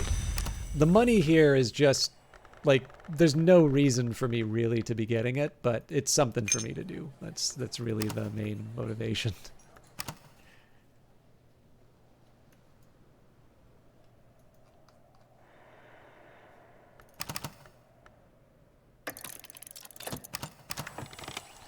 Memories fade, assistance departs, but the soul is refreshed. Alright, let's have a chat with Reverend Timothy. Well, we'll see what the weather is first. If Numa shows up. Okay, cloudy day. Reverend Timothy's door is always open to me. Timothy will offer help for free as a friend. Reverend Timothy always jumps at the offer of my company. So let's read that Wheellock book. On the Winding Stair, Gregory Wheellock, the master mason and architect employed by Walter de Wolf to construct the Winding Stair and the guest chambers in Hush House, describes a more ambitious and dangerous project.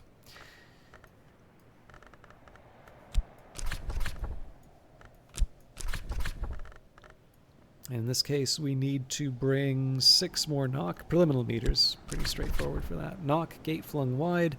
I have a match for this book, enough knock to match mystery knock. Also,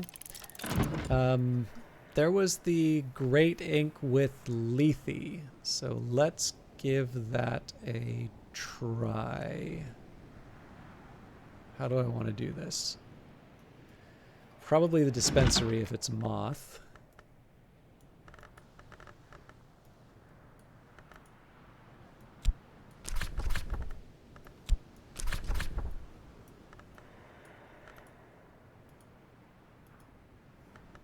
Probably my Mothy, but...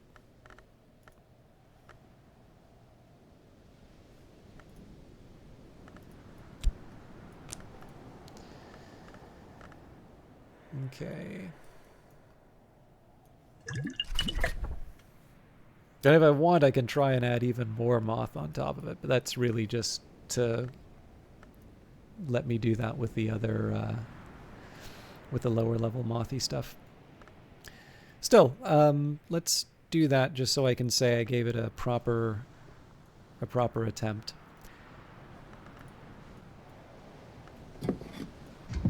All right. So whatever it is, it's clearly not for the Inks of Revelation.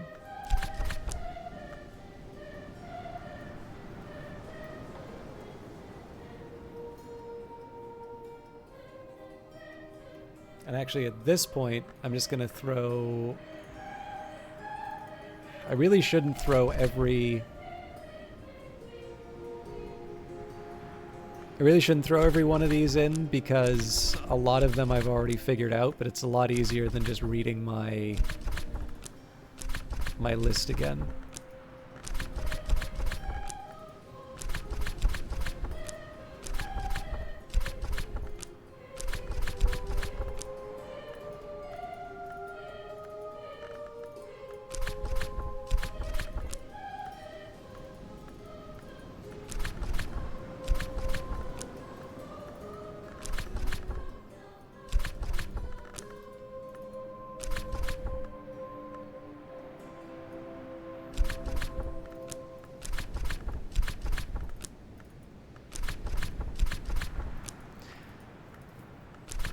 So one thing I will say is that if it is something like Inks of Containment that doesn't have moth, there's definitely a way that this doesn't work out for me.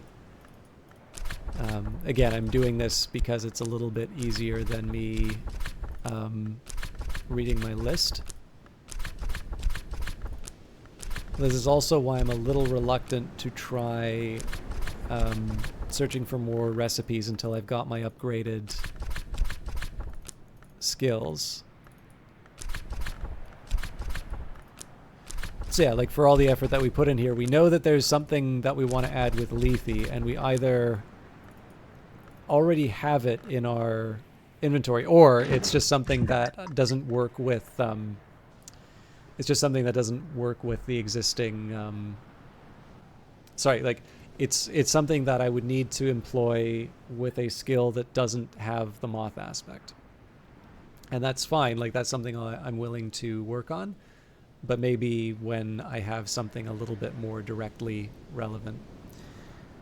So, we're reading the Wheel Lock book. I probably want to reserve some elements of the soul, but I also think a couple rounds through the library is not going to hurt anything, so...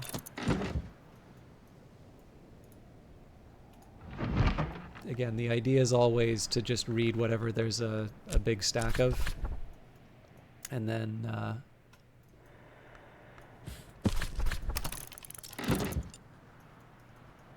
once we really start getting to the edge in terms of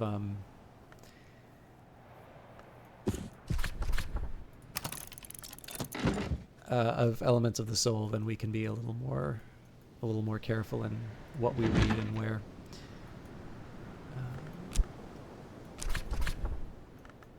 So the one thing I'm definitely not doing this time is, like, I'm not going to commit the Tryst because we don't know what's coming out the other end of that,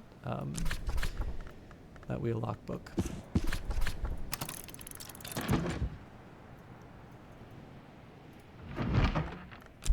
Core is another example of that, actually. So we're not going to read the Skeleton Song, seeing as we just read it. I will, however, go to Dream of the Conspiracy of Lower Skies.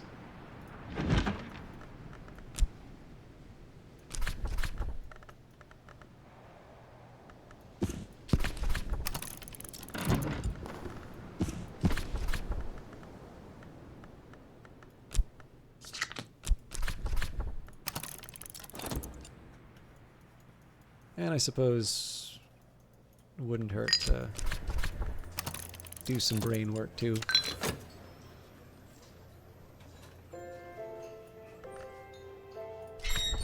Reverend Timothy always jumps at the offer of my company.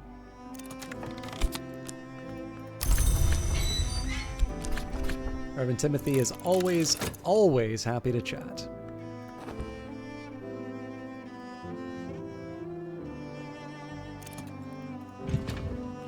Carried the memory like a flambeau safe through the mazes of night.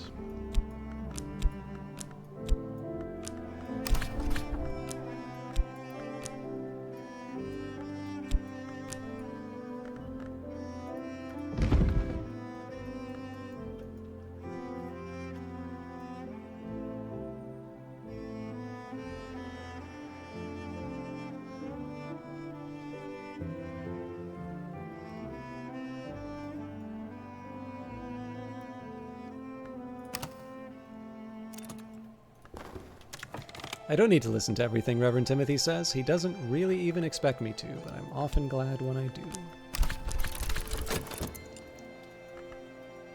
So even though I'm making all this money, I don't quite have the heart to,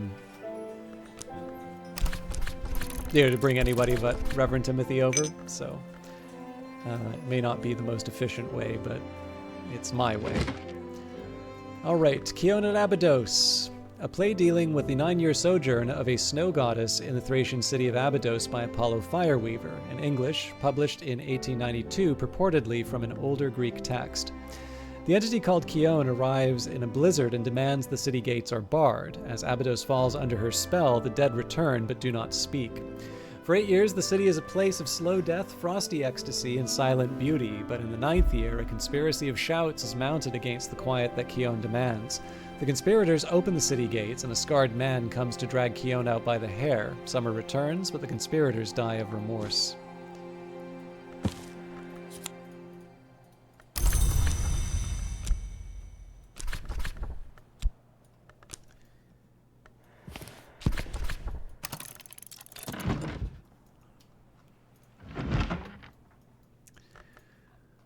All right. The Seventh Voice.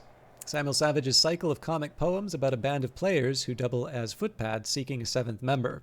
Sir Sea Snatch is distracted by Mistress Twitchshell kissing Mistress Netherpearls and fails to see Master Magglepie making off with the players' funds. The whole enterprise almost ends in disaster when Mistress Wandereye's family insults her costume and she burns down their house in a fit of pique. But the day is finally saved by the 7th Voice, a wandering bookmonger who returns the band's lost music.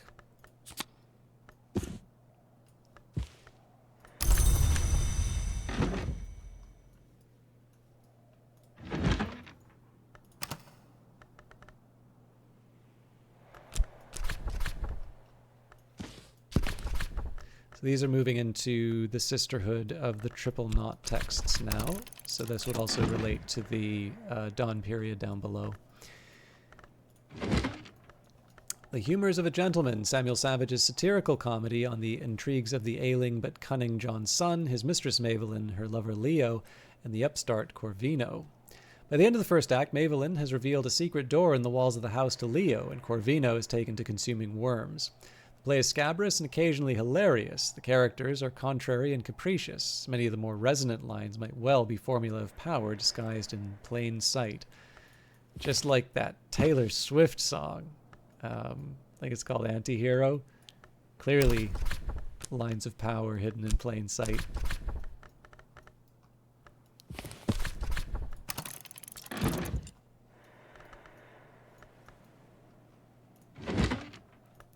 Apollo and Marsyas, the libretto of a lost opera concerning the contest between Apollo and Marsyas and its tragic outcome. The librettist is identified only by their initials. In the original myth, Marsyas lost the musical contest and was flayed by Apollo, who later regretted it. In this version, Marsyas' skin has a further history. The skin of Marsyas gives oracles and is later smuggled to Phrygia, where the priestesses of Cybele use it for a drum. At the climax, the striking of the drum drives would-be violators of the priestess to suicidal madness. The opera ends with a wistful hymn from the youngest priestess on the beauty of mountain pines.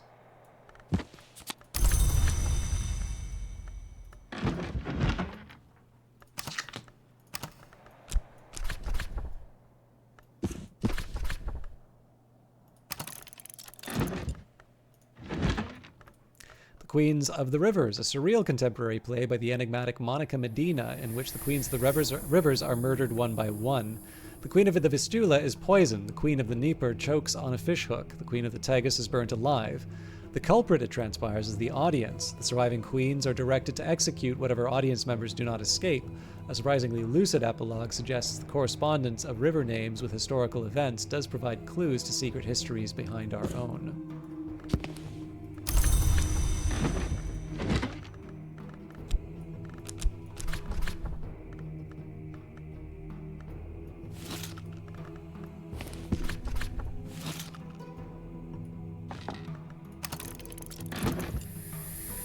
Okay, one more? Two more. Burning Woman, a transcription of a play by Menander the Victor, possibly the dramatist of that name into Frisian with commentaries. The play describes a pilgrimage of smiths and adepts following the trail of the Burning Woman, who has appeared in all their dreams and given each a wound and a word. The smiths and adepts give up on finding the Burning Woman and resolve to build their own kingdom, where our strength will be sufficient to shatter the world.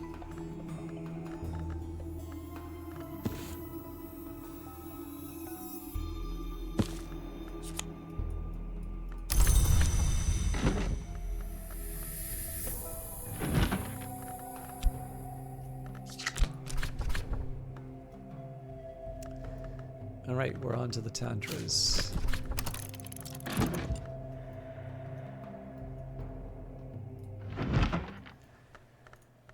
The dream of the conspiracy of the lower skies. The disgraced oracle Daemon Azenaton sifts through the tall tales of Penelope of Gordian, the work of the court poet Cal, and the forbidden fragments of the work of the adept Aratres, identifying common themes.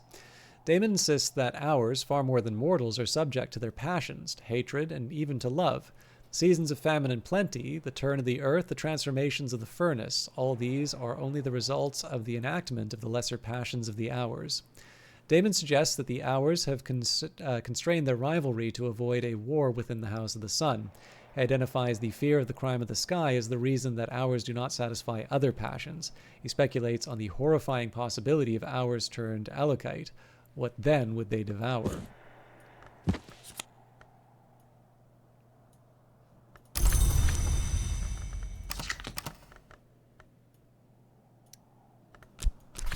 It occurred to me I can use FET at the governor's desk more than I've been.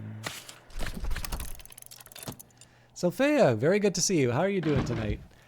For those of you not familiar with Selphea, I don't recall. Let me just make sure, because I figure it's been a while since that. I'm going to do this in the order in which people came in. So we have talked about Lord Gloom, and we have talked about Vesper Fortune. I'm doing this now because I'm always a little worried that I talk about people, but I don't actually do the shout-out command. Hello, Dendrian. Good to see you as well.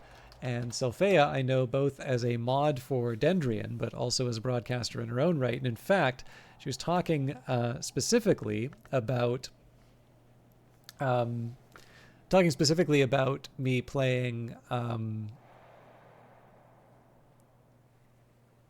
Book of Hours and sort of needing to see from the very beginning how the game is played. So one of the things that I am hoping to do, if I can, is to play Book of Hours tomorrow, and if I'm lucky, especially because we're very close to the end of this run, I might even be able to do it, to do a fresh run. Even if I don't finish this one, I'd probably do a fresh run anyway, because there is a special occasion for tomorrow, which I don't know if anybody's identified, but it's a pretty arcane reference. The Book of the White Cat, stories brought by a blind white cat to Penelope of Gordian. The aviform owls, the crow, the laughing thrush, the dove, and the twin kites have been known to meet in the mountains north of Gordian at a place called the Roost to exchange gossip. Penelope indicates that mortals who hear their words directly are obliterated, but claim that her cat goes unnoticed and returns to her with rumors from the hour's meetings. The stories that Penelope claims as our gossip are fragmentary and confusing, accounts of contests where hope and dread in the Shadowless Empire are used as game pieces, agendas of ruin and remembrance and from no known history. The most interesting element is the protective incantation she records at the end of her book, after she worries that the hours might in fact learn of her spying. Yeah, I mean, it's never. It's not like I'm going out of my way to. I mean, sorry, I don't mean that to sound like mean, but I'm obviously not going to go out of my way to just, for one person, I'm going to start a brand new playthrough. But it does it there is something I specifically want to do tomorrow, and so it is just convenient that you mentioned that you kind of wanted to see the game from the beginning. And clearly I have two series that can be viewed from the beginning for this game, but I will possibly be doing a new playthrough reasonably soon. So it just the timing worked out rather well there.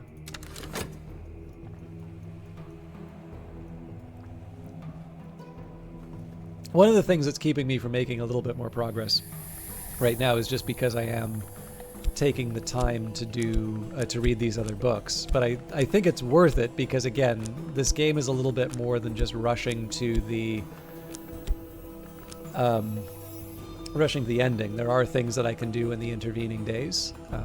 So I'm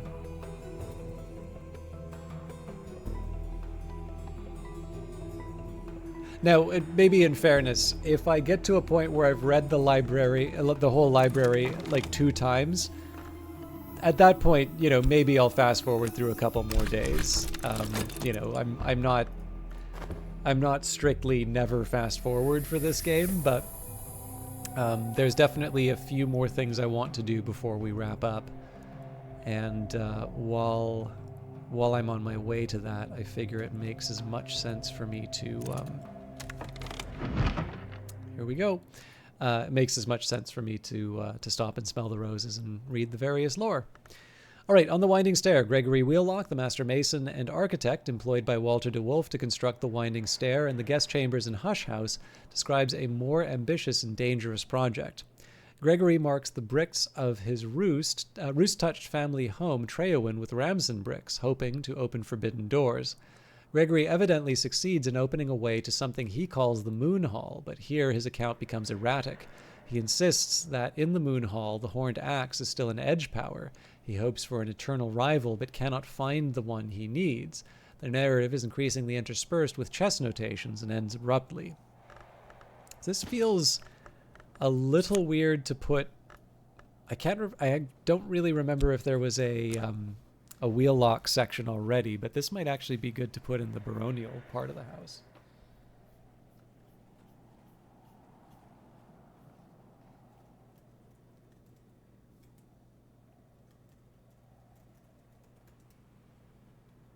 Okay, that was in my record, so.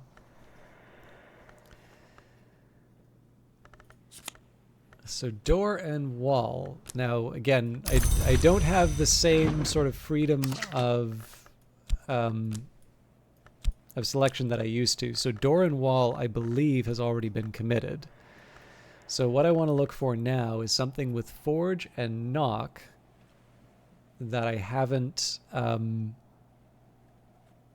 committed yet. And for that, I'm going to consult my sheet.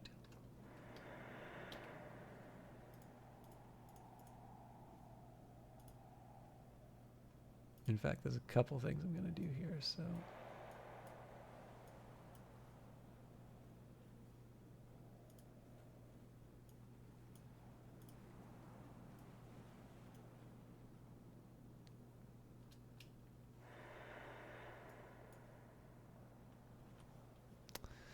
Okay, so solutions and separations might be a good fit for this one.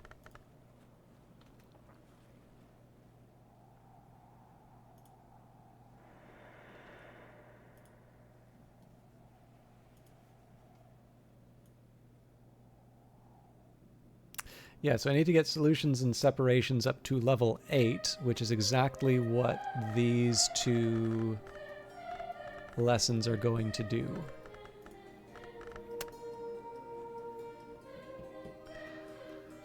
So,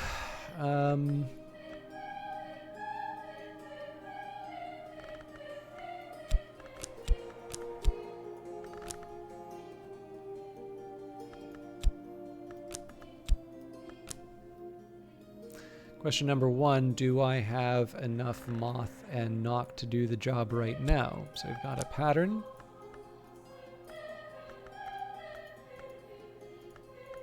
We've got a moth. But I need 6 more.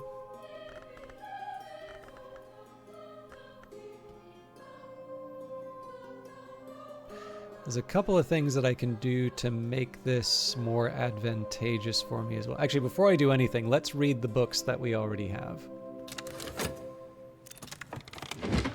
All right, The Secret Colors. Black Ellie, disgraced Damascene matriarch of the Sisterhood of the Triple Knot, wrote this while fleeing the agents of the Duty.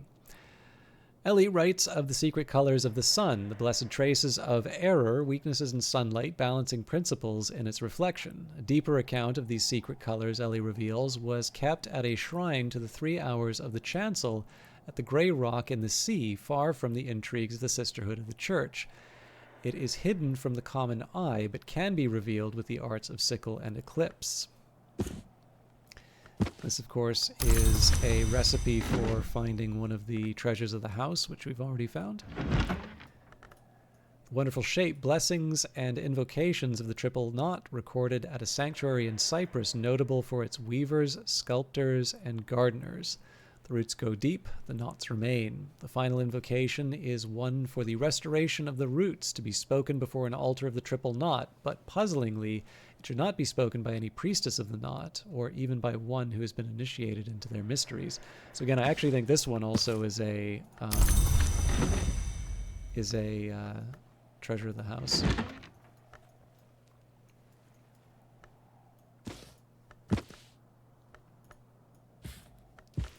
Malachite supplications, prayers addressed to the Malachite by the Sisterhood of the Triple Knot. If we should flourish not, let our enemies flourish in that time when we are no more. One prayer describes how a strong degree of nectar aspect can be used with Lethe and Tridesma Hira rites to bring forth the last nectar of the last history, the living ink, the ink in secret. Really? All right. Gonna make a note of that.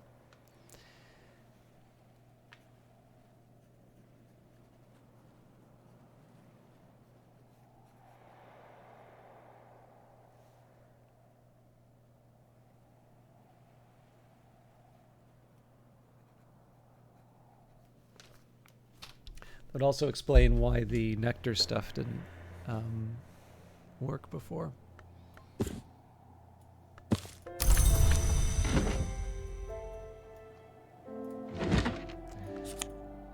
Asite supplications, prayers addressed to the Horned Axe by the Sisterhood of the Triple Knot. Impulse helps me with the current goal here. If we should pass not, let our enemies pass unto their deserved end. One prayer describes how sufficient moon aspect can be used with Tridesma Hira and with almost any egg to hatch the stone's children, the sky's daughter, the sea's sons.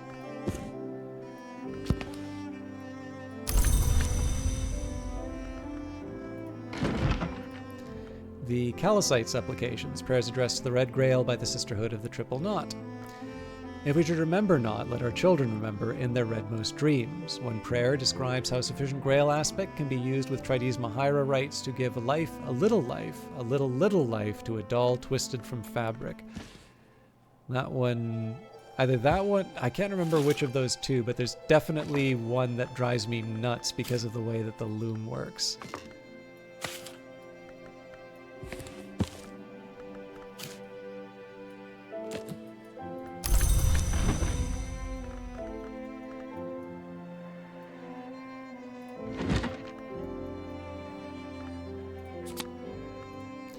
The Thirsting Tantra. C.G. Burial, the temperance campaigner, published elements of this in a pamphlet which had to be withdrawn and destroyed after it became popular.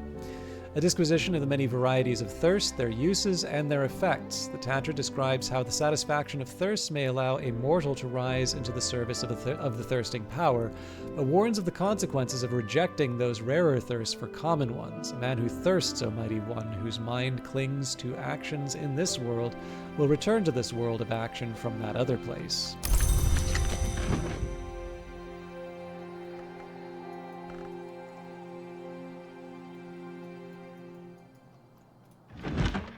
The Fire Circle Tantra, the one known extant copy of this in Western Europe, was stolen from the British Library in 1892 when Harvey Haddington confessed to the crime and claimed to have eaten it with butter and garlic in a moment of ungovernable whimsy.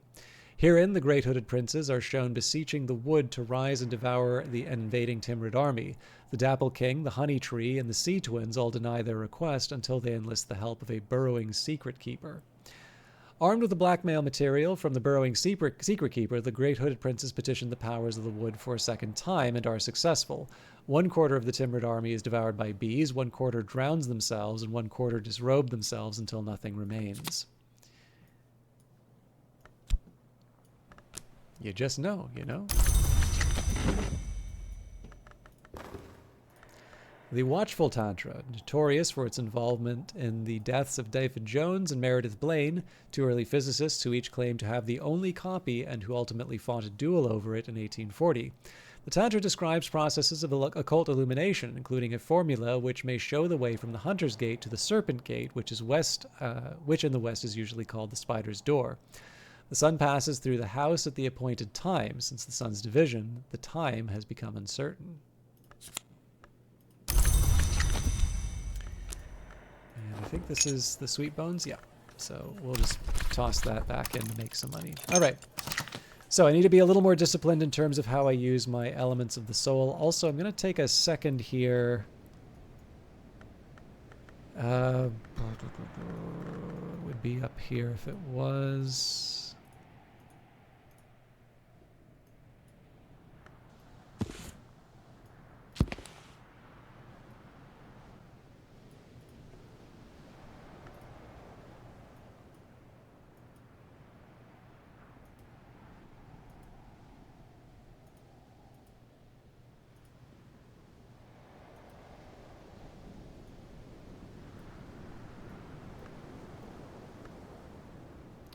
Okay, I'm going to put on the winding stair in the baronial section for now, but I feel a little weird about it. Let's focus on improving solutions and separation. So again, Knock and Moth are what I'm looking for.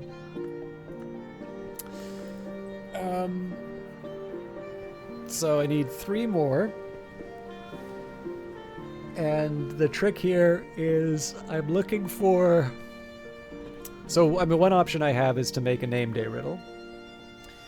But one thing I'm specifically looking for here is something that Reverend Timothy can't generate on his own.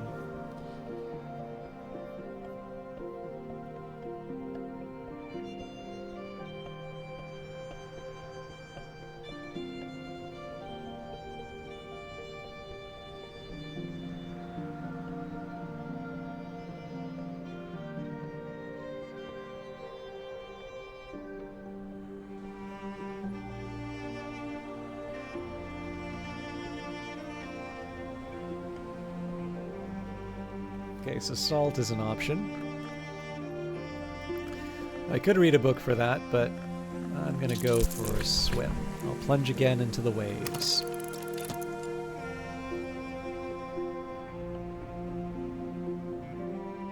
And the secret threshold, I don't believe... I do not believe that Reverend Timothy can give me that. He can give me a stolen secret. Okay, actually, let me think about that. So, yeah, that's my 3 right there.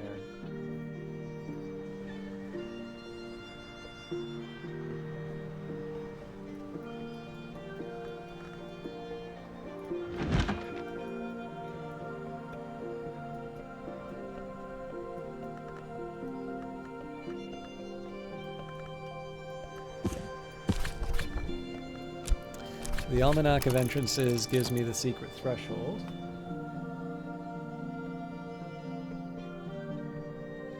And Gospel of Zacchaeus gives me the stolen secret. So there's the chance that Reverend Timothy gives me that. But I can live... I feel like I can live with that risk.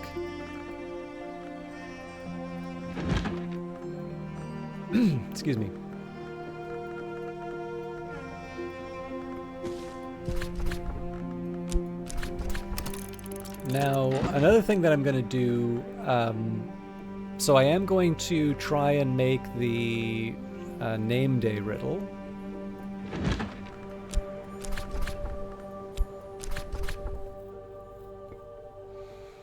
Would help if I use the right one, though, the Edicts Liminal. And for that, we can just throw whatever memory we really want here. The storm memory would be sufficient. And this is just prep for my next. This is prep for my next round.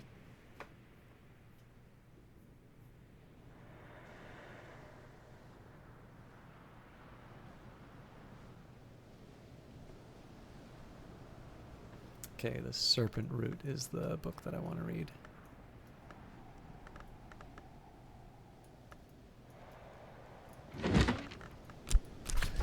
So when we were talking about treasures of the house and something that could only be revealed or should be revealed by someone who wasn't a memberhood of the sisterhood, it's this thing.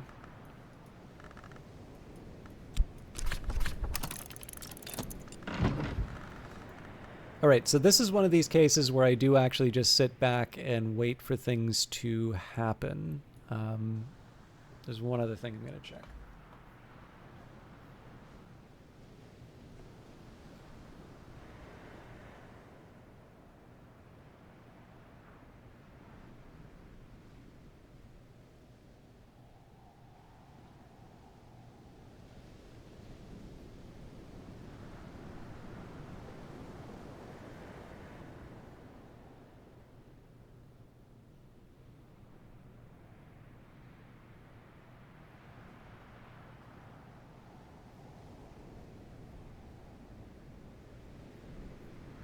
Yes, I mean, the thing that I was really thinking about here was, do I have a situation where,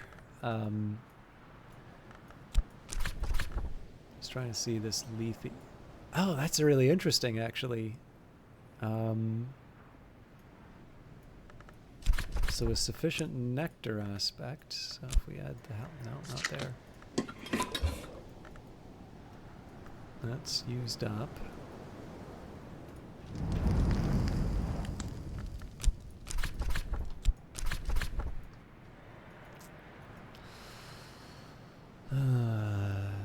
This is probably not the best place to do this.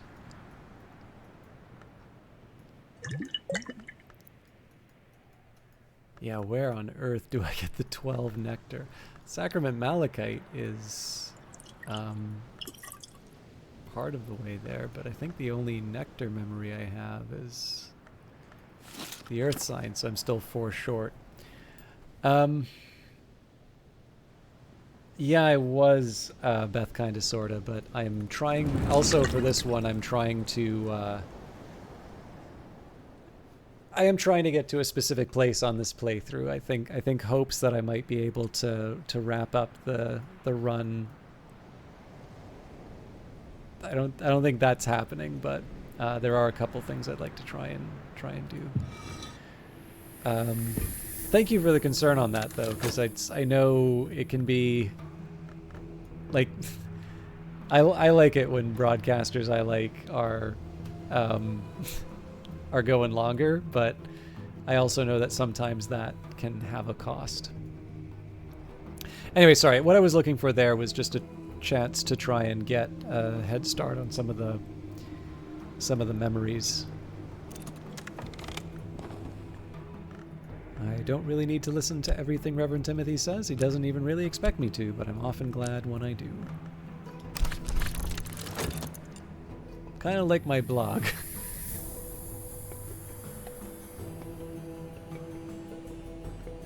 Actually, the biggest thing right now is I had dinner, but I'm actually feeling kind of hungry. And I'm trying to resist the urge to just, like... I don't have a lot of snacky stuff, so it's like, am I going to make, like, another dinner? It's like, maybe, but... feels kind of unnecessary. It's mostly just, I went through all my bread and I didn't go out. It's been kind of cold, so I didn't go grocery shopping, so... Nobody needs to call World Vision or anything. Alright. An Almanac of Entrances gives me the secret threshold I was looking for.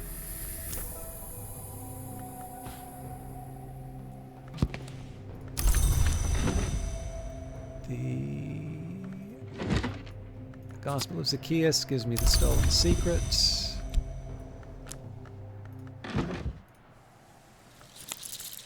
Salt.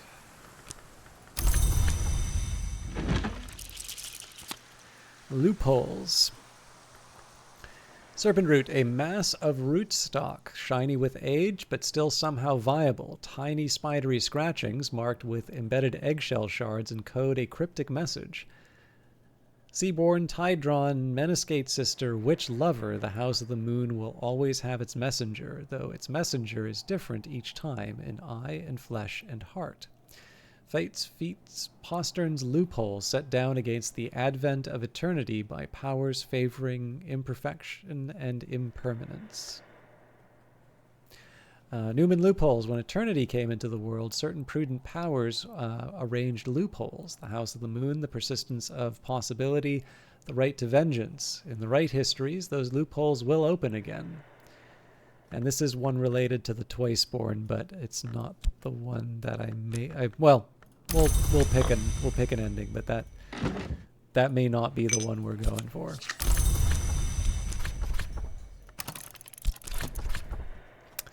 Okay, let's get at least the start of the level up. So door and wall.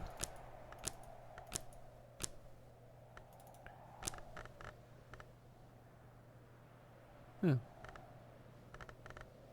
Didn't think I would need that much.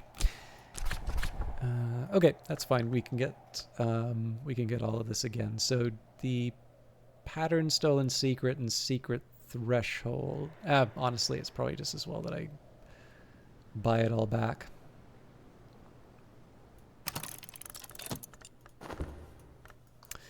Okay, so we'll go for another swim. I think just basically read the same books again seems to be the right way to do this.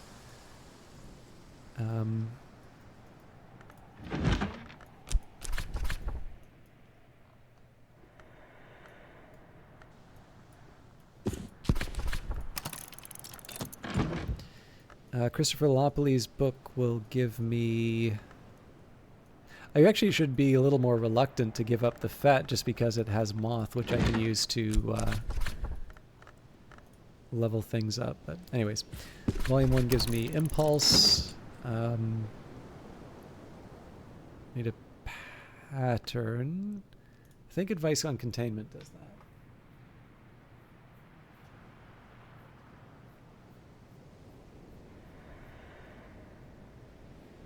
Yep.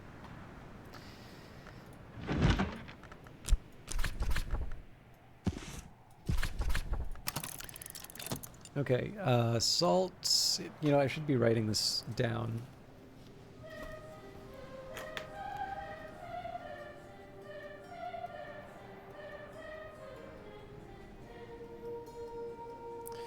Okay, so I'm getting salt, pattern, secret threshold. Or I should. I may not be reading it quite yet. Yep, no, we're good. Salt, pattern, secret threshold, impulse. So we're going from 6 to 7, if I'm not mistaken. Yeah, so we need a total of 8. Named a riddle.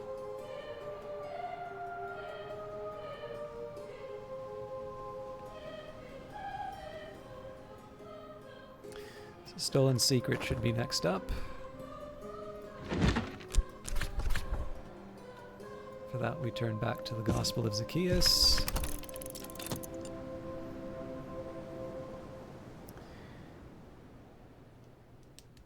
Okay, and then the Newman is sufficient for 7. Cool.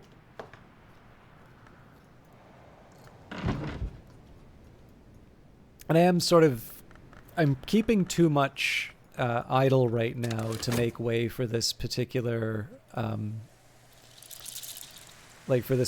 goal, but I don't mind it too much. I do like the idea of a bit of focus on this thing that matters.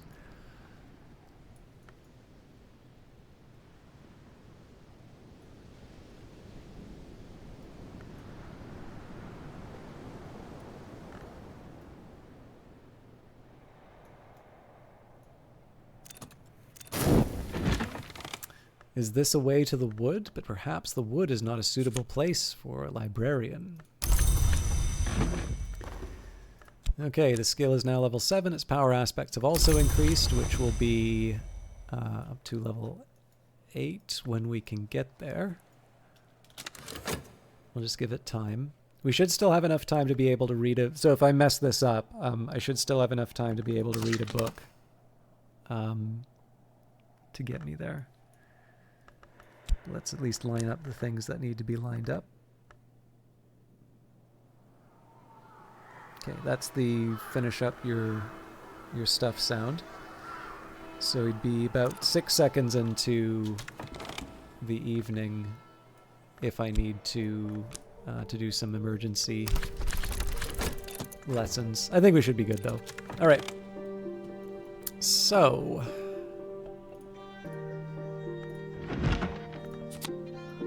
I don't really need to mess around with the descriptions. We've either done them or they are far enough in the future that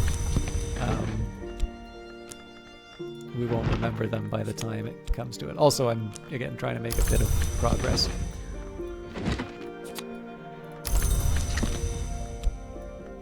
One, 2, 3, 4, 5, 6, 7.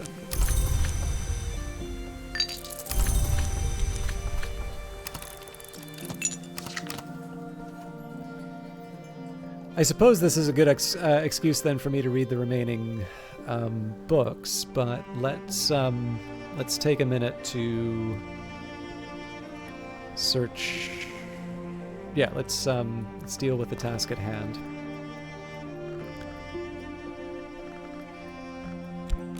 So, solution separations, shaft, door and wall, name day riddle, secret threshold, loophole, stolen secret, pattern, impulse, and salt. Takes us up to level 8. So that's good. I'm actually going to update my spreadsheet here.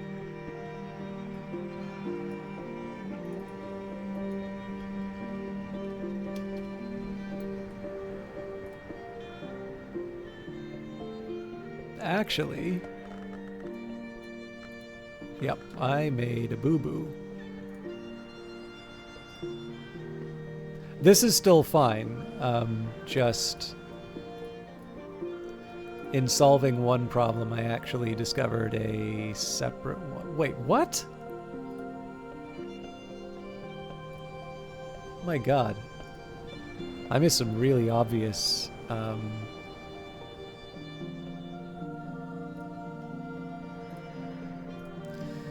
I missed some really obvious gaps. Okay,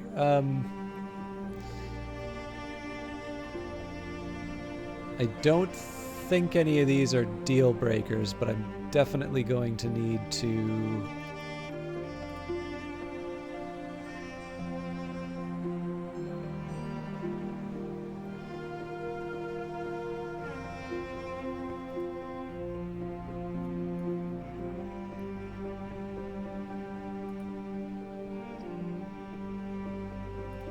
yeah, okay. No, it's just limited to that row.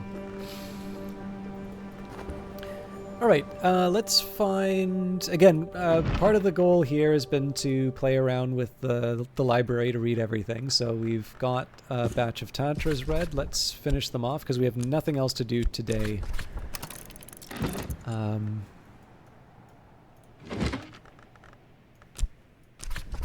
And there's only so many opportunities for us to make money.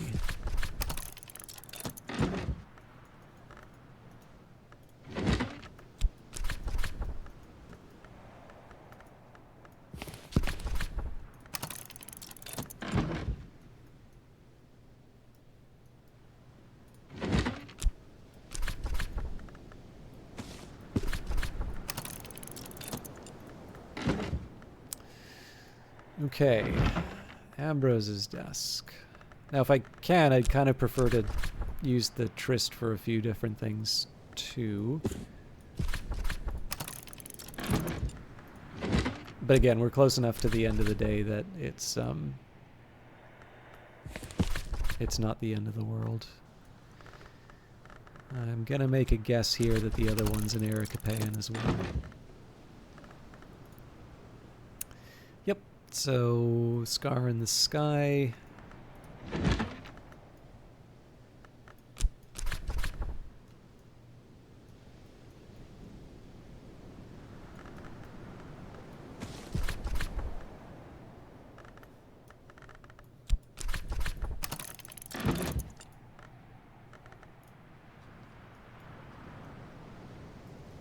Lion in the Glasses, Deep Man Dyke.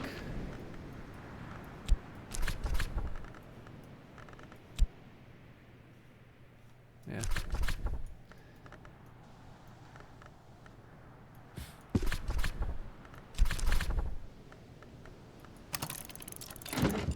And then the consider verb has already been used up. So, the fact that I've got a couple of free elements of the soul also lets me mess around with the Shrine to Saint Tentretto.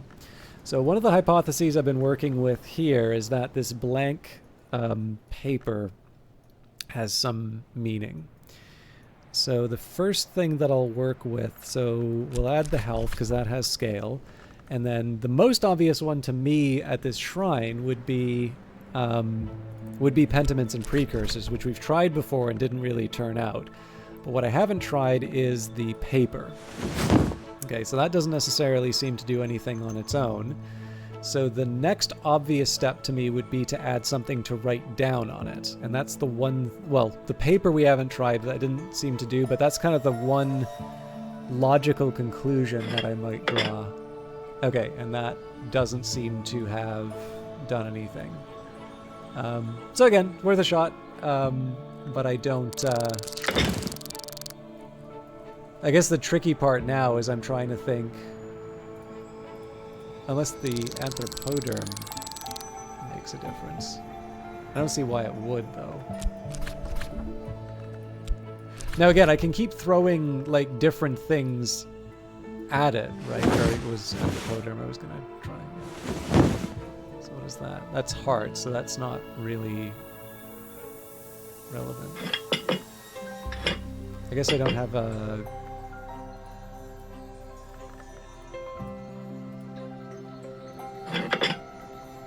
Yeah, the incastum doesn't make the difference. So, yeah, I was sort of thinking, okay, well, maybe what we can say here is that there's something to be read. Now, I guess in fairness, like, writing to find a treasure, I don't know, like, do we have a vision and write it down? I mean, you can kind of see it makes sense. Honestly, it's really just the fact that there was a blank there. I'm like, okay, pentiments and precursors kind of seems to fit the bill. It is possible that we could, we could add the blank, and, as a precaution, add the ink. And then we could try all the other ones that seem to make sense. So, like, what are the ones that I would... actually, there's a couple. So, Coil and Chasm, potentially. Well, Coil and Chasm isn't... Well, sort of related to the Carapace Cross. Insects and Nectars. Although that one, I guess maybe we'd want to try Yugal. Actually...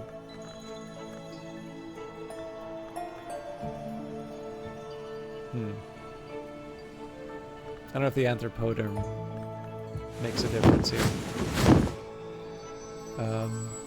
Feels more appropriate. Where the hell did I put Yugal, though?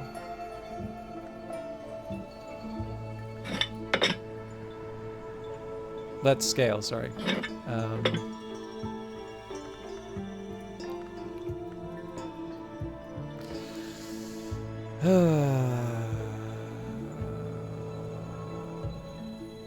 I'd find it hard to believe that I used a Yugal and then didn't restore it.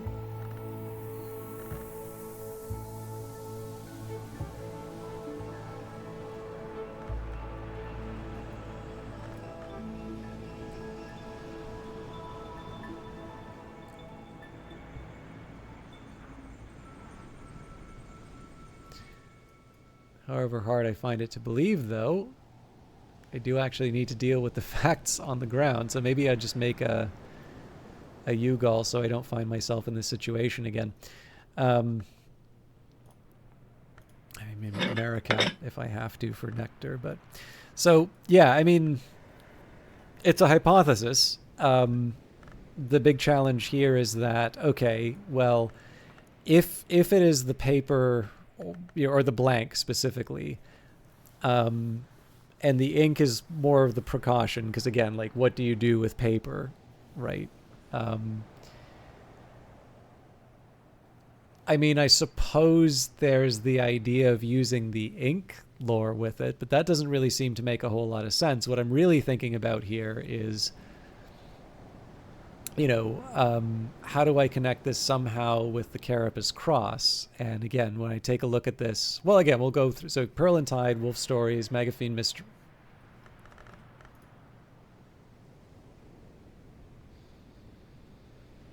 Maybe. Because the question you have then is like, okay, well, Carapace Cross, Gods from Stone, like how far do you want to go in terms of the connections, right? So maybe Megafiend Mysteries. Well, doesn't hurt to try, right?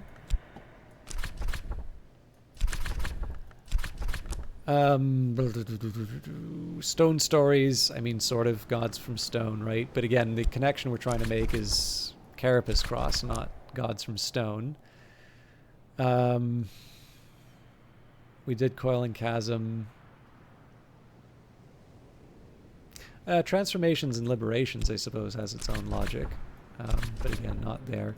Now, technically, that's also not scale or nectar, so maybe there's a you need to have some kind of matching paper or ink. I don't know. Hill and Hollow we already used for something different. Great Signs and Great well, I don't know why I would think this one is related to it, but and yeah, the remaining here, I mean, again, Horns and Ivories, you always kind of sort of see how it would maybe well, let's try it just for the sake, yeah. But once we get past Pentiments and Precursors, I'm stumped. And I mean, again, it may just be that there's nothing there, but it is like the deepest section in the house. Catacombs Altar, I mean, when it says bone is the memory that does not die, we sort of have rhyme and remembrance. We can throw the winter here, but then what else do I do with it, right? Maybe a year tally. The biggest one is that I have a logic behind the shrine. It seems consistent with, so the challenge I have with this is that it's consistent enough with some of the other stuff we've looked up. Carapace Cross, hybrid race with their many kinds, were winged, legged, eyed, bright, dark, scaled, feathered, chitinous, and us. The cross are gone, the cross were always history, but to their children, their enemies, they leaved this hushed legacy. And Saint Tentra of the Deep Door, who is 4 times the... Okay, this is going to be so stupid if Door and Wall is the thing that cracks this open. I'm going to try the paper thing just so that I can eliminate it as a possibility. I'm going to be so unbelievably furious if it is that simple that it's Deep Door with Knockland. Okay, thank God. But yeah, like, it's just one of these things where I'm like, okay, so we've seen it work with this shrine. These less so, but you can kind of bring these in. We've sort of seen something with the, with this shrine here. Clearly there are shrines where this doesn't always work. So for instance, there's a similar argument to be made. Okay, Sacra, Solus, Invicti, and Foss. Well, that didn't bring anything up. Well, what else do we do here? Is there an omen that's related to Lantern? Not really. Is there remembrance? Well, yeah, I don't know. Maybe we use one of the candles, right? You can kind of go mad trying to work this all out. But yeah, I think it's just because of that really direct Pentiments and Precursors connection. I've wanted to try something with the Shrine to Saint Tentretto. And the fact that we use something extra for the two other attempts really kind of put me on that path of trying that over and over again. But again, it could just be that I'm pursuing a phantom, which is fine. I mean, like, again, part of this extra time is to figure it out. I would be spending a lot more time trying to work out the calcite altar if it had something that suggested to me that it was kind of unique. But if we take a look at all of these different shrines, right? So the first thing was the connection to the... Well, actually, I guess I haven't been able to find much of a use for marks, so maybe that's another one I want to look at. But when I take a look at these, right, I also kind of feel like there might be something with the Kalimdek. Actually, that has a pigment, so while we're at it... Putrefactions and calcinations doesn't quite seem like the relevant one, but it's what I've got.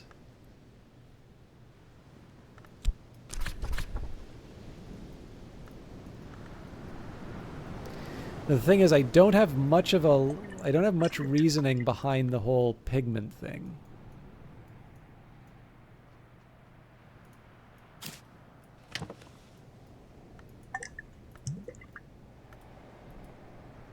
Because inks aren't pigments.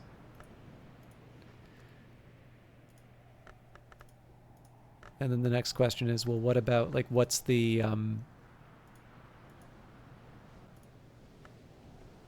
winter part that makes this make sense? And again, that's kind of where I come up short. I don't know.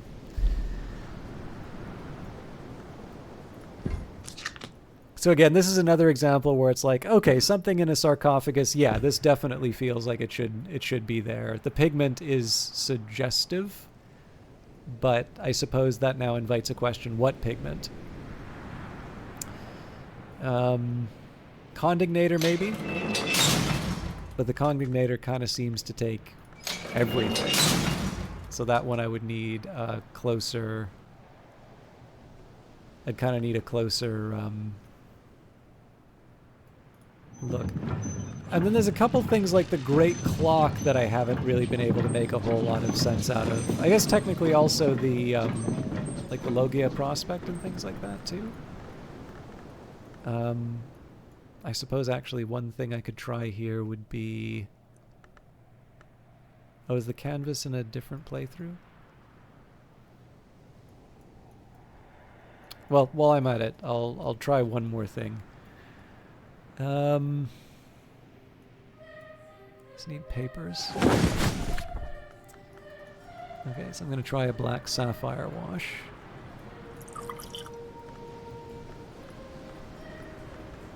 I don't really have a moon to throw at this, though. Oh, actually, I can't satisfy any of this. My bad. All right.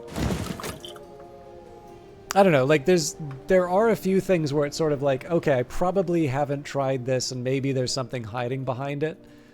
Yeah,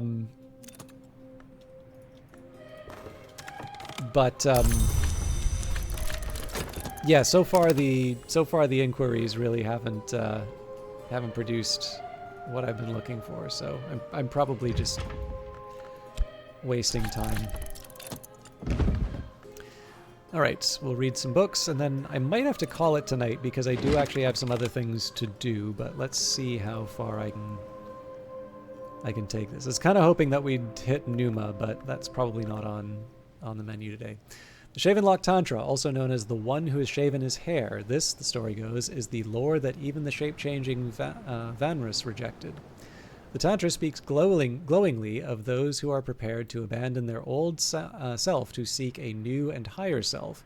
It warns that once the change has truly begun past the third mark, a return to the old self is dangerous and painful. Whisper your secrets into the earth, burn them in fire, scatter them in the sea. Still they will cling to your hair, the Tantra cautions. It provides an occult riddle that claims is sometimes the answer to the riddle of the Hunter's Gate.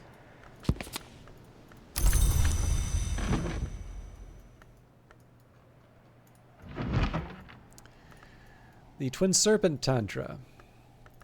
Just before the outbreak of the Great War, Alexander Sparrow, almost certainly a pseudonym, published leaflets claiming the influence of snake princes on world affairs.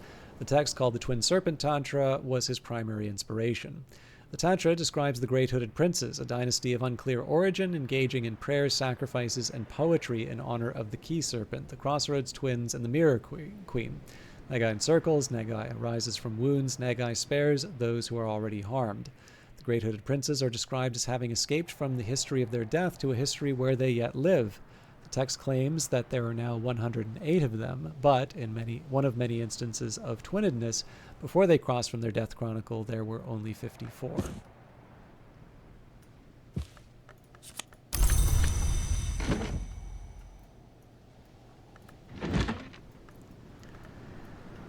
The Tantra of Worms, the entomologist Juliana Zawasowski eventually came to insist that this text was written by insects inhabiting a human skin.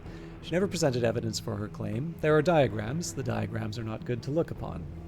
The Tantra explains various less than practical countermeasures against the worms, the serpents which are not serpents. Moth and Winter are closest to them, and so understand their weaknesses, but both have their own perils. The Lionsmith crushes them, but that is not recommended for mortals.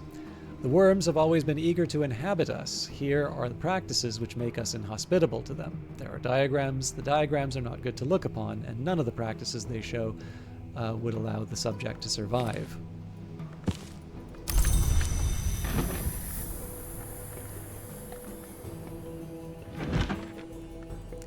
The Encircling Tantra, the explorer and entrepreneur T. Everett Duplantis, or possibly Duplantis, once attempted to plunder the temple where this text was held. His fate is recorded in an appendix. The Encircling Tantra speaks of the Serpent Gate, that hungry portal sometimes known as the Spider's Door, which is sacred to the Mother of Ants, through which the Great Hooded Princes pass. The Tantra includes an invocation, but cautions helpfully that the invocation is of insufficient power to reach the Serpent Gate from the Hunter's Gate. A road which has no destination is itself a destination, it adds helpfully.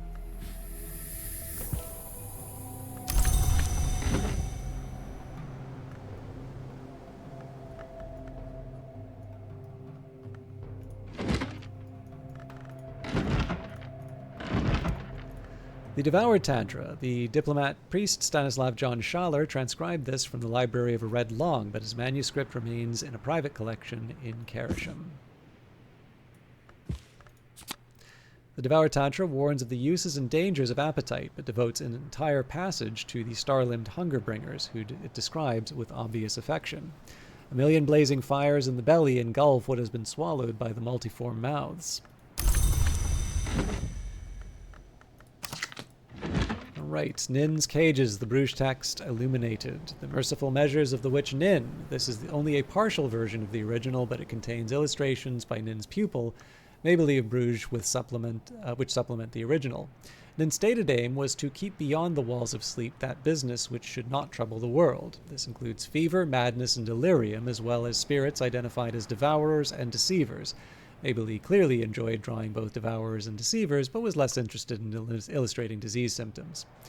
Nin warns against invoking the edicts liminal or inviolable before sleep, for no matter how secure a lock may be, its key will surely open it. Maybelline has helpfully illustrated this by drawing a sleepwalker clambering through an open window, about to leap into the jaws of a sea monster. The sea monster is goggle-eyed with happy anticipation. We did not get eaten by a sea monster, but we definitely did finally figure out what on earth that clue was. The scar in the sky. Nin wrote this and came to regret it. Each page of this book contains one word only, but as each page is turned, a knowledge creeps in. The final page is crowded. Each reader of the book records the same word. Now it is my turn.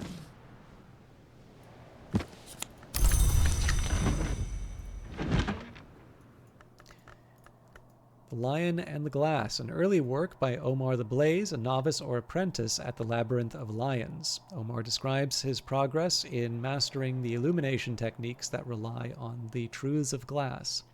Omar divulges a glassmaker's secret, that the ichor vitreous can be filtered and enriched with enough lantern aspect to become the ink ashertine, which resists untruths.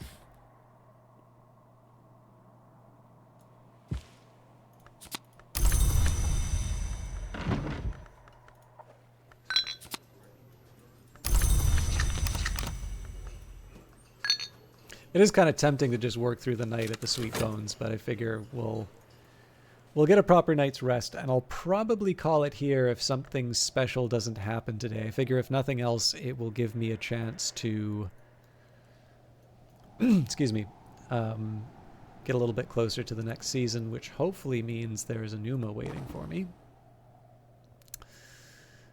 And I think what I might do, because we are getting kind of close, I might just do Book of Hours until I beat it.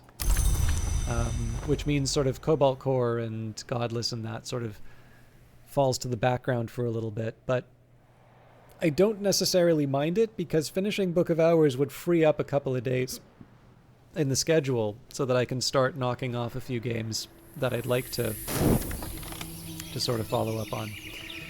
Now, there isn't really a reason to talk to Reverend Timothy today, because we don't really have any more books to read at this point. So one thing I could try is just a whole bunch of different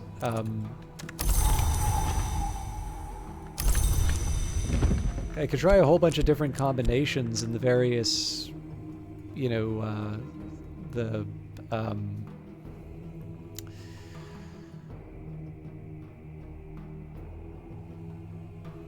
a bunch of different combinations in all of the crafting areas to see if I can find more treasures of the house. Other than that, I'm really stuck kind of waiting for Numa to put the last few things into the skill tree. So what I was hoping to do overall is commit all my skills into the Tree of Wisdoms, use the resulting elements of the soul to combine them, level them up, and once I've leveled them up, to use them to kind of get one last batch of crafting done, particularly with regards to the Newman, because there's a couple which I might be able to access if I can just do things like get a little bit more moon.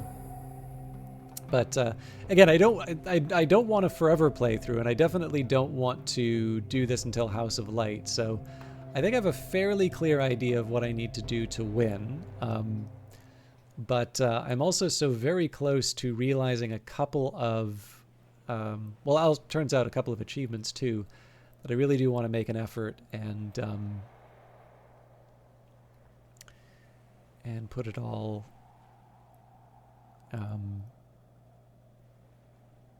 I don't know, put it all in there. I don't think we're that far off from it. So I'm going to save, and we'll find someone to... Whoa.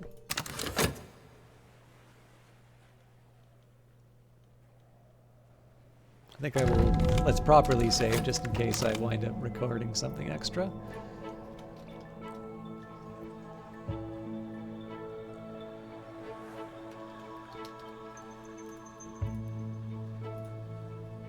Yes, thank you everybody for watching. I know probably with the later hour, I'm sure most of you are off to bed, but I thank you nonetheless. Let's take a look and see who is on and see what's being broadcast. So as always, I like to check to see if anybody's doing Book of Hours. Unfortunately not. Nobody is doing Cultist Simulator, but I do notice that Zarelith is doing Lies of P. Now, I think I found Zarelith originally through Book of Hours. I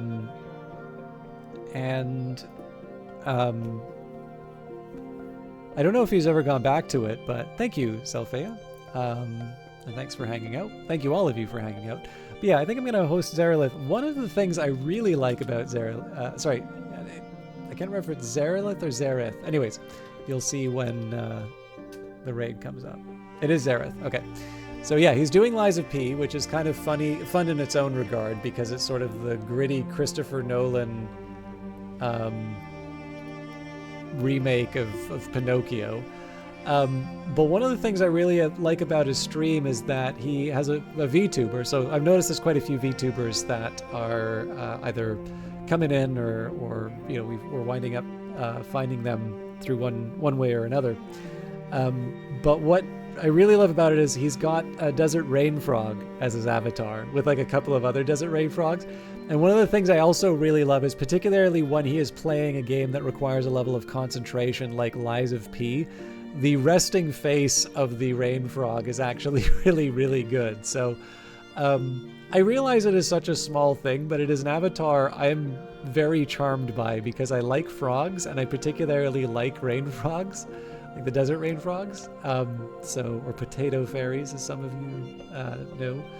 But yeah, so that's who I'm going to host. Again, I'm thinking probably I'm going to focus on Book of Hours for the next little while. Just a reminder that not this Wednesday, but the Wednesday following, the 17th, I suspect there will be the local game dev meetup, so I won't be broadcasting then, but otherwise we'll carry on with our library goodness. Anyways, enjoy Zareth, and we'll see you possibly tomorrow or Wednesday at the latest. Take care.